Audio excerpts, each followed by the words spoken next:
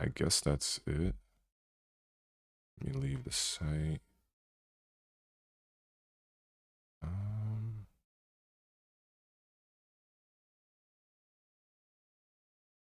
All right. Guess I'm live. Let's see.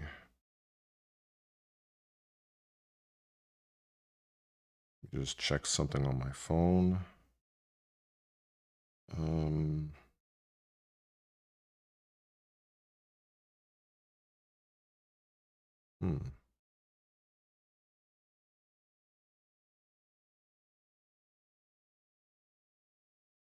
All right.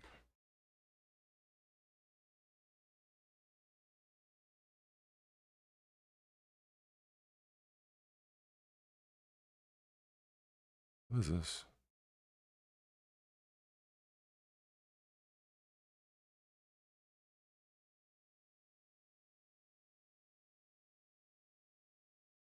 Many people will just simply not understand what it takes to be a champion level player in any fighting game. It's very different than just sitting at home in your mom's basement and just grinding for online ranks, which is just, I don't know, it's more just a vanity metric as far as I'm concerned. But when you actually go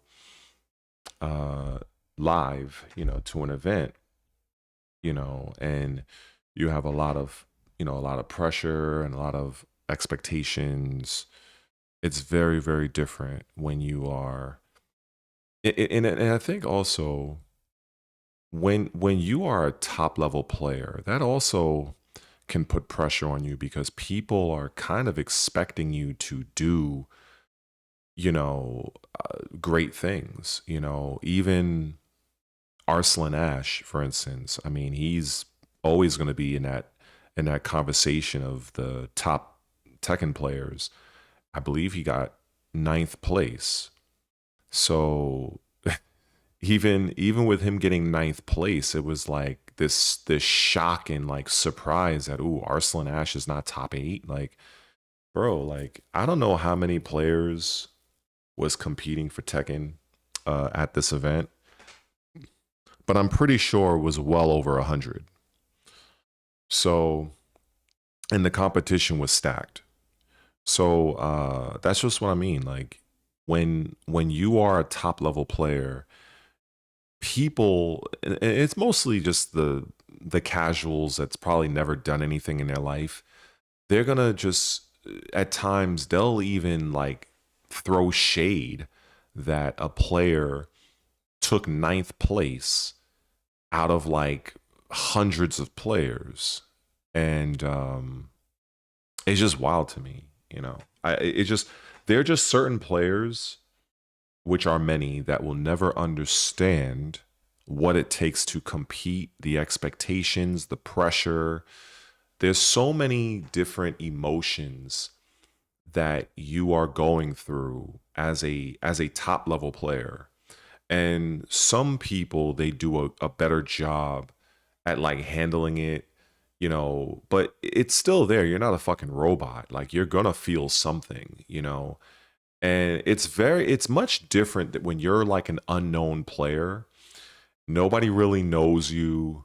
Or if you do, like, you know, it's like you're not really expected to do great things.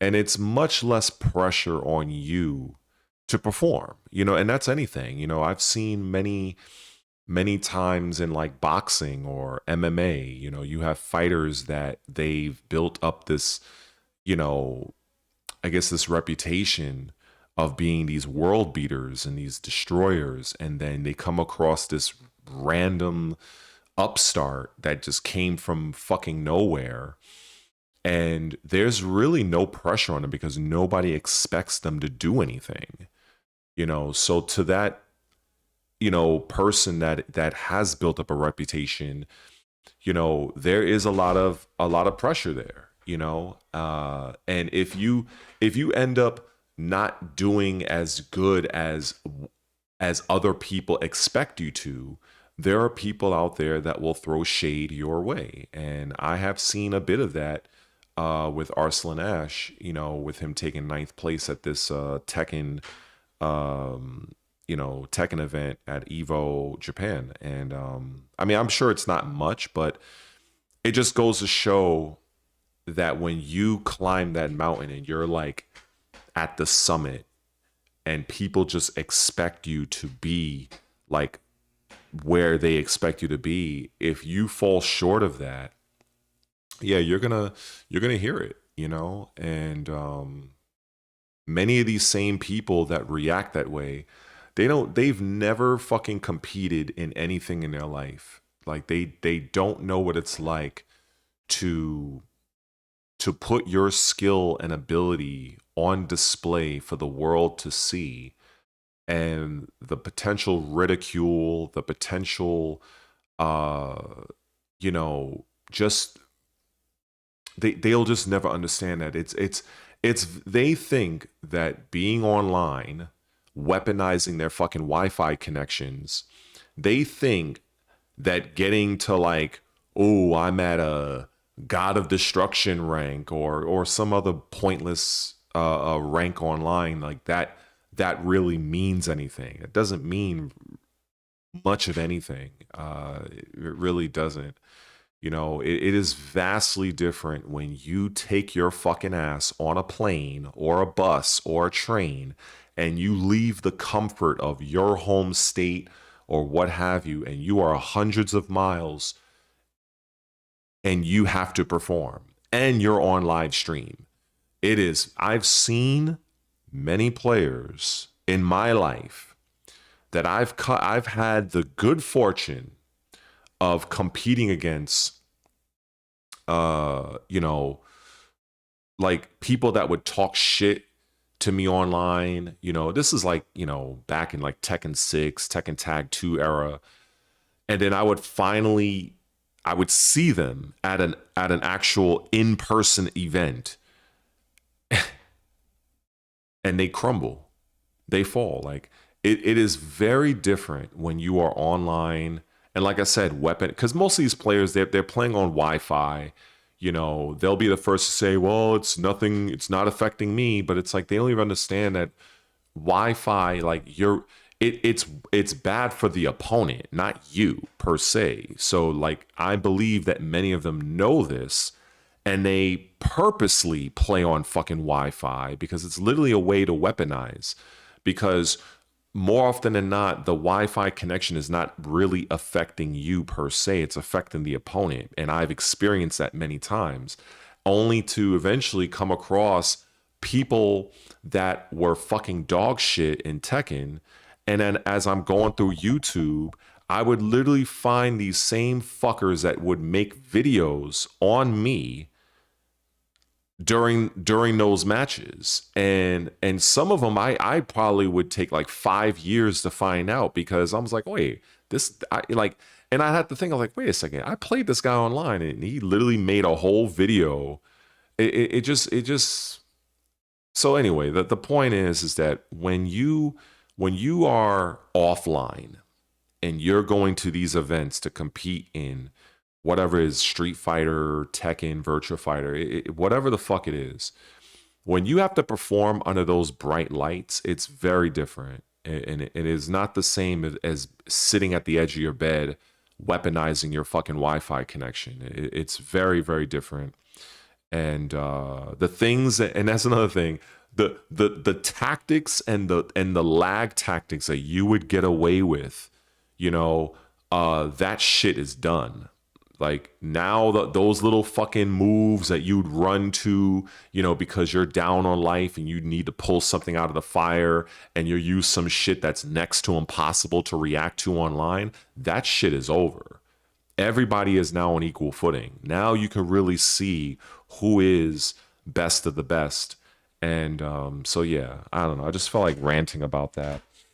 And this kind of just came out of left field. I just literally went live just now. I don't even know if anybody's been in here. I'm just kind of looking at my Twitter screen. Let me see if there's anybody here in the chat, first of all, because I don't fucking know. Let me see. Oh, okay. So there's somebody here in the chat. Okay. Oh, Sam Leb. Wow. I haven't seen you in a bit. I actually, Evo was one of those deals that I honestly, I had no intention on watching, but I knew it was on. I knew it was on, but I had no fucking interest, honestly. It wasn't until a friend of mine, he hit me up on Instagram and he was like, "Oh, Tekken 8 is about to start," and I'm like, "Fuck that game! I don't watch that shit." And then he told me, "Oh, well, Knee is about to play." I was like, "God damn it! All right, fuck it. I'll go and I'll check it out because I've known Knee. Well, I don't know him personally, but I've had the good fortune of meeting him one time at an MLG event many years ago. This was when I met him. He can barely speak a lick of English when I met him. This was like Tekken 6 era. And Nee and people like him, when I say people like him, like JDCR, Main Street Ryu, Nin, Leedy, like a lot of the Korean players, I was always like a huge fan. So, I can suspend, or should I say, I can set aside my hatred of Tekken 8 just to watch them. And I told my friend last night, because the tournament was going on into the wee hours of the morning. And I'm just sitting in the bed. Well, not while I was laying down in the bed. And I'm still salty that, my Xbox is, I don't have my Xbox, first of all, for those who don't know. That's why I haven't really been doing any gaming. Yeah, I had an issue with my Xbox on April 17th. And I sent it into repairs on the 18th, but I didn't have the money for it. So they've just kind of been holding it down for me, and I submitted the fee to get it repaired. What was it? This Friday that just passed. So I should be hearing something from them Monday. So I'm like literally, I had nothing planned today. I had fucking nothing planned today. And I was like, all right, what is a good way for me to completely kill Sunday? I can sleep all day.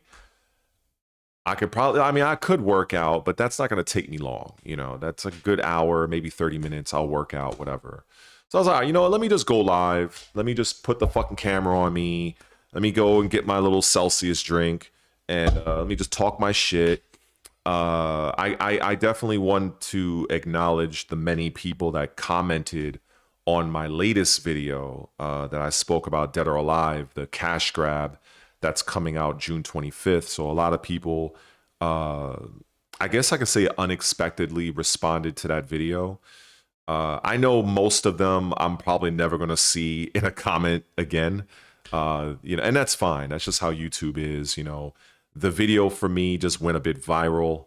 Having over 2,000 views on a video is not common for me.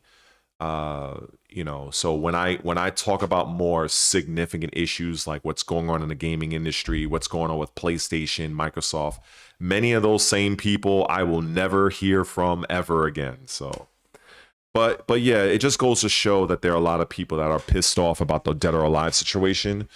And so I just felt like lending my voice to it. It's a shame that many people that are larger in this space haven't really said fuck all about it. And, it is what it is. So, yeah. What's going on, everybody? Yeah, so I hope everybody is doing good. I don't know when whoever decided to pop in, but yeah, I was just kind of saying I didn't really have anything to do today, and I just kind of felt like just popping up and just kind of talking my shit and just kind of taking it easy. I didn't even know what to fucking put in the thumbnail. It's just like whatever. I was like, let me put a little fucking effort into the shit. I don't know, like there's a lot that I haven't seen. For instance, I know of the Kunimitsu reveal. I should have had a poll asking, does anybody here believe that I watched the trailer? If you say no, you're correct. The thing is, I didn't even know that they even had a character reveal. I didn't even know, and I didn't give a fuck because I know, like most of you, I know who's coming. I know it's going to be Kunimitsu. I know it's Bob, and I know it's the fucking the joke character Roger. I have no interest in any of these characters. So I knew of, like I said, I knew of Evo Japan. I knew it was on, but I had no interest in watching it, and I wasn't going to watch it. But because, you know, it was so prominent on my YouTube feed, every now and then I tuned in. I think they were showing some Virtua Fighter. I watched that for a bit because it's a superior game. And but I didn't watch much of it. I know who won the event. I watched some Fatal Fury. I think Street Fighter ended. So I think Punk. I think he won Street Fighter. No. Sorry, he came second. Some other guy that used a Fatal Fury character won. I saw somebody in the comment of the stream said that a fucking Fatal Fury character won Street Fighter 6 at Evo Japan. They were just laughing their ass off. It's sad to me. But yeah. Yeah, honestly, what was this? No, I honestly didn't check this dojo thing. Honestly, no disrespect, and I don't mean that. I have so many other things going on right now, and I guess it just wasn't important enough. I'm gonna be honest. It just wasn't really that important to me. If it was, I probably would have checked it out. I think because it's Tekken related, I just don't give a fuck. I mean, I'm being honest with you. It's a stupid game. I have no love for the game anymore. I think it's a dumb game mechanically. I've mentioned this countless times on my channel. I'm just like, the only thing I can do is hope that the Tekken developers do right by the people who still enjoy the game. That's the only thing I can. That's my only hope. For me, I'm so bitter and so I have so much hatred for Tekken 8 that I can give two fucks about that game. If that game or if that franchise were to go out of business tomorrow, I wouldn't bat an eye. I that is how I feel. I have no care at all for Tekken 8. I think it's the dumbest fucking Tekken I've played in my 31 years of playing the franchise. It is an absolute disgrace. I literally watched somebody at Evo. I don't know what his name was, but he used Lydia, and seeing the people in the Evo stream, they were calling this guy a Lydia fraud. That the only reason why he got to where he was because of really because of Heat and Lydia. And when I've never seen the player before, and when I watched the match, and I was like, literally the only time he did anything was when he activated Heat. And it just goes to further illustrate how brain dead and how pointlessly stupid Tekken 8 is. I have absolutely zero respect for that game whatsoever. There is nothing about Tekken 8 that I can point to when it comes to round one fight that I can say, you know what, that was good.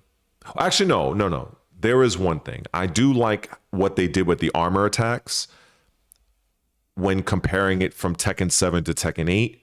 But everything else, when it comes to round one fight, I think it's the worst it's the worst Tekken game I've seen. And I can say this because unlike many people and probably many of you in the chat, I've actually competed in this franchise. I've actually gone across the country in my United States. I've been there and done it. So it truly is a trash fucking game. So I think to do anything Tekken 8 wise, I just don't have that interest. And anytime I talk about it, I know how I sound. I sound bitter. I sound angry. I'm basically ranting right now. That just goes to show how much I hate Tekken 8. I hate that game. I legitimately hate that fucking game. And, you know, and there's many reasons on why Tekken 8 is the way it is, and I've covered this extensively. And the best thing for me, what I did was just I quit the game. And even if I had my Xbox right now, that shit wouldn't even be in my hard drive. So I just have, you know, so again, I hope that the Tekken community, I hope that the developers do right by you guys.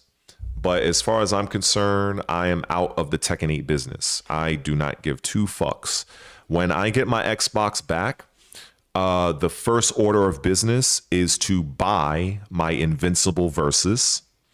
And I am pissed off that I have missed the launch window of the game. I've seen countless people on YouTube and on Twitter. They're posting their matches, they're posting their strategies, and I'm trying to kind of like filter everything out.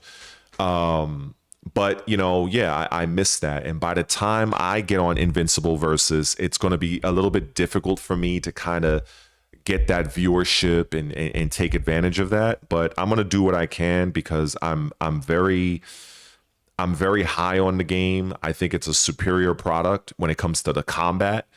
And yeah, so I imagine that the people that eat, sleep, shit Tekken 8 on my YouTube channel, they're probably either gonna no longer engage with my content, which is totally fine, that you're right, or they're just gonna unsubscribe.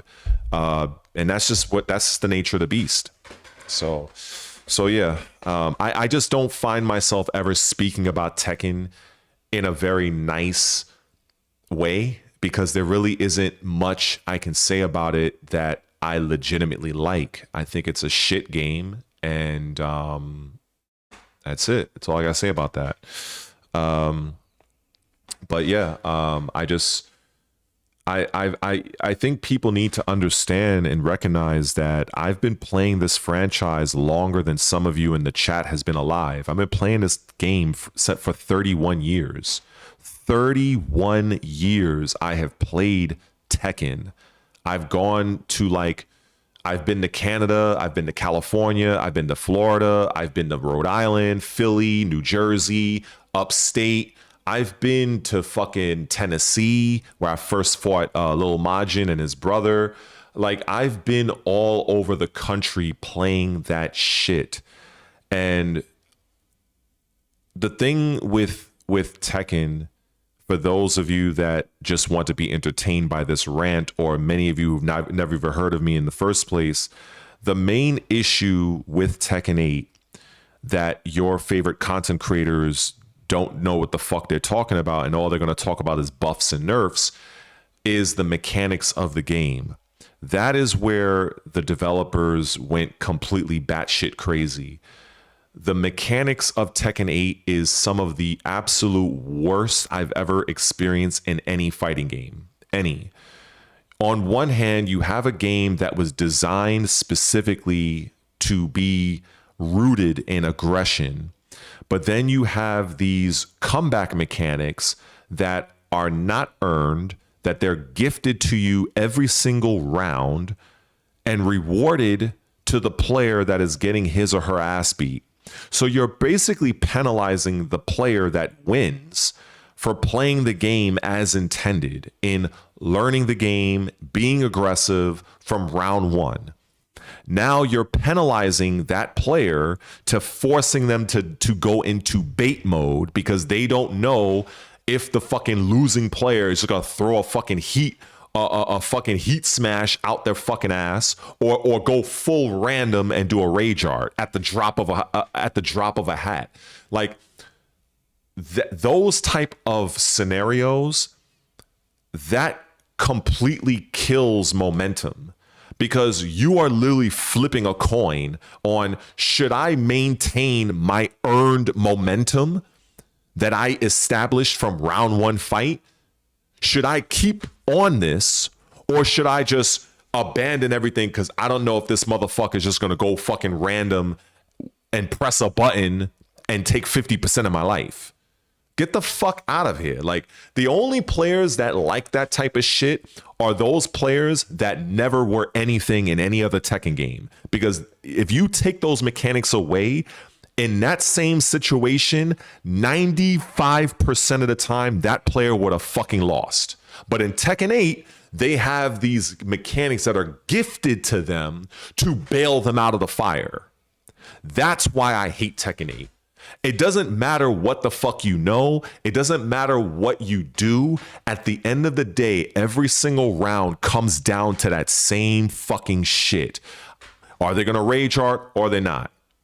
And you just have to flip a coin and hope that when you press a button, they're not already mashing a rage art. You have to literally hope for that. I'm sorry. I cannot subscribe to that. I cannot fucking do that. I just can't. I cannot. No matter how you can nerf these characters into the fucking ground, or you can buff them into the sky. It doesn't matter. At the end of the day, every single round literally comes down to, I beat your fucking ass at round one. Because let's call a fucking spade a spade. Because now I'm in full rant mode, and it didn't take me long to get there. So fuck that. I'm in full rant mode. When you are playing any fighting game and it is round one fight and you are here, round one fight, both of us, we have the same life. We're at max health. You have your tools. I have my tools. You have your understanding of frame data just as I do. When I am beating your fucking ass from one end of the galaxy to the next, why in the fuck do I now have to be concerned about what you are doing when you just decide to pull a rage out your fucking ass or just mash out a heat? Why should I have to be concerned about that? Because I wasn't concerned about it at the start of the match when I was beating your fucking ass. But now that you're like at death's door with a pixel of fucking life, now all of a sudden I have to concern myself with what you are doing. Get the fuck out of here. Get the fuck out of here. What, like, in what universe does that make sense? Like that doesn't make any fucking sense. None.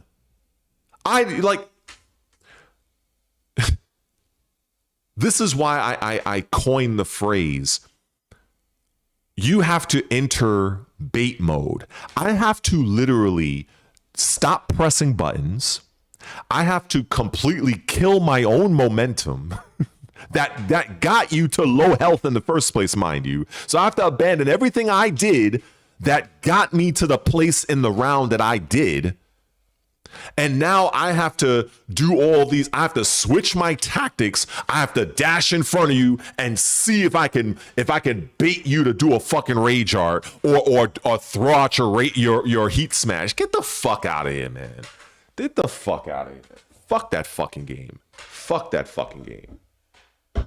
The only people that will make excuses for that shit are the defenders, typical defenders, the fucking shills who were probably, they were a nobody in Tekken 5. They were a nobody in Tekken 6. They were a nobody in Tekken Tag 1. They were a nobody in Tekken Tag 2. They were basically a nobody in Tekken 7. They were a fucking nobody. So most of these players you see nowadays, outside of the knees and maybe the JDCRs of the world, these are players that rose to prominence in Tekken 8 specifically. That's it. That's it. They are literally rose to prominence in Tekken 8. That's it. How many times do when I'm watching that Evo stream, and because the only reason why I watched it was because of me. That's the only reason why I watched it in the first place. And during that top 8, and I watched that Lydia player, for instance. I don't even know who the fuck the guy's name was. It's irrelevant. So I'm watching this guy, and literally every single time that he actually did anything, was when he activated heat. That was it. Like, all of his pressure, all of his plus frames, all of his wins was literally him activating a heat with Lydia and just going batshit crazy. And I'm like, that's what this game is. And I just can't do it. I refuse to do it. I refuse to have a heart attack on live stream. I am 45 years old.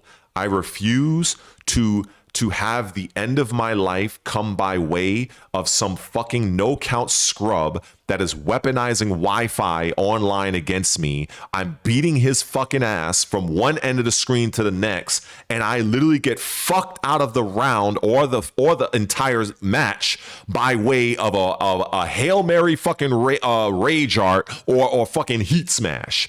I refuse to die on live stream raging out justifiably because of that bullshit. I refuse. If I had the physical copy of Tekken 8, I would have snapped that shit 8 months into season 1. And that's word to my fucking parents that passed away. Like, that is word to everything I call holy. That is the worst experience of Tekken I've ever experienced. You are talking about, let me explain something to you. I have survived Tekken 4 Jin, Just Frame Laser Scraper. I survived and endured that using suck-ass Lei in Tekken 4 because Lei was absolute dog shit in Tekken 4. I endured Tekken 5.0 Marduk, 5.0 Nina, 5.0 Steve Fox Infinites. I endured all of that. I'll even throw in 5.0 Ganryu. Many of you motherfuckers never even played that shit. I endured and suffered that. I endured Tekken 6 Bob and Lars. That was basically their fucking game. I endured that. I've went to fucking Tekken 6 tournaments dealing with that bullshit. I've dealt with Akuma in Tekken 7, fucking Kunimitsu, people online literally being carried by that dumb bitch. I endured all of this shit and never have I ever dealt with the mechanics that these developers decided to put into Tekken 8. I have dealt with some of the most horrific characters. You want to talk about bullshit? Bro, I dealt with Marvel vs. Capcom 3 Dark Phoenix. The vanilla Marvel, not the one they patched. I'm talking about the busted shit that you would see fucking Filipino champ literally one-shot entire teams using I can't control it and fucking hit 5 meters and literally blast your entire team, all 3 characters into Kingdom Come. I survived all of that. But when I go to Tekken 8, I've never seen a game that rewards the losing player as much as Tekken 8 does. I've never seen it.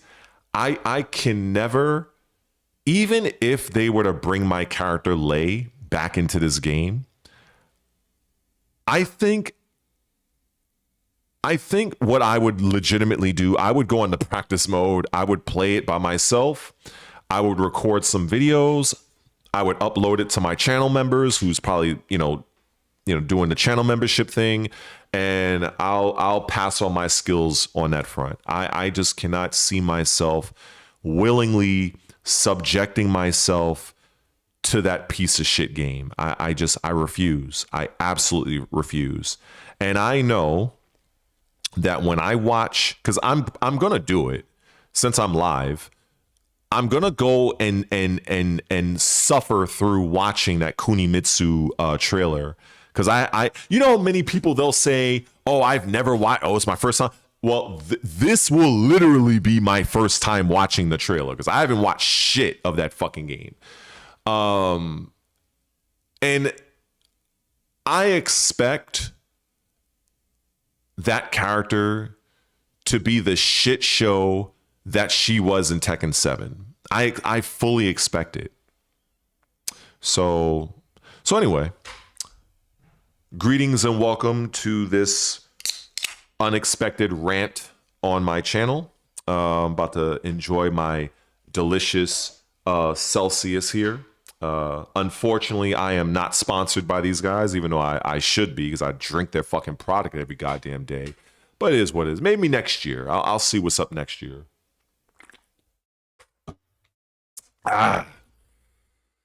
Yeah, so I am, I'm just very much, it's very hard for me to talk about Tekken 8 without going into a full rant. It's very hard because, the everything before round 1 fight with Tekken 8, it's decent. It's a great experience before the punches and kicks are thrown. But after that, I think if I wanted to torture somebody, like on some Jigsaw, the movie The Saw, and I would like literally sit them in front of a fucking monitor and have them play Tekken 8 until their fucking eyes bleed. That would be my punishment. And I would say, live or die. Or what? No, how does it go? Live or die. Choose. I forgot what Jigsaw says, but I would have it to where the fucking person is being tortured playing Tekken 8. That's what I would do. 100%. 100%.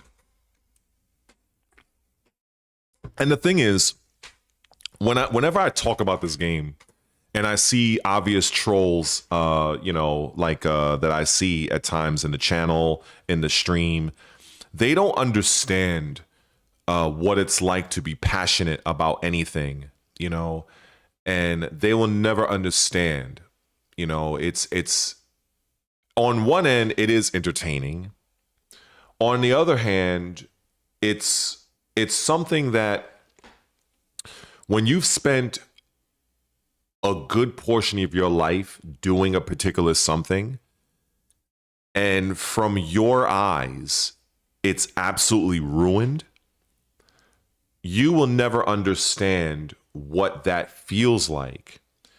And because that's what it is for me. And but then it's like, it's kind of confusing in a way to explain this for people to understand, because in the content creation space,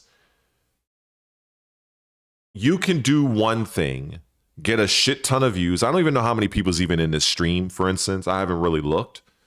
But if I was talking about anything else, I'm willing to wager I would have hardly nobody in this stream. If I was talking about, let's say, what's going on with the RAM shortage, what's going on with the PlayStation 6, what's going on with Xbox, what's going on with the AI situation, how does that relate to gaming, what is the percentage of year-over-year increase of the RAM cost, when I talk about shit like this, nobody gives a flying fuck. Nobody really tunes in.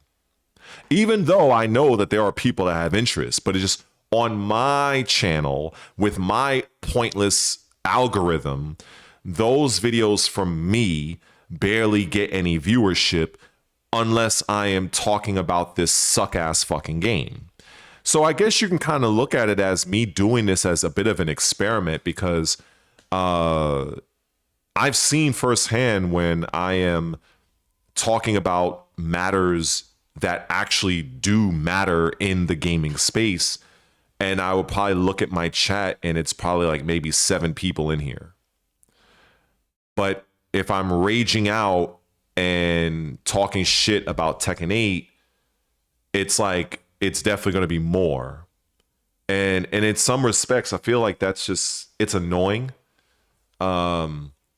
It's like even with me making that video about Dead or Alive. I mean, that was basically that was an hour of me ranting about, educating people on what a cash grab is. And I think I could have summed that video up into 10 minutes, I think, maybe 12, but it ended up being an hour.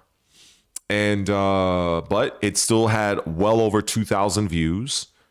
But if I were to talk about something much more significant, I would be lucky if a video like that would have 100 views. So it's kind of like, it's a very frustrating space to be in when you're a content creator. So it is what it is.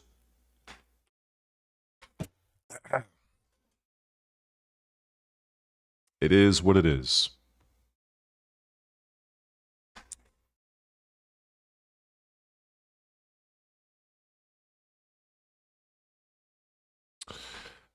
But yeah, it is what it is. Yeah. Let me see. Let's look at yeah, basically people who love rage arts are people who've probably never accomplished anything in Tekken, honestly. I'm gonna call a spade a spade. I've actually mentioned some time ago that Namco and the developers, they very well could put out they can put out a mode in Tekken 8 giving players the option to play the game with heat or without heat. I called it Tekken Cold because that's just kind of how it is. Like if you take out the heat engagers, the rage arts, you're basically playing a cold version of Tekken. To play on words. I've mentioned that months ago. So yeah. But at the end of the day, there's always going to be people that love a particular game, and when it comes to Tekken 8, look, I never shade anybody for liking what they like. It's fair to like a bad game. If you enjoy Tekken 8, it's a shit game mechanically, but you wouldn't understand that if you don't understand game design. Like if you don't understand game design, you're not going to understand why I say what I say. All you know is the punches and kicks. You're getting your little wins, your little ranks, and that's fine. That's like I can't fault people for thinking that because they don't see the other side. So I'm happy that they're happy. But when I break down the differences in combat mechanics to something like Killer Instinct or the newly released Invincible Versus, that is a superior game mechanically, because in Killer Instinct and in Invincible Versus, the mechanics of both of those games, when you get hit, you can do there's shit you can do upon you getting hit. In Marvel vs. Capcom, in Dragon Ball Fighters, in Tekken 8, you get hit, you watch. That's it. You sit back and you watch a fucking documentary. There's nothing you can do. You might as well put your controller down, go to the kitchen, heat up a plate of food, enjoy, take a shit, come back. The motherfucker just took you to the wall and is still doing their wall combo. That is what those games are. And at this point in time in my life, I'm so over those games. There is nothing. It's the same tired bullshit. This is why when Killer Instinct first came out, probably a lot of before many of you guys' time, that game with the combo breaker situation, the counter breaker situation, utilizing auto doubles, utilizing manuals. Many of you guys don't even know what the fuck I'm even talking about, and that's totally fine. Just know that in a game like Killer Instinct, when you get hit, it is not over. It is not the end. There is still something you can do defensively. And so when I learned that some of the developers that worked on Killer Instinct, they were going to create a game based off of the Invincible show, and I saw what they were going to do, I was like, okay, I am 100% in favor of this, 100%. Because even some of the more lengthy combos in the game that people are finding out, you still have to go through several checks, because in order to extend combos in Invincible Versus, you have to do active tags. So if I'm doing a combo with Invincible and I bring in Omni-Man to finish the combo, and then I tag in fucking Conquest or something, each of those tag-ins, the player getting fucked up, they can disrupt the combo. They can disrupt the combo. So there is an added layer of meta. There's an added layer of exchange, of interaction there that just does not exist in a Tekken game. It does not exist in Dragon Ball FighterZ. It doesn't exist in most of these games, because when you get touched, you literally just watch. And I'm just at this point, I'm just over it. I'm just over it. So, you know, now if you are, and that's where the skill lies with a game like Invincible, because in that same situation, if I am Invincible and I'm, you know, pop, pop, poop, pop, poop, pop, pop, and I'm comboing the dude, and then I actively tag in Omni-Man, well, if I know that you as a defensive player, you're trying to counter tag Omni-Man, you have the option of, when you bring in Omni-Man, you can do a slower attack that will disrupt the timing of the counter. And now my combo can continue on. So there's an added layer that I still don't think players that are playing Invincible Versus now, I still don't think they're fully embracing. Only maybe the higher level players are kind of starting to get it. But it's that added layer. That's what I want to see in games. And the way that they could have done this with Tekken 8 is that they could have used the exact same heat meter to offer players more defensive capabilities, where, all right, maybe instead of activating heat to extend a combo, I can utilize my heat meter or a portion of it to disrupt my opponent's combo. You know, like, there's so many different ways that you could utilize that. But the Tekken 8 developers, all they wanted to do was make the scrubs and the casuals feel powerful by mashing buttons, onga bonga style, brain rot, two brain cell mindset. That's the reason why Tekken 8 is the way that it is. That's why you have so many moves that are like plus 1,000,000 on hit, plus 1,000,000 on block, because the minute you are forced to take a defensive posture, that's where skill comes into play. If you've ever tried to teach somebody a fighting game, when you pass them the controller, 9 times out of 10, that person is going to press and mash buttons. They're not going to take a measured approach. They're not. So when you are able to create a game that allows you to literally press shit without learning shit, that is going to go over well with the casuals. It's just, that's just the way it is. The casuals don't want consequences. They just want to press shit and see shit happen on screen that looks cool.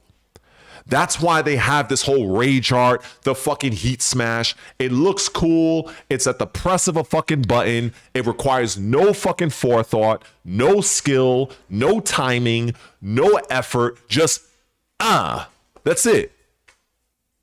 That's why I call heat smashes, I call them the win button. You just press right bumper. 50 damage. And plus 1,000,000 on block. So it's still your turn anyway. Like, get the fuck out of it, man. Shit is wild, bro. Yes, MK1 definitely has a break. All right, let me get out of rant mode and let me actually look at what some of you guys are saying. So let's see here. All right. I see SPR is here. Hector, what's going on, man? I'm here on some rant shit. Hesta. Yeah, some of you guys got some odd fucking names. I'm just being honest. Like, you guys got some long ass names. Hesta Bibien? I don't know. I'm sorry. I'm butchering that name. Yeah. Let me see. Serious Girl. I think this person's been in the chat for a bit. Appreciate the engagement, but yeah, I was in mention of nobody's chat. I literally could have just done this shit just in my living room without the camera on. That's basically what it was. But let's see. So I see Asabi. Yes, I did mention I was watching Evo Japan. I was only really watching it because of Knee. That was it. That's the only reason why I watched the Tekken part of it. I see what's a Baby Boy. Okay, I think that was like, I see the time says 2:30. Says if I could save Tekken 8, like what would I do to save it? Number one, so just to kind of be clear about this, Tekken 8 is still making money. Tekken 8 is still it's still a successful game. You know, it's like it's similar to Mortal Kombat 1 in the sense that everybody in the community of Mortal Kombat 1 was shitting on the game, but they still managed to sell 8 million copies or whatever. I think it was 8 million copies. So the game, it's still sold. It still made its money, you know, but it's just the hardcore community just wasn't overtly a fan of it, you know. But in terms of how I would fix Tekken 8, you know, I think the game of Tekken 8 is fine. It's just the mechanics. One, I would do something very drastic when it came to the scaling of combos, especially when it comes to wall damage. I would scale that down significantly because the thing is, when you're landing a wall combo on players, it's not just the damage that you're incurring, it's also the wake up options, because you, like, after you've taken all of those hits, all that damage against the wall that you can no longer tech roll, because before in Tekken, I think in Tekken 4 and Tekken 5, you were able to wall tech and spin off the wall, for those who may not even remember. After all of that shit happens to you, your character still has to get up, and you're still at the wall. So as the offensive player, you got your damage, and you still have positional advantage against the opponent on their wake up. So that right there, when it comes to wall damage, I would heavily scale that. I would completely I would be largely getting rid of rage arts, but if I were to keep rage arts around, I would simply give a rage art the exact weakness that an armor attack has, to where if somebody is mashing out a rage art, if you grab them, you snuff it out. If you attack them low, you snuff it out. Right now, if you were to do any of those things, you're going to watch a cutscene. When it comes to heat smashes, I would 100% get rid of the plus frames. That's done. No more plus frames. It's one, you have a heat smash is essentially a mid poke. Many of these heat smashes come out at 13 frames, 15 frames. That's like literally the speed of a mid poke. And you're losing 50 fucking damage. And just recently, finally, they've decided to take away the wall splat mechanic, which should have never been a fucking thing in the first place. So if you block a heat smash, you are no longer at advantage. I'm killing that shit right then and there. That is done. You do not have advantage. Fuck you. Earn that shit. because we've already gifted you something that you can just throw out at a moment's whim. So why in the fuck, if I am the defensive player and I've baited you into doing it and it's still your turn, fuck you. No, that shit's done. That is dead. That is dead on day zero. Day zero. If I was in control of Tekken 8 development, that would be completely and instantaneously removed. All advantage off of a blocked heat smash is gone. I wouldn't make it negative. I don't think that's right. But I would leave it at 0 or at -9.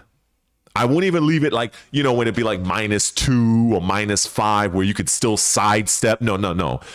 When you do a heat smash and it's blocked, yeah, that's it. No advantage. None. So that is one of the things that I would do. Be on some extreme shit, I would completely get rid of the mechanic entirely. But I feel, to be fair, because some players need that shit, you know, otherwise they wouldn't win anything in Tekken 8. So to be fair, you will keep your little heat smash bailout, but you will no longer have advantage on block for an opponent making the appropriate defensive play. You should not be rewarded with 50+ damage and positional advantage on hit. And if it's blocked, you also get plus frames? Nah, that shit's getting removed. That's getting removed. That's what the fuck I would do. 100%.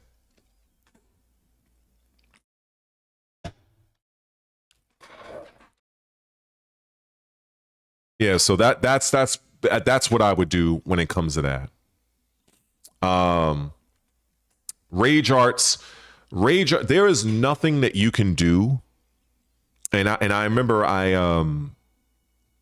hope they don't ring my bell. I hope not. I hate when there's somebody outside the building and they're ringing everybody's bell. Oh, okay, no, because that my bell is mad loud, like so. But thankfully, somebody buzzed them in. You know how it goes. But anyway, yeah, I remember when I went on Mike Hollow's stream one time. I think it was, and I think somebody was trying to call me out for saying that there is nothing that you can do about a rage art or something like that. And they basically they didn't understand what I was saying. Is that and the easiest thing to do with this is just you can just do a test. If you turn on Tekken 8, and obviously I can't do it because the game is, I don't even have my Xbox right now. But if you were to go and just do this for yourself, if you have not done this, turn on your little Tekken 8 and just pick Raven, right? And I say Raven because off the top of my head, I know Raven's down 3, his little low poke is 0 on hit. It's 0 on hit. So when it's 0 on hit, make the opponent respond with a rage art. So set it up in practice mode, however way you need to where when you make contact on the dummy is immediately doing a rage art. So once you properly set that up, the way it should be is if the dummy gets hit, they're doing a rage art. Now, once you have that set up, you're with Raven, down 3, it's 0 on hit. Press any button and you'll see what I'm talking about. You are going to watch that fucking cutscene. If you mash jab, you're going to eat a fucking rage art. If you fucking try to grab, you're going to eat a rage art. That's the shit that I can't stand. Now, if you were to do the same thing with an armor attack, If you were to throw a standard 10 frame jab against an armor attack, you will be able to recover fast enough to block the actual armor blow. That is not the case with a rage art. With a rage art, you have to literally do nothing. You have to completely do nothing. And then you'll have people, oh, you could sidestep.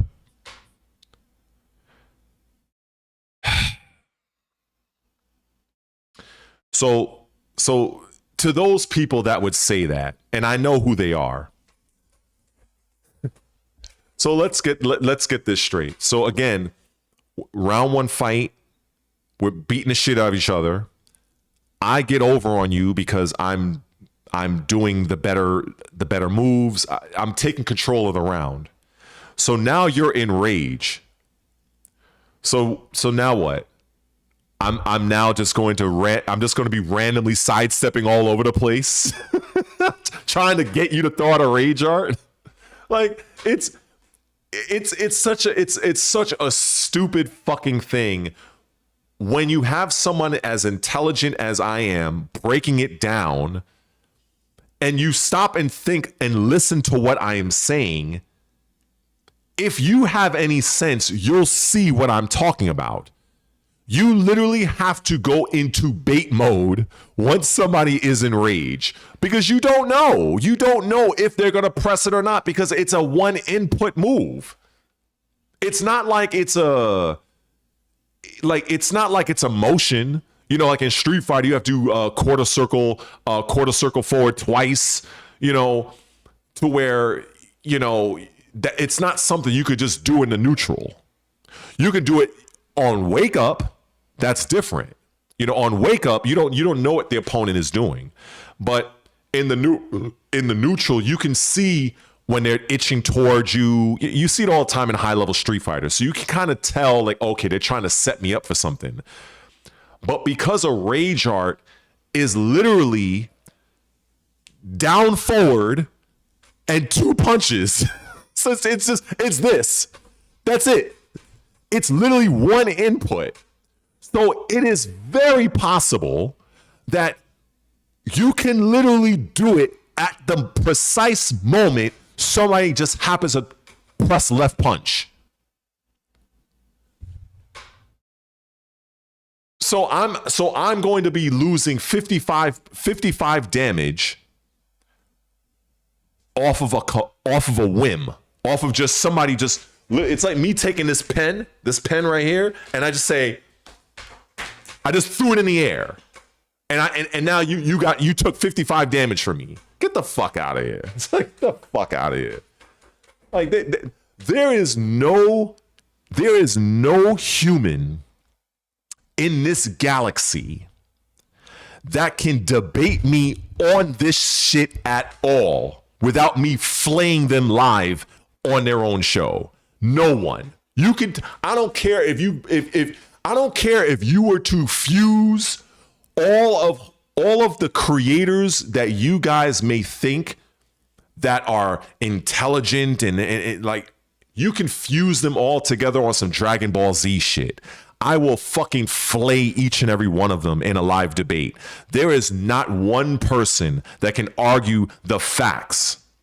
And the fact is that there is literally nothing that you can do against a rage art except roll the dice by keeping your momentum and hope that they don't fucking mash it out on you, or go into full bait mode, which is resulting in you giving up your momentum and actually allowing the opponent back into the match to potentially steal back the momentum and put you on the back foot. Something that you never really had to think about in any other fucking Tekken game, where if they came back, they're doing so because they're that good. Not they're utilizing a mechanic that was gifted to them by the developers to appeal to the casual market.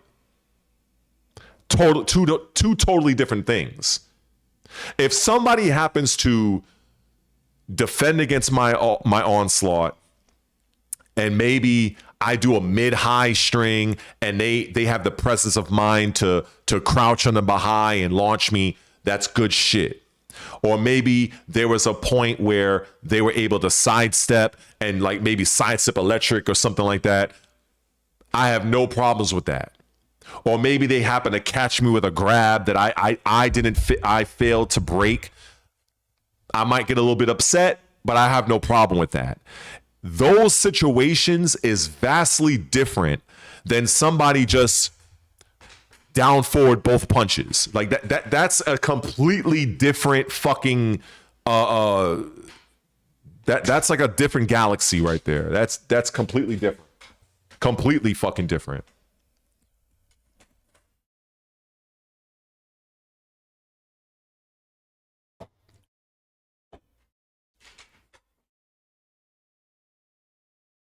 But yeah, you know, I think at the end of the day, if my problem with it would be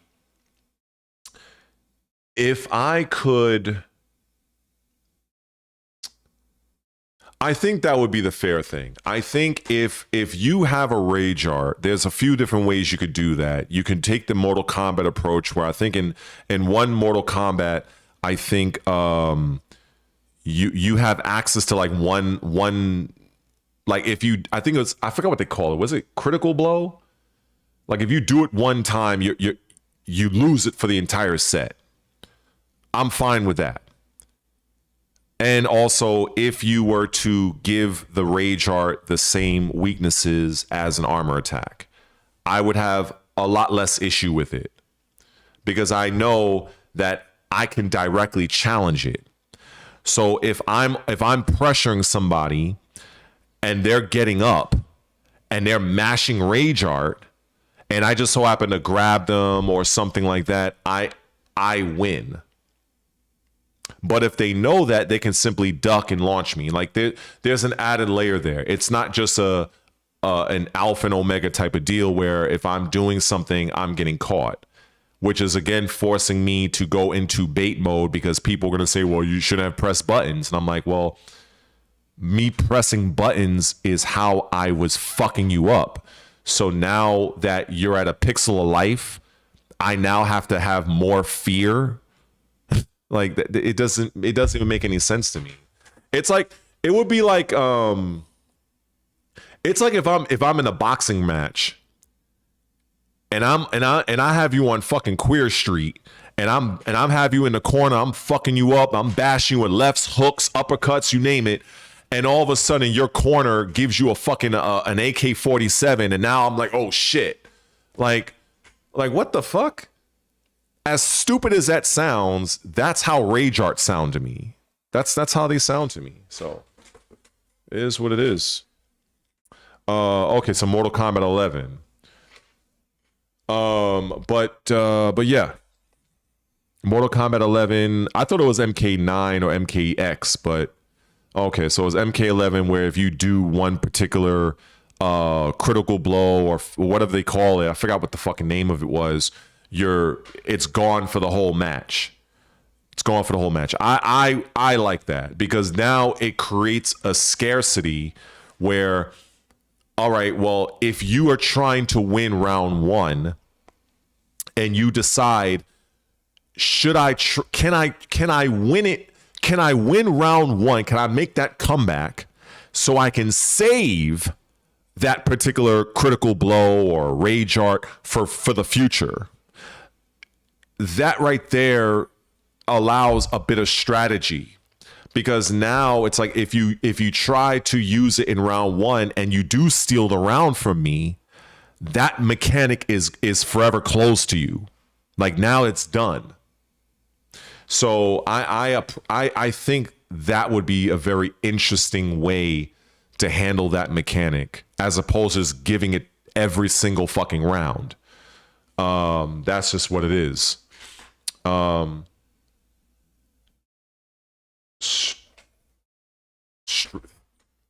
loops. Oh yeah, people call that throw loop 6.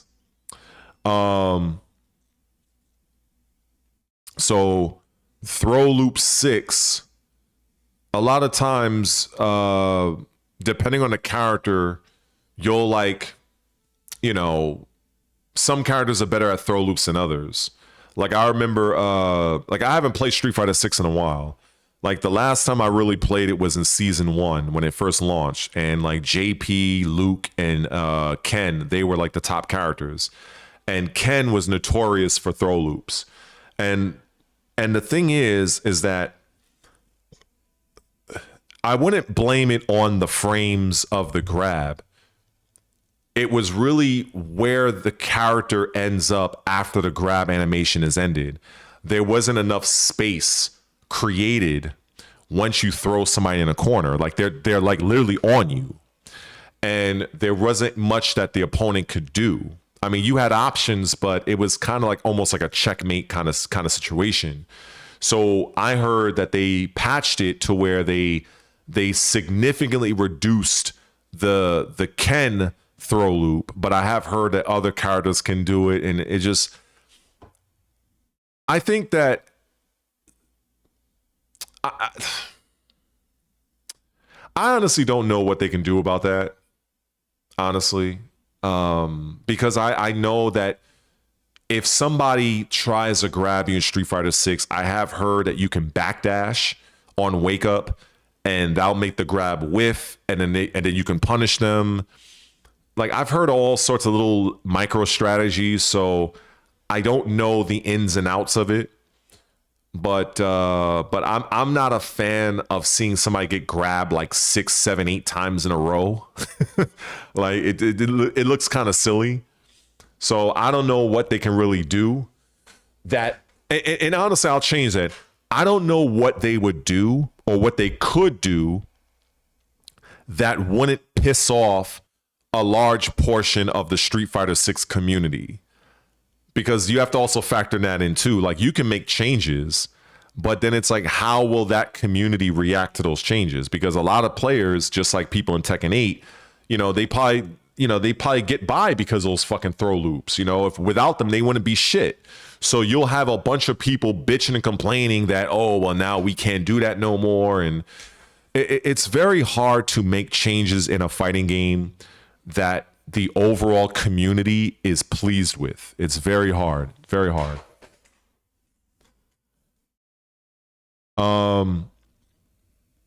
Let me see. Let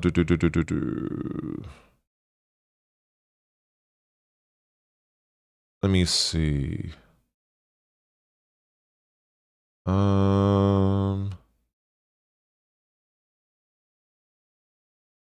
Oh, what's going on, Jules? And happy belated birthday. So yeah, Jules, had a good birthday literally on the 30th. So shout out to her. And hopefully that went well. And you had a good birthday. And I thought about going live that day, but I was like, I still don't have my Xbox. So it's kind of like, a little bit annoyed about that. I thought about doing some suffer streams, honestly. I thought about it, and it would definitely be easy for me to get a bunch of people, and it would definitely be much easier for me to grow the channel. But then it's like, I feel like this is not a game that I really want to focus on. So I would know that the majority of those subscribers will literally disappear the minute I do anything else but Tekken. So it's just, I didn't want to go that route. You know what I'm saying? Like, it would be different if I liked Tekken 8, but I can't stand the game. I think the game is absolute shit. And, but again, and then another thing, with every video I've mentioned, if I were to play Tekken 8, there will be people that will then call me a hypocrite because all of the time I have said to not play the game, to not stream the game. So imagine how that would come across to some people that would see me doing the very thing that I'm advocating to not do. So at times I do have the urge to just fuck around and mess around with it from time to time, but I choose not to. But I think if they were to bring back Lay, I feel like I would have a valid excuse. But just to kind of play it willy-nilly, I don't think that would be a good look for me, honestly.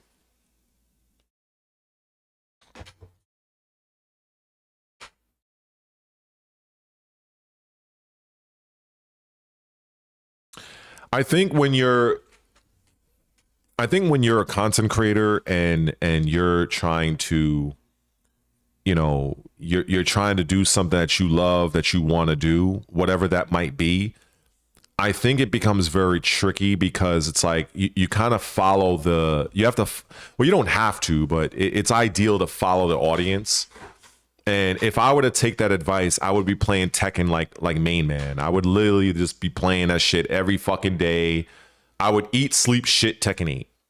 And that's not what I want to do, but I'm pretty sure if I would have done that, I'd be at 3,000 subscribers already. 100%. Oh, thanks, Stipe. Happy Sunday. Happy Sunday to you as well. I appreciate the donation. Believe me, a poor middle-aged man like myself need all the help he can get, especially in this piece of shit fucking city I live in with the stupid ass mayor that we have. That's basically ruining our fucking city, by the way. And for those of you that are aware of anything outside of gaming, that is. So yeah, I appreciate that. Maybe one day, you know, I'll have those streams that, you know, where I can talk about anything and I have hundreds of people in there. But maybe next year. And I'll probably have that Celsius sponsorship too. Who knows? Miracles can happen. But yeah, you know what I was saying is when YouTube is funny, where you are free to do whatever you want to do.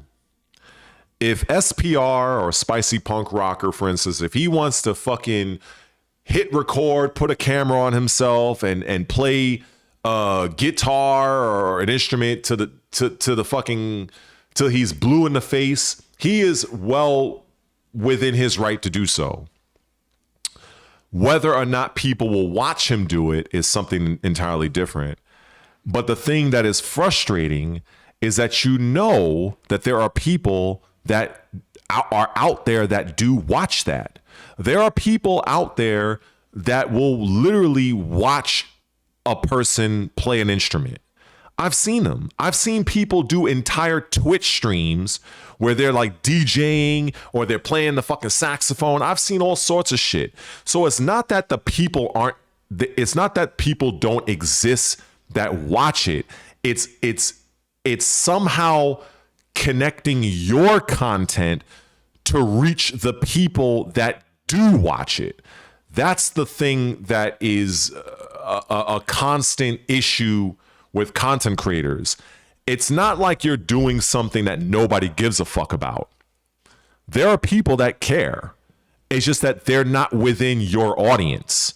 And trying to hitch your wagon, so to speak, to find those people, you're really relying on the algorithm to kind of get your content to those people. And that's the problem. So it's not that it's not that, you know, people don't want to watch it. Maybe people on your channel, maybe they don't, but it doesn't mean that those people don't exist. And that's the thing that kind of frustrates me, because I know for a fact, if I were to play Tekken 8 right now, if I were to go in ranked and play Tekken 8 right now, I'm willing to wager I would have almost 80 people in the stream or more. Just to watch that stupid ass game and to watch me rage out about it. I'm pretty sure. But because I'm not playing Tekken 8, because well, actually, I'm not playing anything.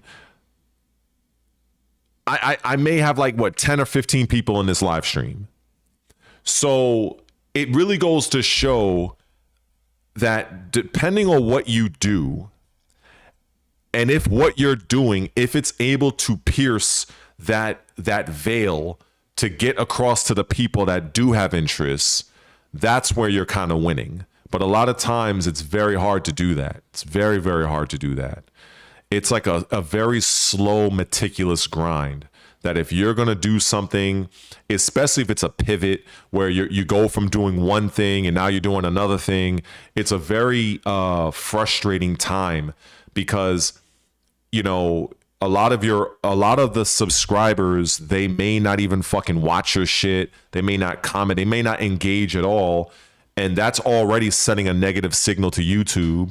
So it just becomes it's like, it's fucking annoying. It's so annoying. And there really is little that you could do about it aside from just keep pushing forward. And that's the thing that's really frustrating.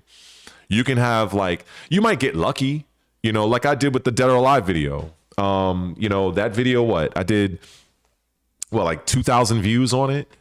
You know, most of the people that, you know, they were like people who've never commented on my video ever, you know, and I'm pretty sure if I were to talk about something else, my next video will probably do 50 views. So it's just that's like the harsh reality of doing content is like nothing, unless you are like a Maximilian dude or Asmongold or, you know, people like they can literally go live and literally pick their fucking nose and they're gonna have like hundreds of people fucking watching them. Like it doesn't matter what the fuck, they could probably commit bloody murder or live stream and they'll probably break the internet. Like they'll probably have like the most subscribers ever.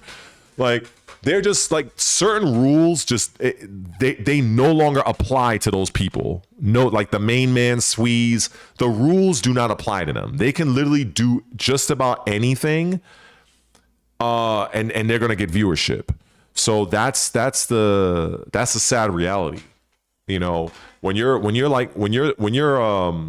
small potatoes like me, you know, we got to come up with all this fucking the thumbnail got to be godlike, the title got to be like, it can't be too clickbaity, but it can't be too boring at the same time. We got to come up with this godlike description for the algorithm. Yeah, fuck this. You know, sometimes I just literally feel like if I'm going to do something, I feel, you see, I'm here behind, you know, got my brick wall here. I sometimes feel like cracking open a fucking Celsius, aiming this microphone as best I can, going live and talk my shit. Whoever listens. Whoever tunes out, they tune the fuck out, and then end the stream, go about my life, and then go live again at a later time. That's what I sometimes feel like doing. And sometimes I do like this, that's what this stream is.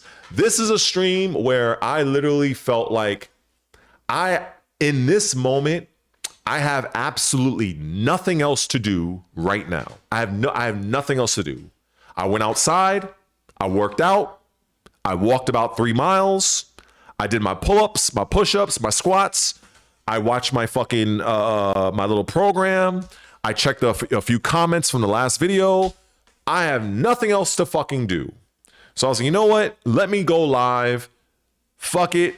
I think I came up with some stupid fucking YouTube title and the thumbnail. I didn't give 2 fucks, and here I am. So cheers. And that's what it is. Yeah, so I do hope that I do hope Virtua Fighter 6 and Dead or Alive 7 does well. I do hope, because the 3D market definitely needs that, because without competition, you're gonna see more things like Tekken 8 and Dead or Alive 6 last round. That's what you're gonna do. That's what you're gonna see.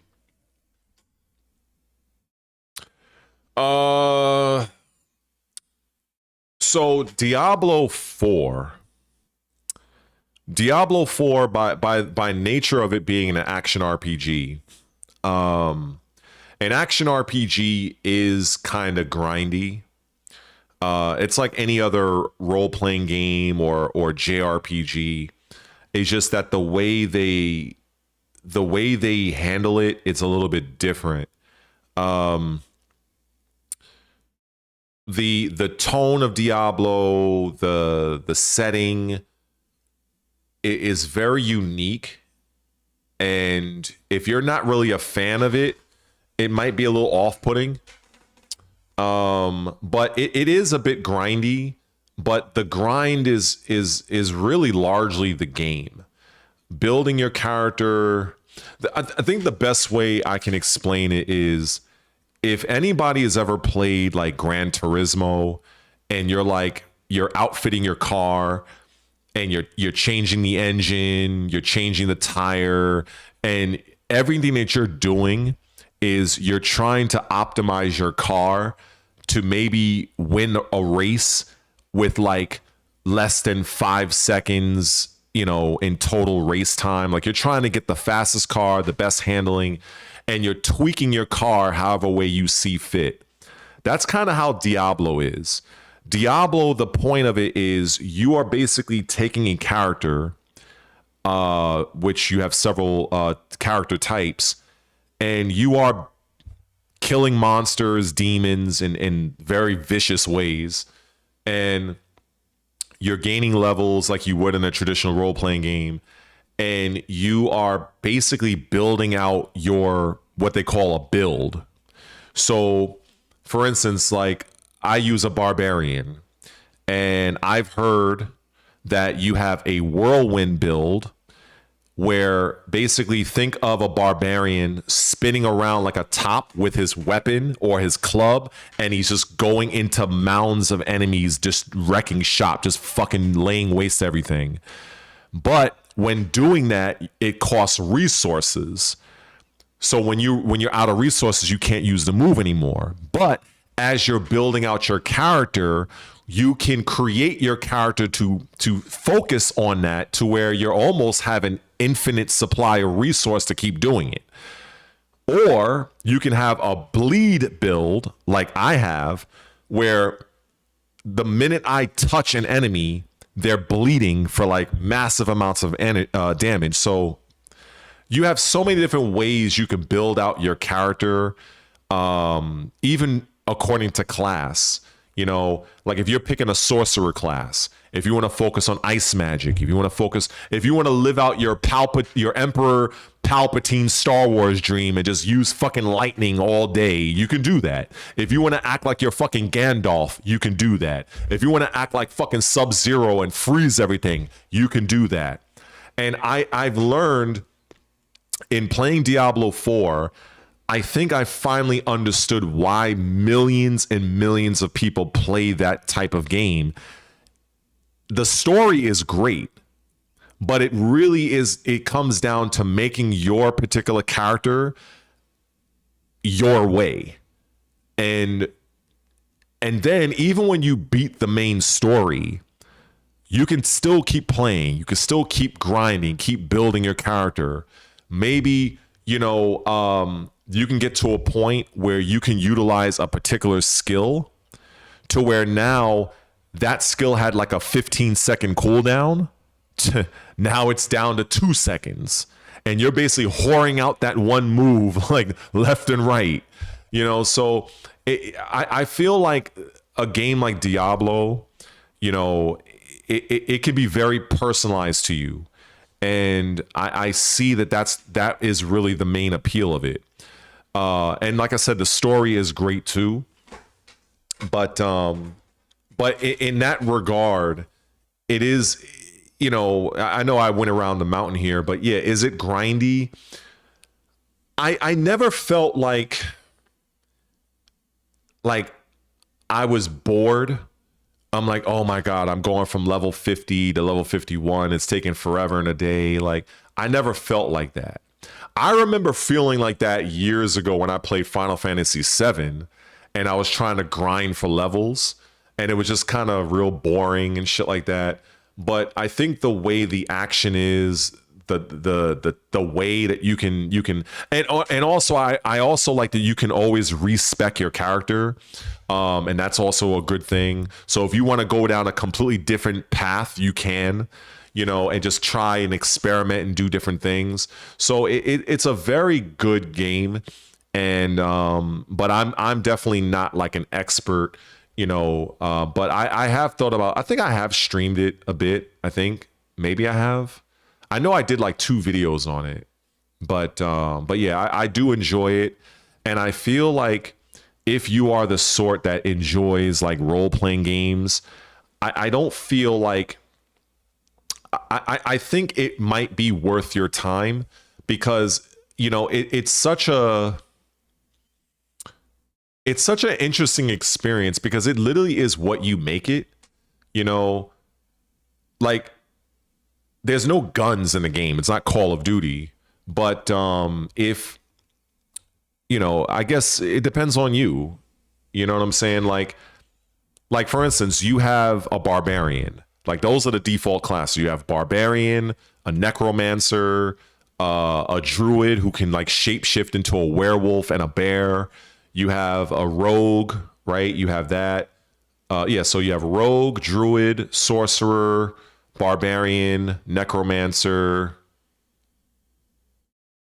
I think that's it.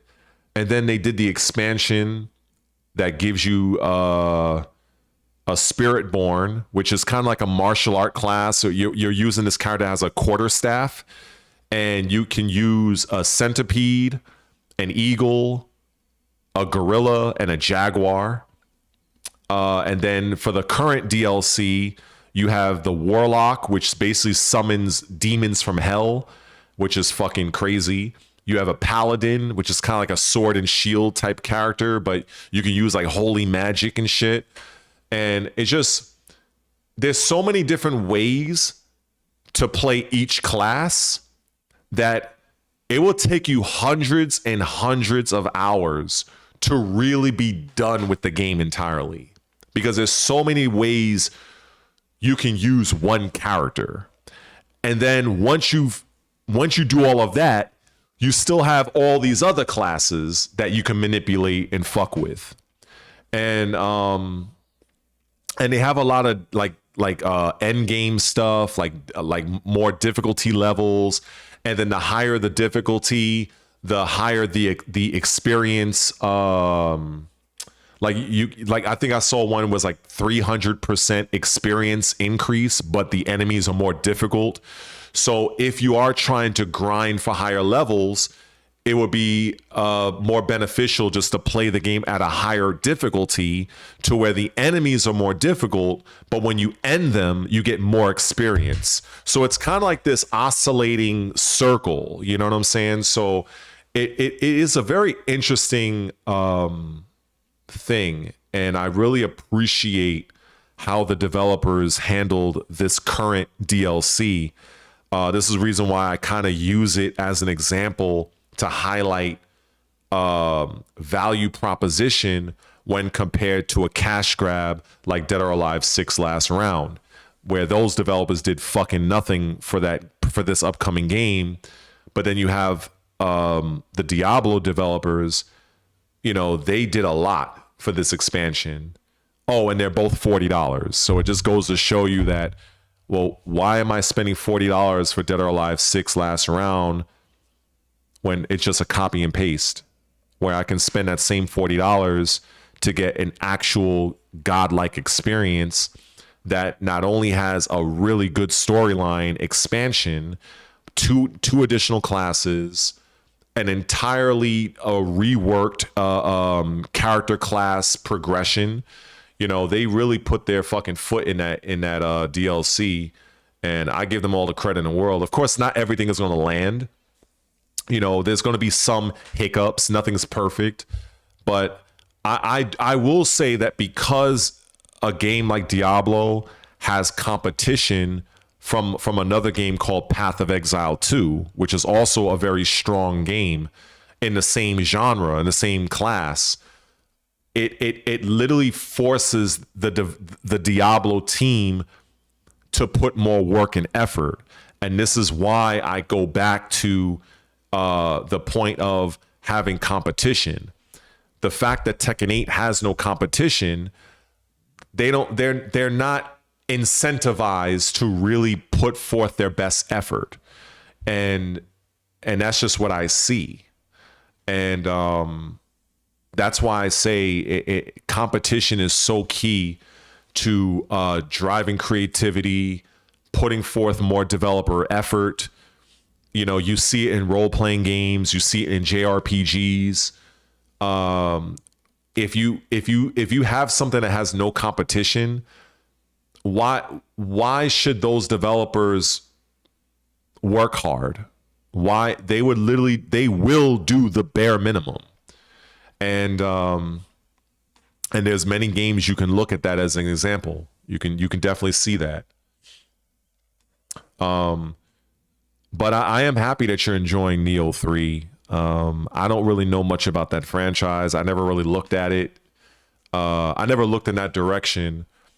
But yeah, I mean, from what I understand, a lot of people like the game. But definitely, you know, I love role-playing games. I love JRPGs. I've played countless of them over the years. And ironically, I never really got into ARPGs or CRPGs. So a C RPG is like Baldur's Gate, like Baldur's Gate 3, Wasteland 3, Divinity Original Sin. Those types of games are C RPGs, and they rely heavily on story, narration, and player choice when it comes to the overall battlefield. They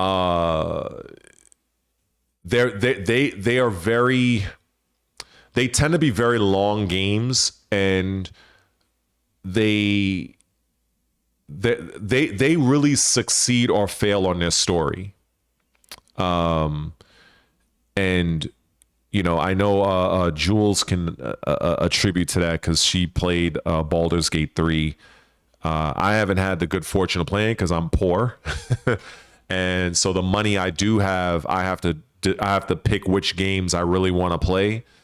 But I have said to myself, eventually I'm going to buy Baldur's Gate 3 at some point. You know, it's a game that I feel it has its criticisms. But the studio that makes Baldur's Gate 3, they are absolutely a phenomenal studio. And they definitely deserve all of the praise. It's Larian Studios, and many years ago, I remember I so hoped that Microsoft would have bought them or made a bid for them, but unfortunately they never did. But I guess it's good that they're independent, you know. It's just a matter of me just having the money for it. You know, Jules, just if you know, believe me, I didn't want to spend the money I did to get my Xbox repaired. You know, I was going to use that money to go and buy Invincible Versus. And also because of there's so many RPGs that's on Game Pass right now, and I have some just, you know, digitally or physically. Me buying Baldur's Gate 3, it was like I'm still I still haven't even beaten Cyberpunk 2077. And so there's a lot of games I haven't beaten. So it's kind of like if I were to get Baldur's Gate 3 right now, it would literally just be gathering dust until I'm ready to play it. And, you know, it doesn't make sense to me to do that. So because I've been playing Diablo 4 a lot. And now that they, you know, I was really hyped on that game because, you know, I think what I was about to say was ARPGs like Diablo, Path of Exile, those type of RPG games, I never really played them. Honestly, I didn't have interest in them. And CRPGs like Baldur's Gate, Divinity, Original Sin, I didn't have interest in those either. The only games I had interest in were your typical JRPGs and your traditional RPGs. That was it. That was it. And so once I kind of got more into Diablo because of how Tekken 8 was, I was like, fuck Tekken 8. And I forgot that I had bought Diablo 4 at launch because I had the money back then, because I was like, fuck it. I think I was working at that time. I was working a full-time schedule. So I had a very good amount of money. I was like, fuck it. It's coming out. There's a lot of hype behind it. Why not? And then once Street Fighter 6 came out, Tekken 8 came out, I kind of went away from Diablo. But then once my hatred of Tekken 8 started to build and build and build and build, and then there was a time where I got really sick. I think I made a community post about that one time, and I was just playing Diablo from start to finish. And I was looking at a couple of content creators that were talking about the lore of Diablo. And I actually recommend you guys to check that. Like, even if you don't play the game, the actual story of Diablo is quite fascinating. It's a pretty interesting story. It actually got me into, it made me play the game and have a greater interest and appreciation for the game. Because it is a very interesting tale. It's like good versus evil, but it's just the way they staged it. It's very different. Very, very different. Pillars of Eternity. I played all those. I didn't beat them, but I got very far in the first Pillars of Eternity. That game was originally Kickstartered, so it's it's not something that's going to knock your socks off graphically, but narratively, it is a very strong game. Pillars of Eternity 2, they had a bigger budget. It looks a lot better. Very, very good games. Very good games. The story is very interesting. That's actually one of the main reasons why I was so interested in ADVIII. Even though ADVIII had some controversial shit, it did have some woke elements, but it didn't beat you over the head the way Dragon Age the Veilguard did. So I was like, all right, I'll deal with it. And honestly, I kind of enjoyed ADVIII. I really did enjoy it. And I think the game, it's definitely not as bad as people make it out to be. I would definitely say that. And ADVIII is within the world of Pillars of Eternity. When I recently went back to Pillars of Eternity, the first game, and I was like, oh, there were certain things I understood that I didn't know what the fuck they were when I first played it several years ago. And even the land that you're in, when you're playing ADVIII, it's called the Living Lands.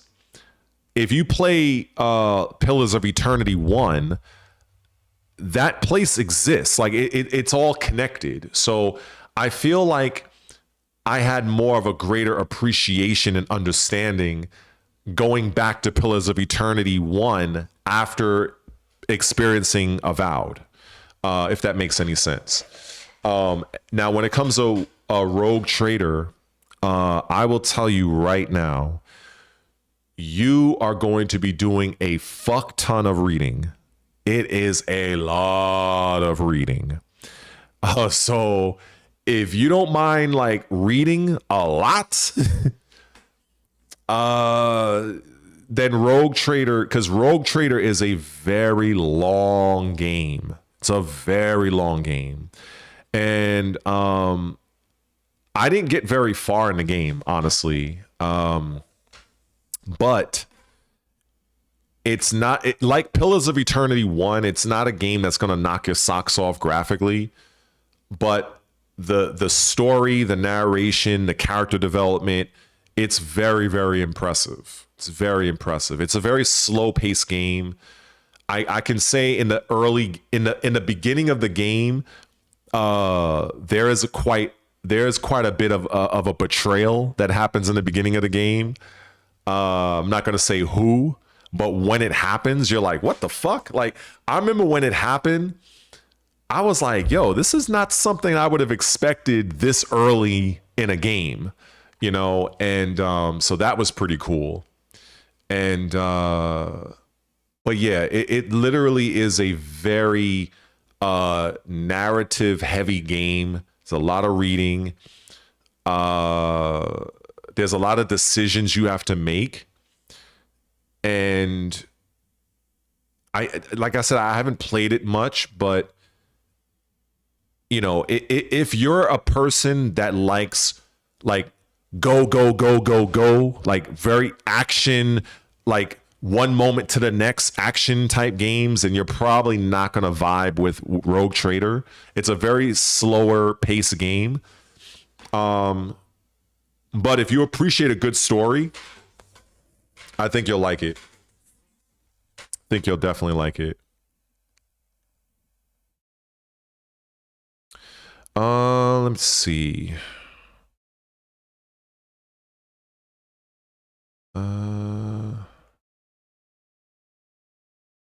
Let me see. Yeah, so I don't know. So whoever's left in the stream that's lurking, I appreciate you guys listening to me ranting and talking about the nonsense that's Tekken and all that good stuff and all that good stuff. You know, I appreciate that. Oh, time for Celsius number 2. Ah.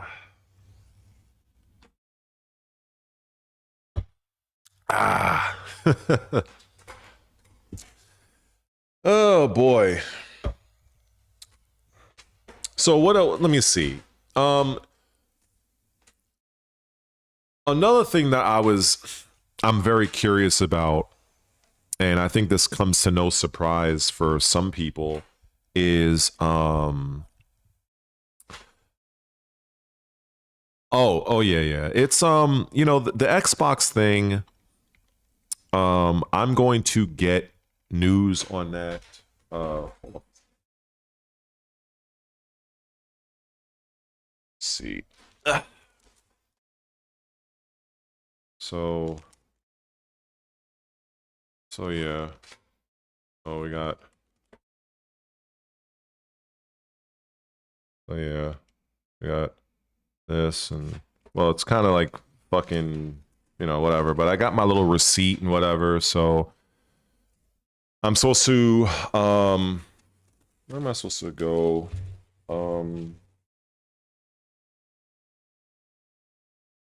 Yeah, I'm supposed to pick it up. Well, they say that the diagnostic is going to be ready on Monday, tomorrow. It's yeah, 3:30. So you know, so I don't know what's going to happen. So I guess that's the reason why I just felt like I'm gonna be honest, I'm just killing the day away. I had, you know, I said earlier, like I had absolutely nothing else to do today. You know, so I felt like, you know, let me just go live, talk my shit, and that's basically it, really. So that's basically what I wanted to do, and yeah. I really do want to play Diablo. I want to play that DLC. I want to play Invincible Versus. I can't play anything. So yeah, I was really frustrated yesterday, but you know, it is what it is. And then even still, oh, I appreciate that. But even still, it's like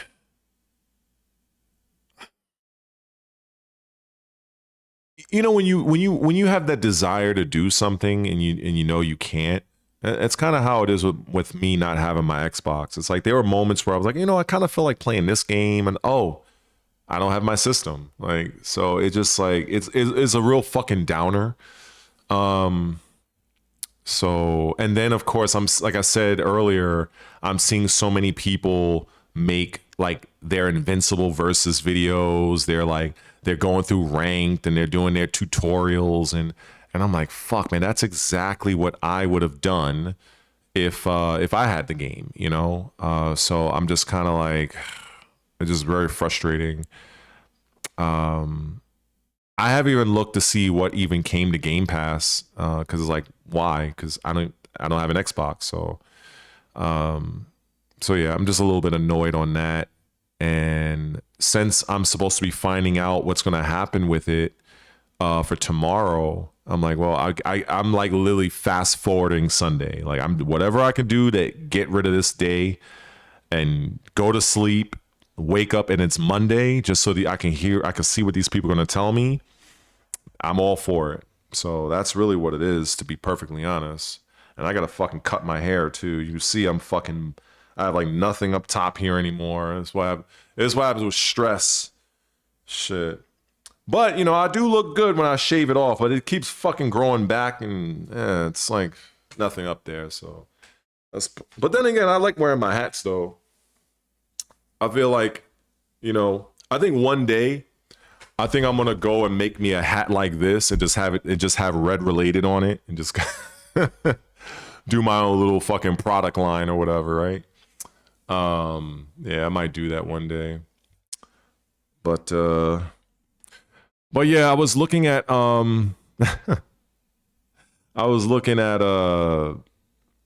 Dawnwalker channel, because that's what I tend to do. I'll like, if it's a game that I have interest in, I'll look at their actual YouTube channel. A lot of people don't do that, and a lot of people don't know this, but some of your favorite games that's coming out, they have an entire YouTube channel.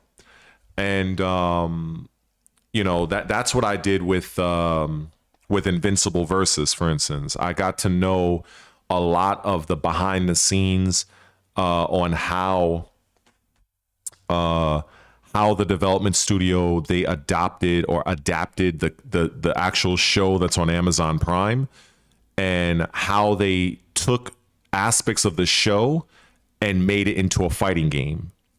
So I found those videos, and some of them were like an hour long, 2 hours long, and I learned so much about the game. And that's the reason why I'm such an advocate for it, because I've literally, you know, I appreciate that. I've learned so much about the game, and I've done so with Exodus. Exodus is also another great game that's coming out. If you go to their YouTube channel, I think it's Arc Entertainment, I think, you can learn so much about the game. You learn a lot about the lore. So if you're into like sci-fi, outer space type shit, like Star Wars, Mass Effect type stuff, great fucking game. A lot of insight, a lot of content creators. This is where these guys get a lot of their information from. You'll see them, they're using B-roll, and they got it from those channels. So, and that's basically just how these people do their thing. And so a lot of it, well, yeah, I've looked at the mouse. I wasn't really that too interested in it. I'm sure it's going to be a good game. I know Troy Baker, I think he's voice acting the protagonist, so he's pretty accomplished voice actor.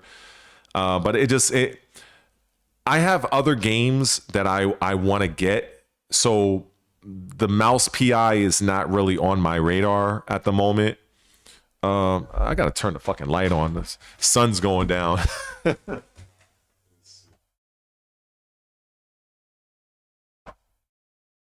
right. It's a little bit better in here. Yeah, so yeah, Blood of the Dawnwalker. I thought about you know, the thing is, I'm in my head a lot. I'm in my own head because I've been watching a lot of other content creators, and they'll do like their reactions and stuff like that. And I'll see like, all right, some of them, they're taking content from those channels.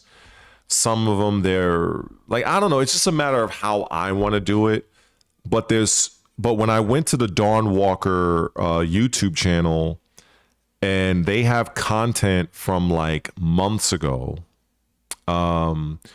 They have, like, for instance, they recently did something a couple of days ago, and I learned that it's their part 3, and part 2 and part 1 was several months ago. So I was watching that to kind of catch up on where the game was in relation to where it is now. And I think part 1 focused on combat. And I seen some people in the comment section that were saying that they felt that the combat was a little janky. They felt that the combat wasn't that good. And, you know, I understand everybody has their own opinion, but I kind of understood what the combat of the game really is. And basically, for anybody that has ever played a game called For Honor, it's I feel it's a really good fighting game. It's been around. It's one of the few things Ubisoft still has that's still around. You know, that people are still playing. I mean, it's had different issues over the years, but literally For Honor came out, I think, in 2016 on Valentine's Day. It was either 2016 or 2017, and it's still being played today. And the whole point of that game is that you're attacking and defending using a directional system. You're either left, right, and up. And I've seen that the Kingdom Come Deliverance game, they utilize the same system. And that's the system that they're using for Blood of the Dawnwalker. And when I watched that early video, I even slowed it down, because a lot of times when you're watching it in real time, it's easy to miss some of the finer details, and you're able to miss out on certain things. In fact, since I'm on, you know what, fuck it. Like I said, I got nothing else to do. Let me go and I'm gonna just play the shit. Let me see. I'm gonna go to YouTube real quick, and let's see. Blood of the Dawnwalker. Okay, so it's just called Dawnwalker. So this is their actual channel for people who don't know. And so with this channel, you're able to basically learn everything you want to know about the game. So these videos right here, like, well, this one specifically, this is what most people seen recently with the gameplay overview that they did 5 days ago. But they even have the soundtrack. You can listen to the soundtrack if you want. So this is where like a lot of content creators will tend to go to get like their B-roll and shit like that. So if I go to here to videos, so you see it says here part 3. So if I want to look at, okay, so here, so you can see the red bar. I watched it already. So this one was 10 months ago. So this is the gameplay overview. So this is their first game. So, I mean, not the first game, but this is their first thing here. So this was 10 months ago. So there's a part where they're, okay, I think this is, they're coming up on a fight. So with this, now, if I slow this down, well, when I did, I was able to have a better understanding of what's really going on. So you can even see it on the screen. There's like a little, I don't know if you can see it, but in front of the enemy, there's like a little shield, and it shows a little directional arrow pointing to the right. that's where the attack is coming from the enemy. So you can defend going that direction. And so if you're positioning your weapon to the right side, you're able to defend against that attack. And as you're defending and you're doing moves, you're building up resources to utilize certain moves. So if I just play it real slow here. So if you look at the direction, so you saw, so right now, maybe if I go even slower. Yeah, I think slower would be better.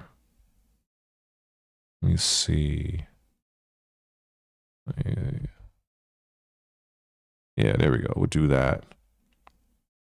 And let's see. So that one's so you see there. So you see how the enemy, he's swinging from his left side. So the move is coming to his left. Bam. So he just parried it. Right. So he got pushed back.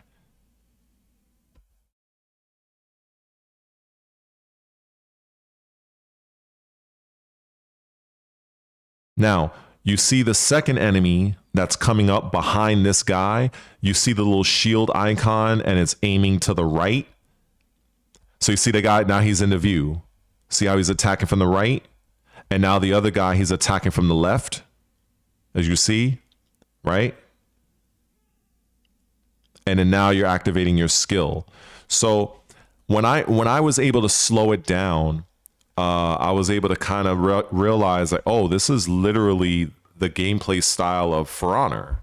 And I think when people watched a lot of these trailers, I think a lot of them don't really, I think they miss what's really happening. They're just seeing the people just bashing the weapons, but they don't see the finer detail because it's not being slowed down. And I think that when you're having to focus on which direction the attack is coming from, it makes you pay more attention, because it's not like, all right, I'm just gonna wait for a sudden twitch from the enemy and I'm just gonna go and parry. No, you have to literally watch which direction the attack is coming from. And, you know, I think that's pretty cool. At least, you know, in my opinion.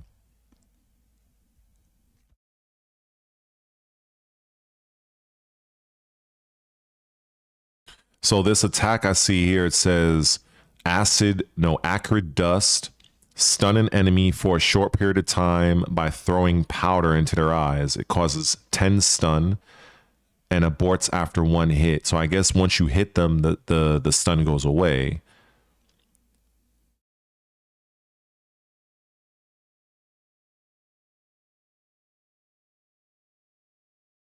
So he throws the acid or whatever it is, right? So now I see that above the life bar, above the red bar, you see the actual thing that's right there. That's like letting you know that that enemy is like busy with the stun.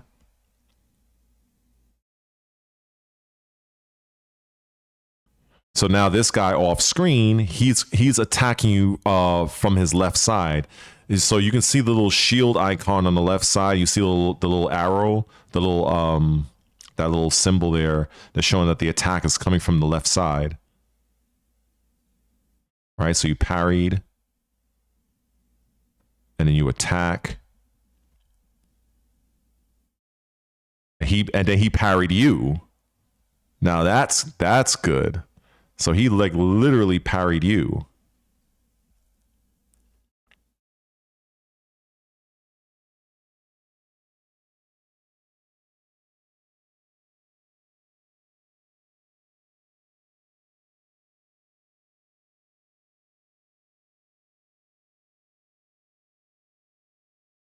So you see how he's attacking up top, and now he's attacking down below.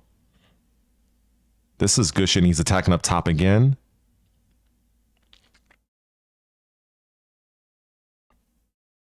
And then he got hit because he didn't react fast enough. This is going to be very, very interesting. He got parried, and then he's countering up top. And then you defended up top. He's coming again. Right? Oh, he's doing a third time. He's going ham. And then he parried. And then now you attack. And then this guy, he's going up top. And then you parried him. So that's good shit. That's good situational awareness.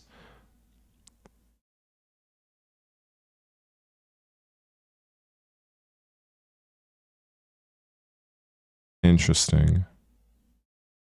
The thing I noticed though is,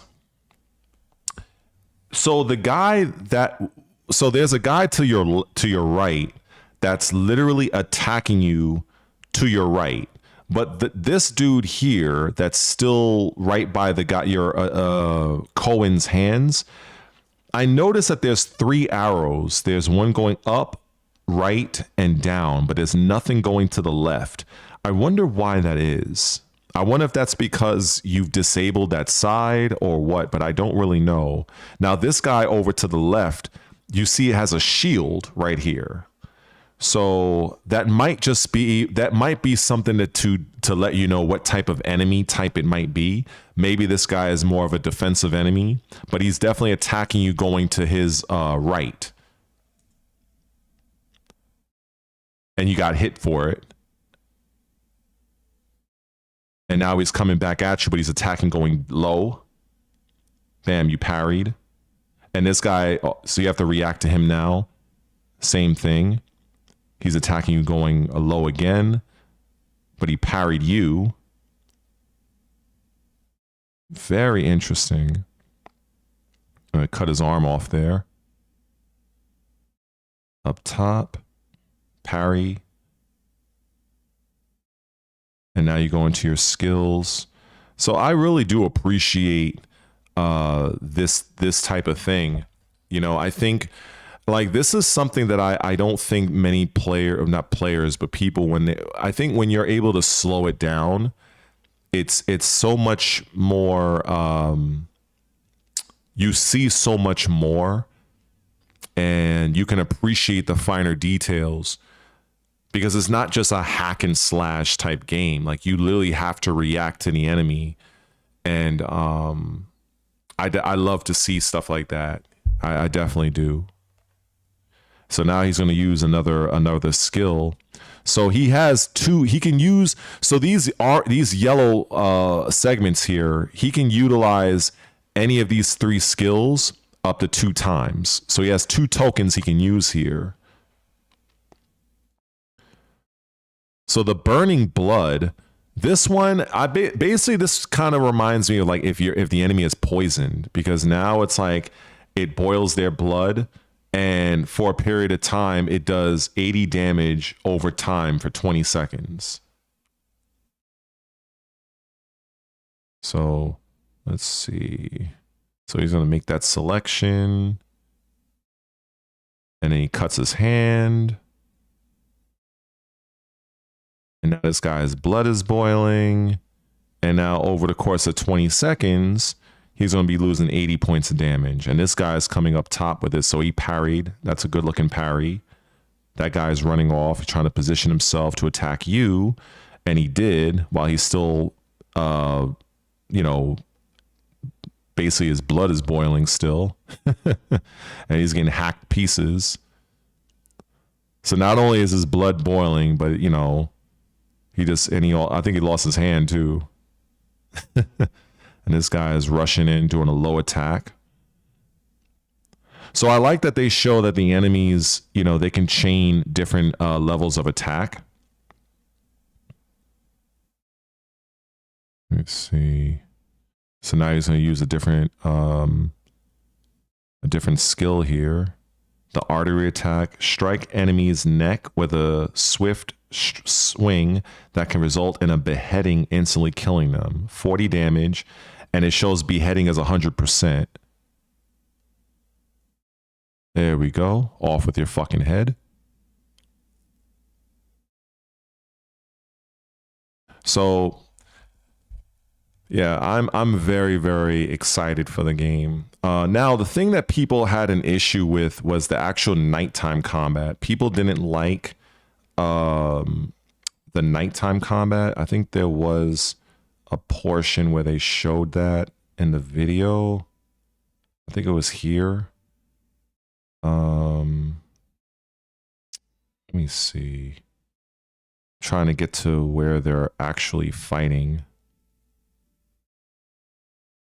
Because I think nighttime combat, you're utilizing your claws. And I think the problem that people didn't like is they didn't like the God, where's the fight at? Is there a fight here? I think this is it. I think they fight in this part right here. Okay, I think they do, yeah. So, okay. So I think now is the fight. Yeah. So finally, okay, so this part, you're basically utilizing your claws. So you see now, see, wow, that's a good shot. That right there. Holy sh! Look at this guy's hand, yo. Yo. Now that shit is crazy. That shit is, look at that. Look at them claws. Yo. Shit, no wonder he's not using a sword, right? Shit. Okay, so now he can, so all right, I'm not too sure if he was able to dodge the last and during the daytime, but he definitely dodged right there. So he made the enemy miss.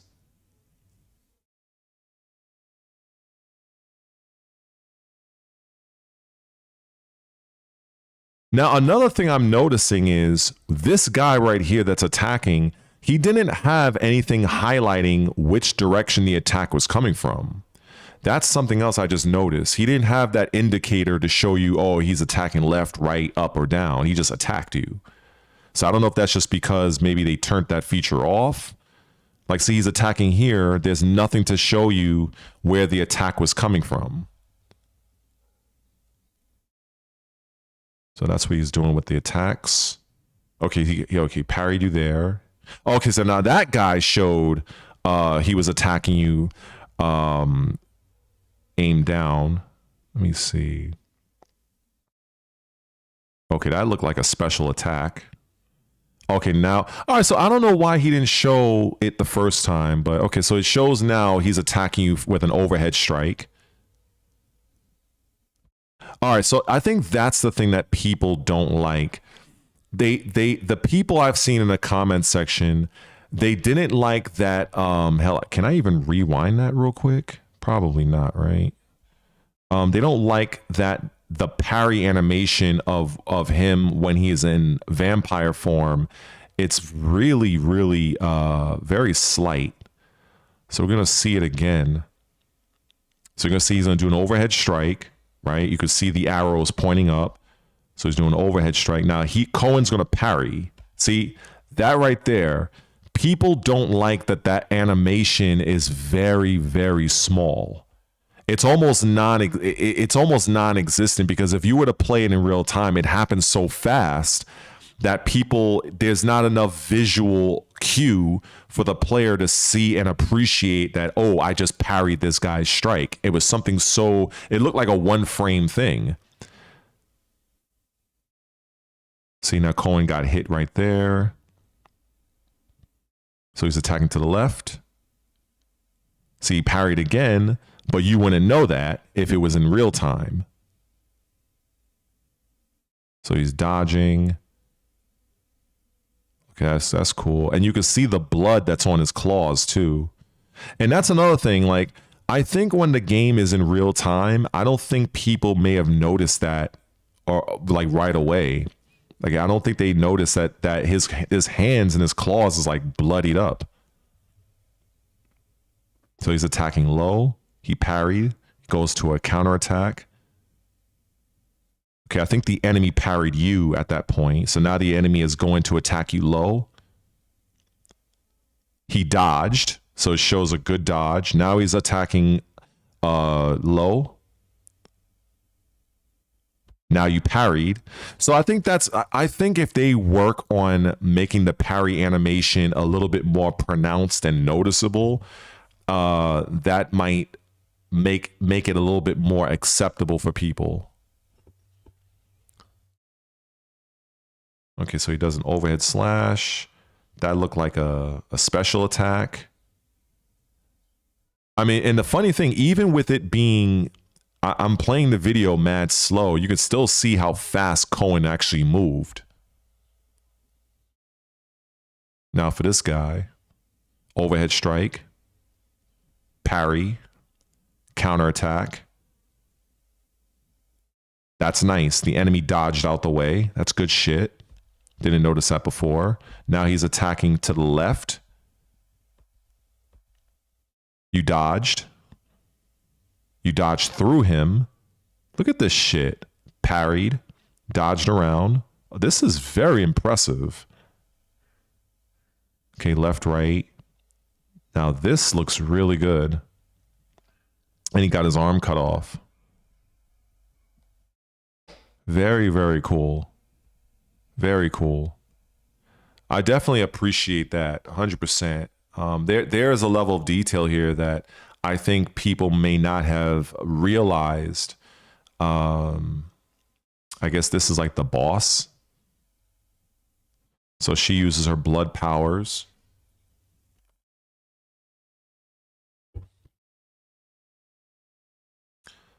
Okay, so she used a multitude of attacks with her blood whips. Okay, it looks like he was tethered to her for a bit. So he sidestepped that. She parried him. Now she's attacking to your left side. I think he parried that. He parried it again. Okay. He sidesteps.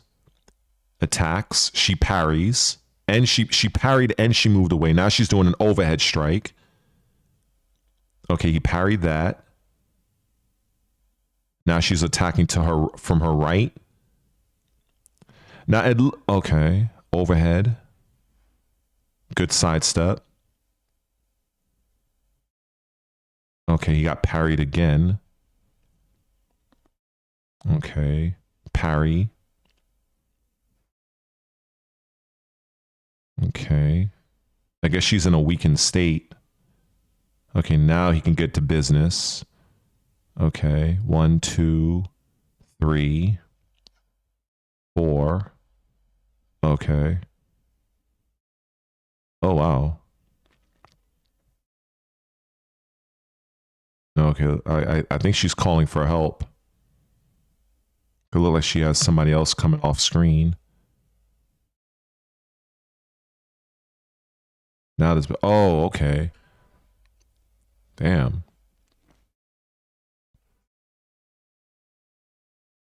So I guess you have to destroy those. Okay, so it says, look at the indicator just below her health and stamina.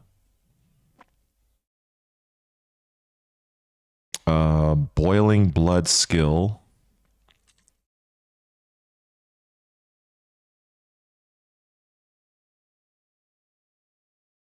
Okay, so now she's descending. And I can see that she's actually getting her health back. Huh. Interesting.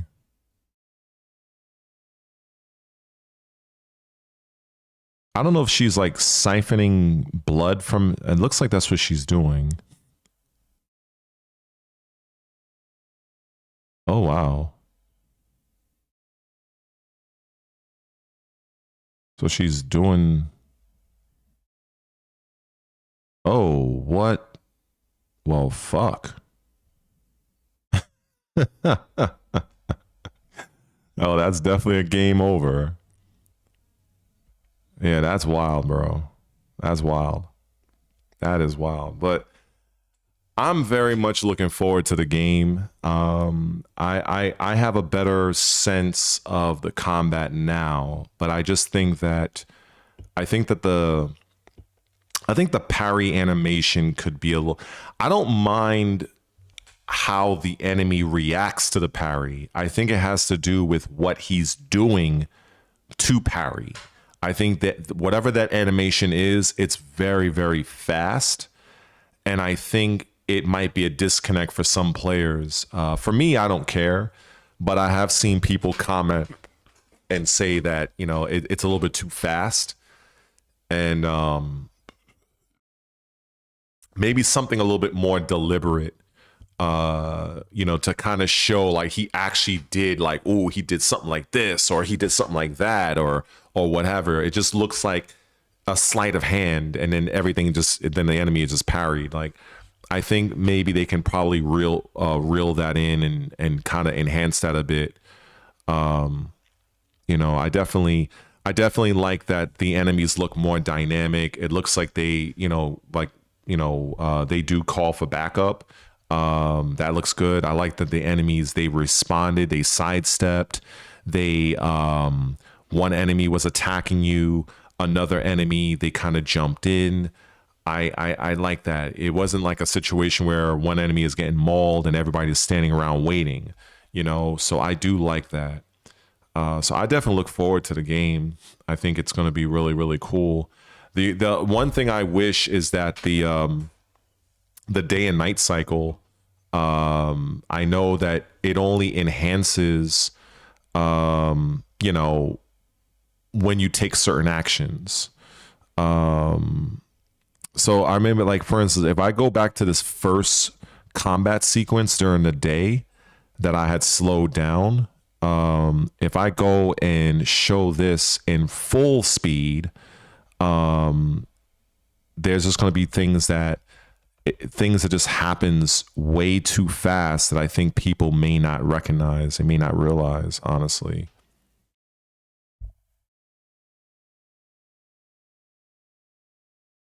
So this is real time.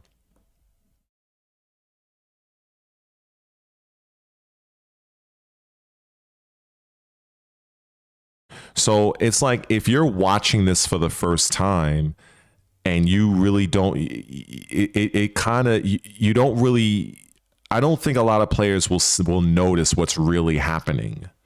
It just looks like fast combat, like they don't really see. But when I slowed it down as I did the first time, you can understand that he's actually trying to match the enemy's movements based on the direction that they're striking. But again, you know, if you're just looking at it, which many people did for the first time in real speed, you may miss some of the finer details.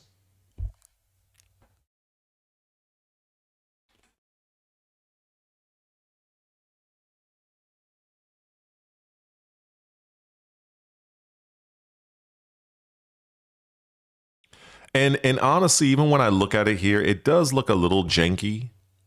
It does look a little janky, but then again, this footage was from what, 10 months ago, believe it or not. So, and I only watched the latest footage like once. And in fact, I didn't watch the actual gameplay reveal because I had missed it. I was going to stream it, but I missed out on it, and I missed a large portion of it. So I think this is the segment I didn't watch. This was the gameplay overview for it. At least I think it was, because I know that I remember when this stream happened, I missed a good chunk of it when it first came on.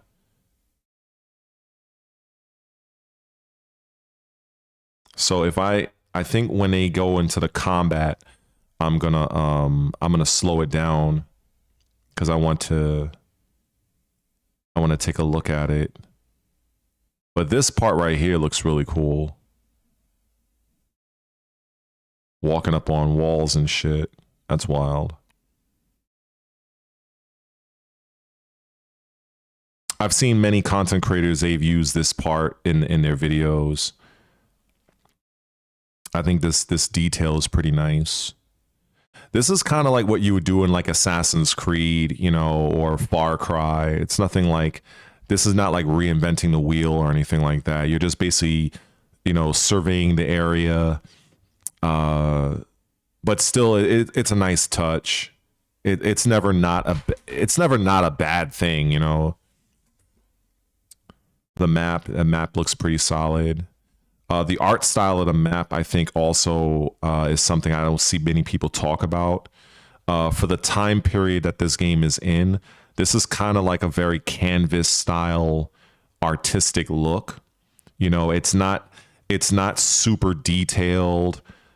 It's kind of like a little bit muted in color palette, but it's enough to give you an idea of like what is around you, and it serves as a good map. The claw descent is pretty good. Fans of Wolverine would love that. And then you got the wolf. So I can definitely see, like, in this build, obviously it's the latest one, you can see that it looks a lot more smoother as opposed to the prior footage I showed, which was about 10 months ago. So, okay, so I think we're coming up on combat right here. So I want to, now this I found really good, is that you're able to utilize the mobility of you being a wolf and use that to attack the enemy. So I think that's pretty cool. This is actually something you can do in Diablo 4 and several other games. For instance, when you're on horseback, you can literally leap off your horse and go right into combat. So I think that's pretty cool. So now that we're here, let me slow this down because I really want to look at certain things. I'm going to slow it down to about 0.25, so it's going to be real slow. I'm going to mute it too. Oh, actually, no, it's already muted, but you know, if it was being played through the headphones, I would mute it anyway. All right, let's see what we got here.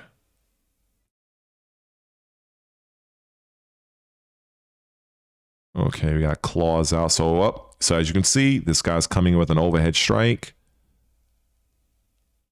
All right, so it looks like they did it. Okay, it looks to me like they did change it because let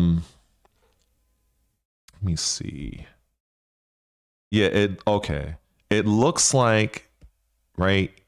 Oh, that's nice too. You see how the little shield thing? Oh, wow. The little shield icon, if you notice, you see how it looks kind of reddish?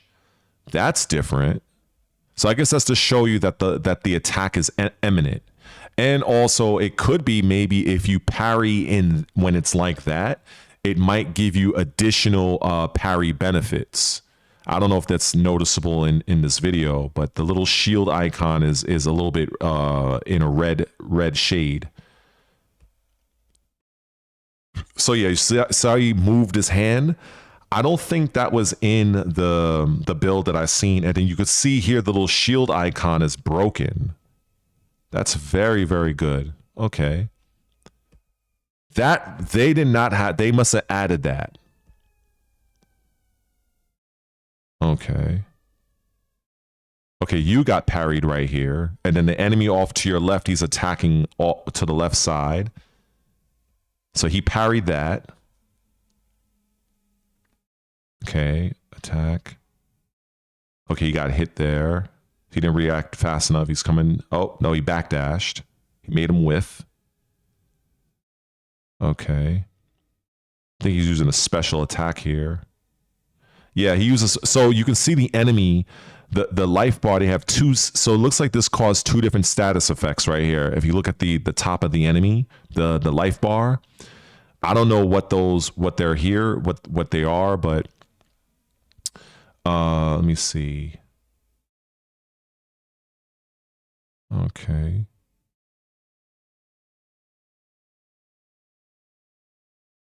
Okay, so yeah, it looks like he was able to utilize a skill without going to the command wheel, so that was good. And then so he's attacking to the, so you saw when he attacked, the shield turned red. I definitely want to highlight that again. So now it has a different signal on here. It looks like it's a skull. You see that? Oh, okay. So that might be maybe a move that you can't block. Let me see that again, if I can kind of get it back to that point. So he destroys this guy. And then it's the other one. Okay, so now this guy is going to show a... Okay, so he attacks from the right. Okay, he parried. Now, okay, so this move must be something like you can't block because it has a skull, a red skull. So I guess it's a kick that you can't block. Now he's attacking from the right again. Okay, good parry. Attack. He's staggered. Follow up. The enemy. Okay. Interesting. Okay. Interesting. So that was definitely different than what I seen before.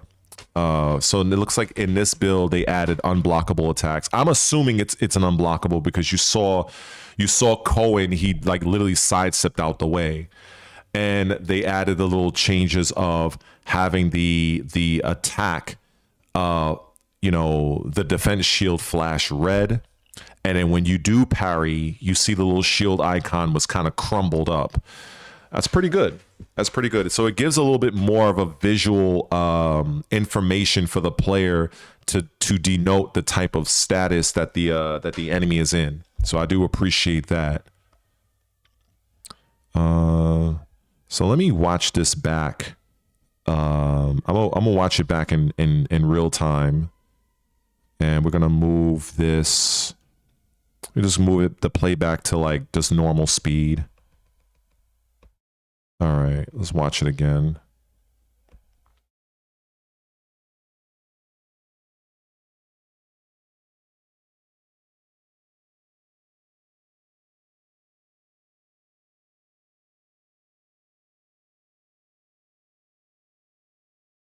Yeah. So he did that unblockable move. Yeah, the combat definitely, all right, from the video that I checked out, which was about 10 months prior, they definitely enhanced it. They definitely enhanced it 100%. That was definitely a much smoother combat exchange, 100%. That definitely looked really good. So I'm really looking forward to this game, 100%. Okay, and what do we got here? Skipping ahead to the video. Corruption rises, new vampiric powers.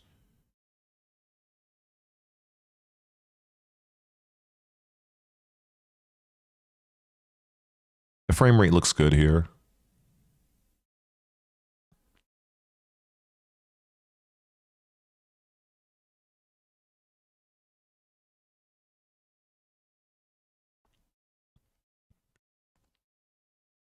Yeah, I think as time goes on, as we get nearer and closer to launch for this game, I'm gonna do more coverage on this game because this is right up my alley. I love games like these, and much of the Witcher 3 development team, they're the ones working on this game, and so I remember when I first saw this game.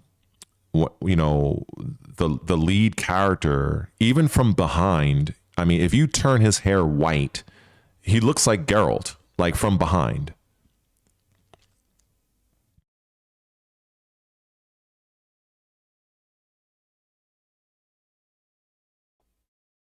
Even though I think the animation of the parry is better, I do think that I do think a little bit more would help, but you know,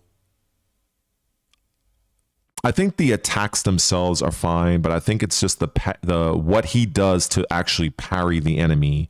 Like the bite looks great; it looks very visceral. The visual effect of you getting parried or parrying the enemy is fine. If I just bring that back a bit. See right there, I think that's fine, but it's just the animation that Cohen is doing. I think it could probably be a little bit more, but for me personally, I'm fine with the way it is, but I feel like people will probably find an issue with it because, you know, a lot of times people will bitch and complain about every little thing. So just to kind of satisfy those players, I think having a little bit more of a dynamic looking parry animation from Cohen himself especially with the claws. With the sword, I think it's fine. I think the sword aspect looks good, but I think the claw, I think they could do a little bit more. But, you know, we'll see, because they do have, it's only May 3rd right now, and the game comes out literally, May to June, June to July, July to August, 4 months. It comes out in 4 months, literally. So it's going to be interesting.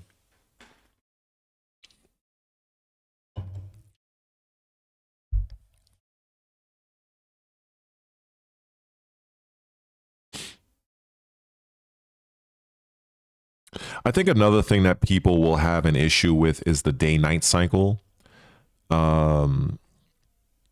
I think that people may have an issue with that. Me personally, I really don't give a shit. But if it were up to me, I would have had it to where the day-night cycle would happen dynamically, like it would in any other game. You know, it would go from day to night, night to day, and so on and so forth. Because it would be interesting to see, you know, seeing you fighting as a human, and then as it starts to become nighttime, you're transitioning into your vampiric powers, and then vice versa. You know, maybe like right here, you see how it turns the time. But imagine if it just happens automatically. So as you're during the nighttime, you're fighting with your claws, but now it's shifting toward the day. You have to now unsheath your sword because now you're back to being a human. I think those dynamic changes would be very, very good. And but maybe that was a little bit difficult for them to do in the development of the game. I don't know.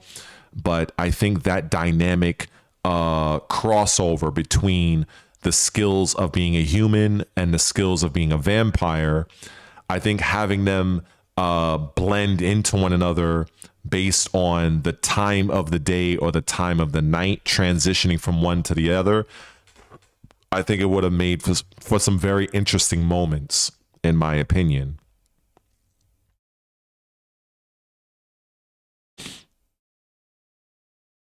Let me see. But yeah, all in all, I'm definitely looking forward to this game. And so yeah, that's just kind of my general thoughts on the combat.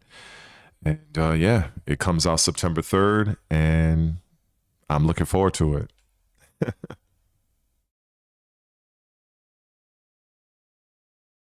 So, but yeah, I'm very stoked for the game. These are sort of games that's like kind of like my favorite anyway. Like I can't get enough of these style of games. I really can't. I think they're really, really impressive. But let me see.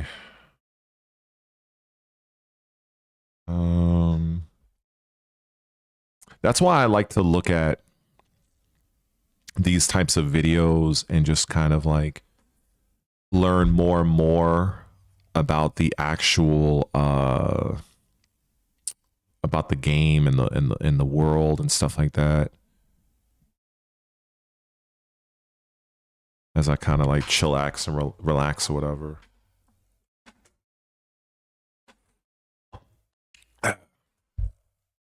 All right. Let me see. Maybe I'll listen to something. Put my headset on.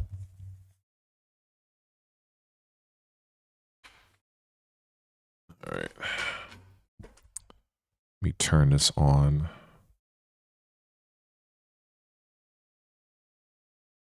Oh, yeah, is it on?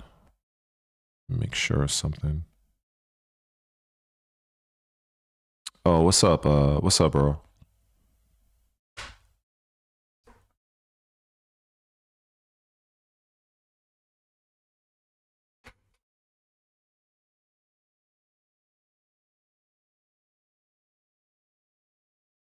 Let's see.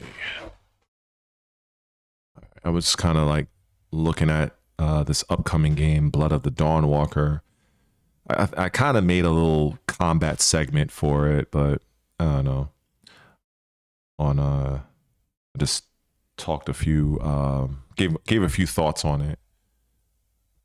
So I'm just setting up my headset so I can kind of listen to something.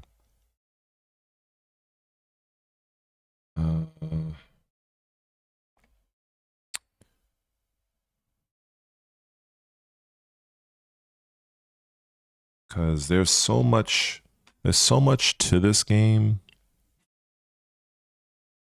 And any other game, you know, even if I were to look at Exodus, it's another game that I really look forward to. So if we go to their channel, so if you really want to look to see like how this game is going, it's definitely well worth it, because I feel it's such a great title in that regard for people who are interested in like sci-fi and things of that nature. I think it's pretty cool. Let's see.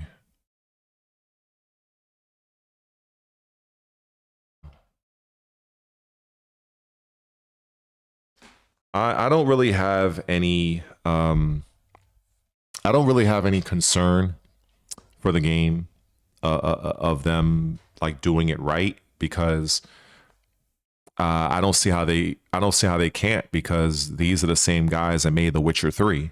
So that's a generational game. And I know a lot of people aren't aware of the little finer details, but the main people responsible for The Witcher 3 are the ones making Blood of the Dawnwalker. So I have absolutely no doubt that they're going to do right by it. I mean, I have my little, it's not really an issue. I've already spoken about it before you popped in the stream, but it's just the day-night cycle. I would have preferred for them to have it more dynamic, where it just goes from day to night, night to day. And in that game, it's more of like the time is kind of frozen, and depending on what actions you take, it will advance the time along. And you're only given about a month in the game to accomplish your mission. So I knew when I watched one of the reveals they just had about 5 or 6 days ago, I knew that people were probably going to bitch and complain about that, because they're probably not going to understand it. And it immediately made me think about Majora's Mask, the old Legend of Zelda game, where you have like a certain amount of time to do something, but it's not like a constant time a countdown. If you're out in the wild and you're like attacking enemies, if you're probably doing some side quests, the time is kind of static. You know, you're free to roam around and do what the fuck you want. But when you do certain main quest objectives, that'll probably advance the time maybe a couple of hours, maybe a day or two. And so that aspect, I don't know if they did it that way to cater to the casuals. I don't know if they did it that way based on the engine that the game is built on. I don't know if that was just an easier workaround. I don't know. I don't have an issue with it per se, but I would have liked if when you are in your vampiric form, the main quest will the main quest will definitely advance the time, sure. But I would have liked, when you're in your vampire style form, and you could see it kind of going from night to morning. You can see Cohen's his nails, his claws start to kind of, it don't have to be something dramatic, but you can kind of see that they're kind of going away. Maybe that would have been extra animation. That's another reason why they probably chose not to do it. And then you would have to like take your sword out and fight with your sword. Same thing, like, as it goes from day to night, you see him change and you see his claws come out, and then he just puts his sword away. So I would have liked to have seen that. But I'm fine with the way it is. But I also like that they say that there is there's choices and consequences in the game. So I definitely I do appreciate that.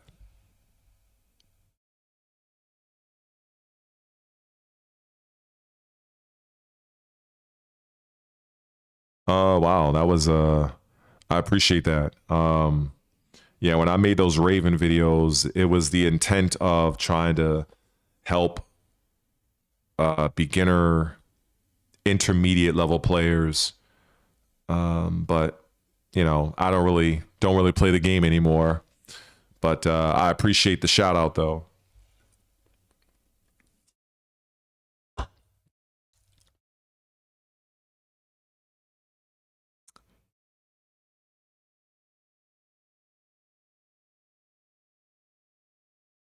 I'm not too sure.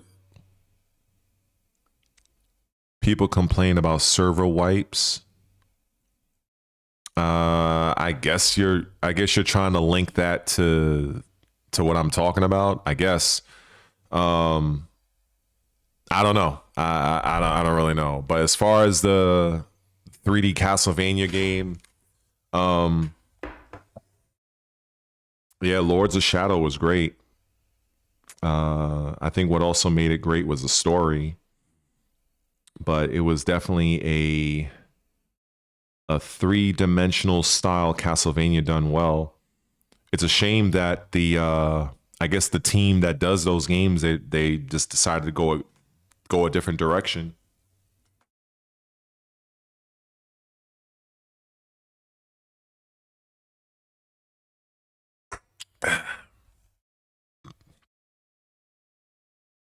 I mean, I own both games and the DLC, and yeah, it's a.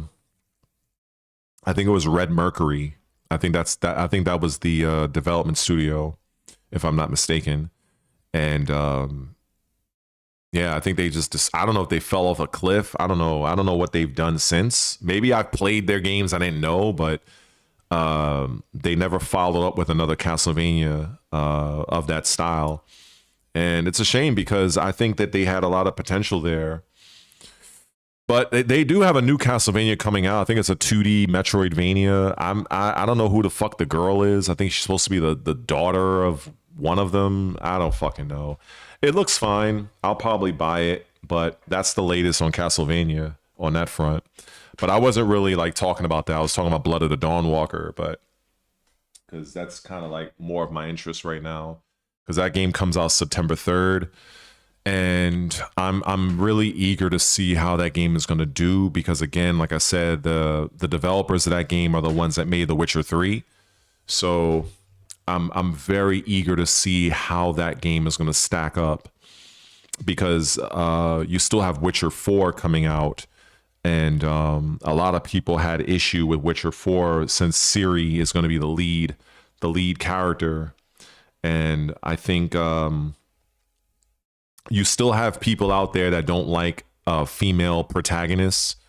But, you know, then there's the other argument that for people who may have played The Witcher, there was this passage where they said that females can't become witchers because they can't pass the Field of Grasses exam or whatever.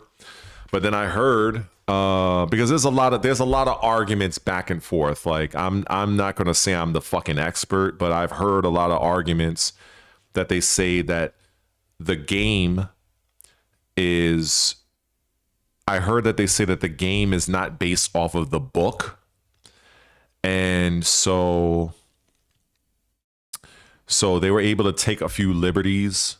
And then you have some people that are in favor of Ciri, that they would say that, well, at the end of Witcher 3, she does, because you have different endings.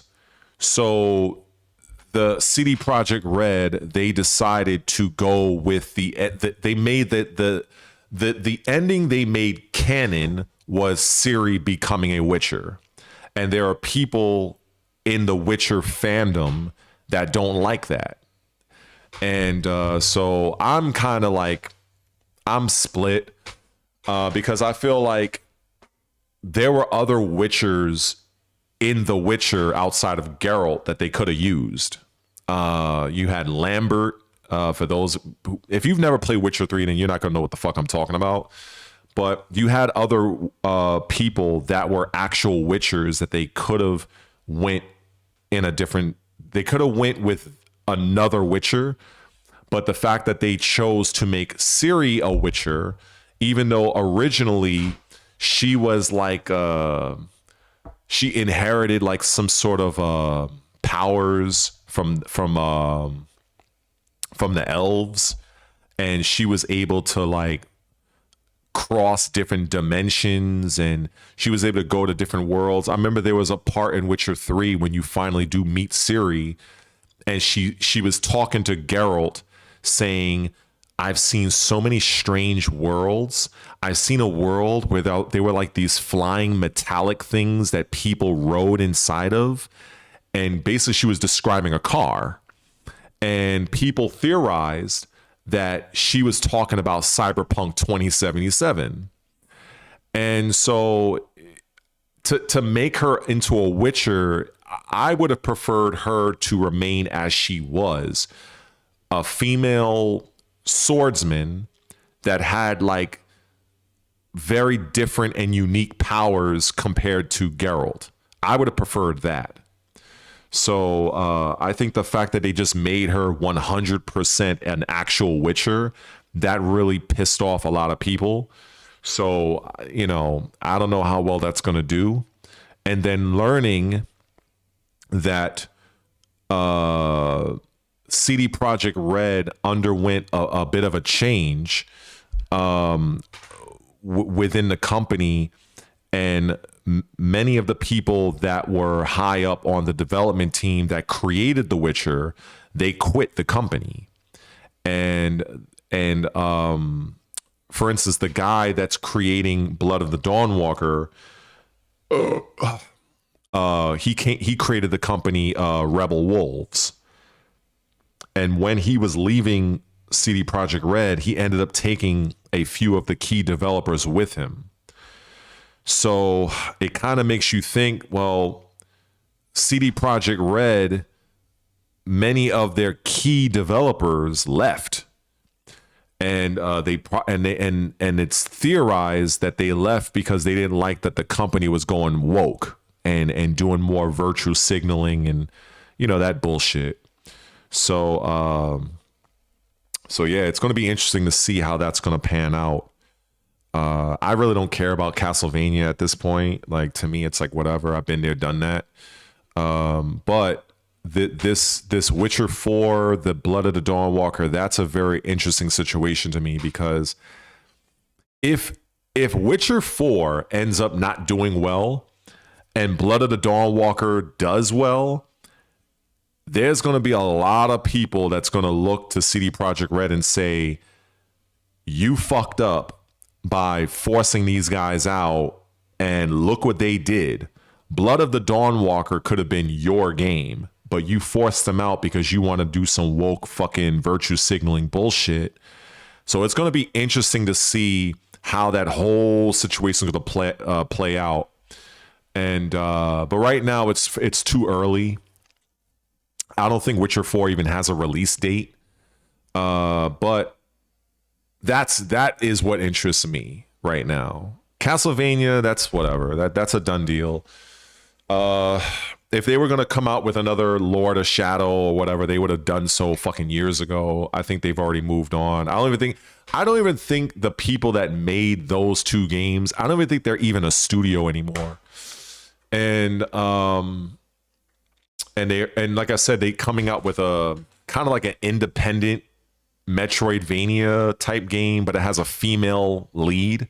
And I'm like, I don't mind it's a female lead, but it's like who the fuck is this bitch? Like, I don't even know who the fuck she is. So I think she's the daughter of one of the Belmonts that nobody ever heard of. So I don't fucking know.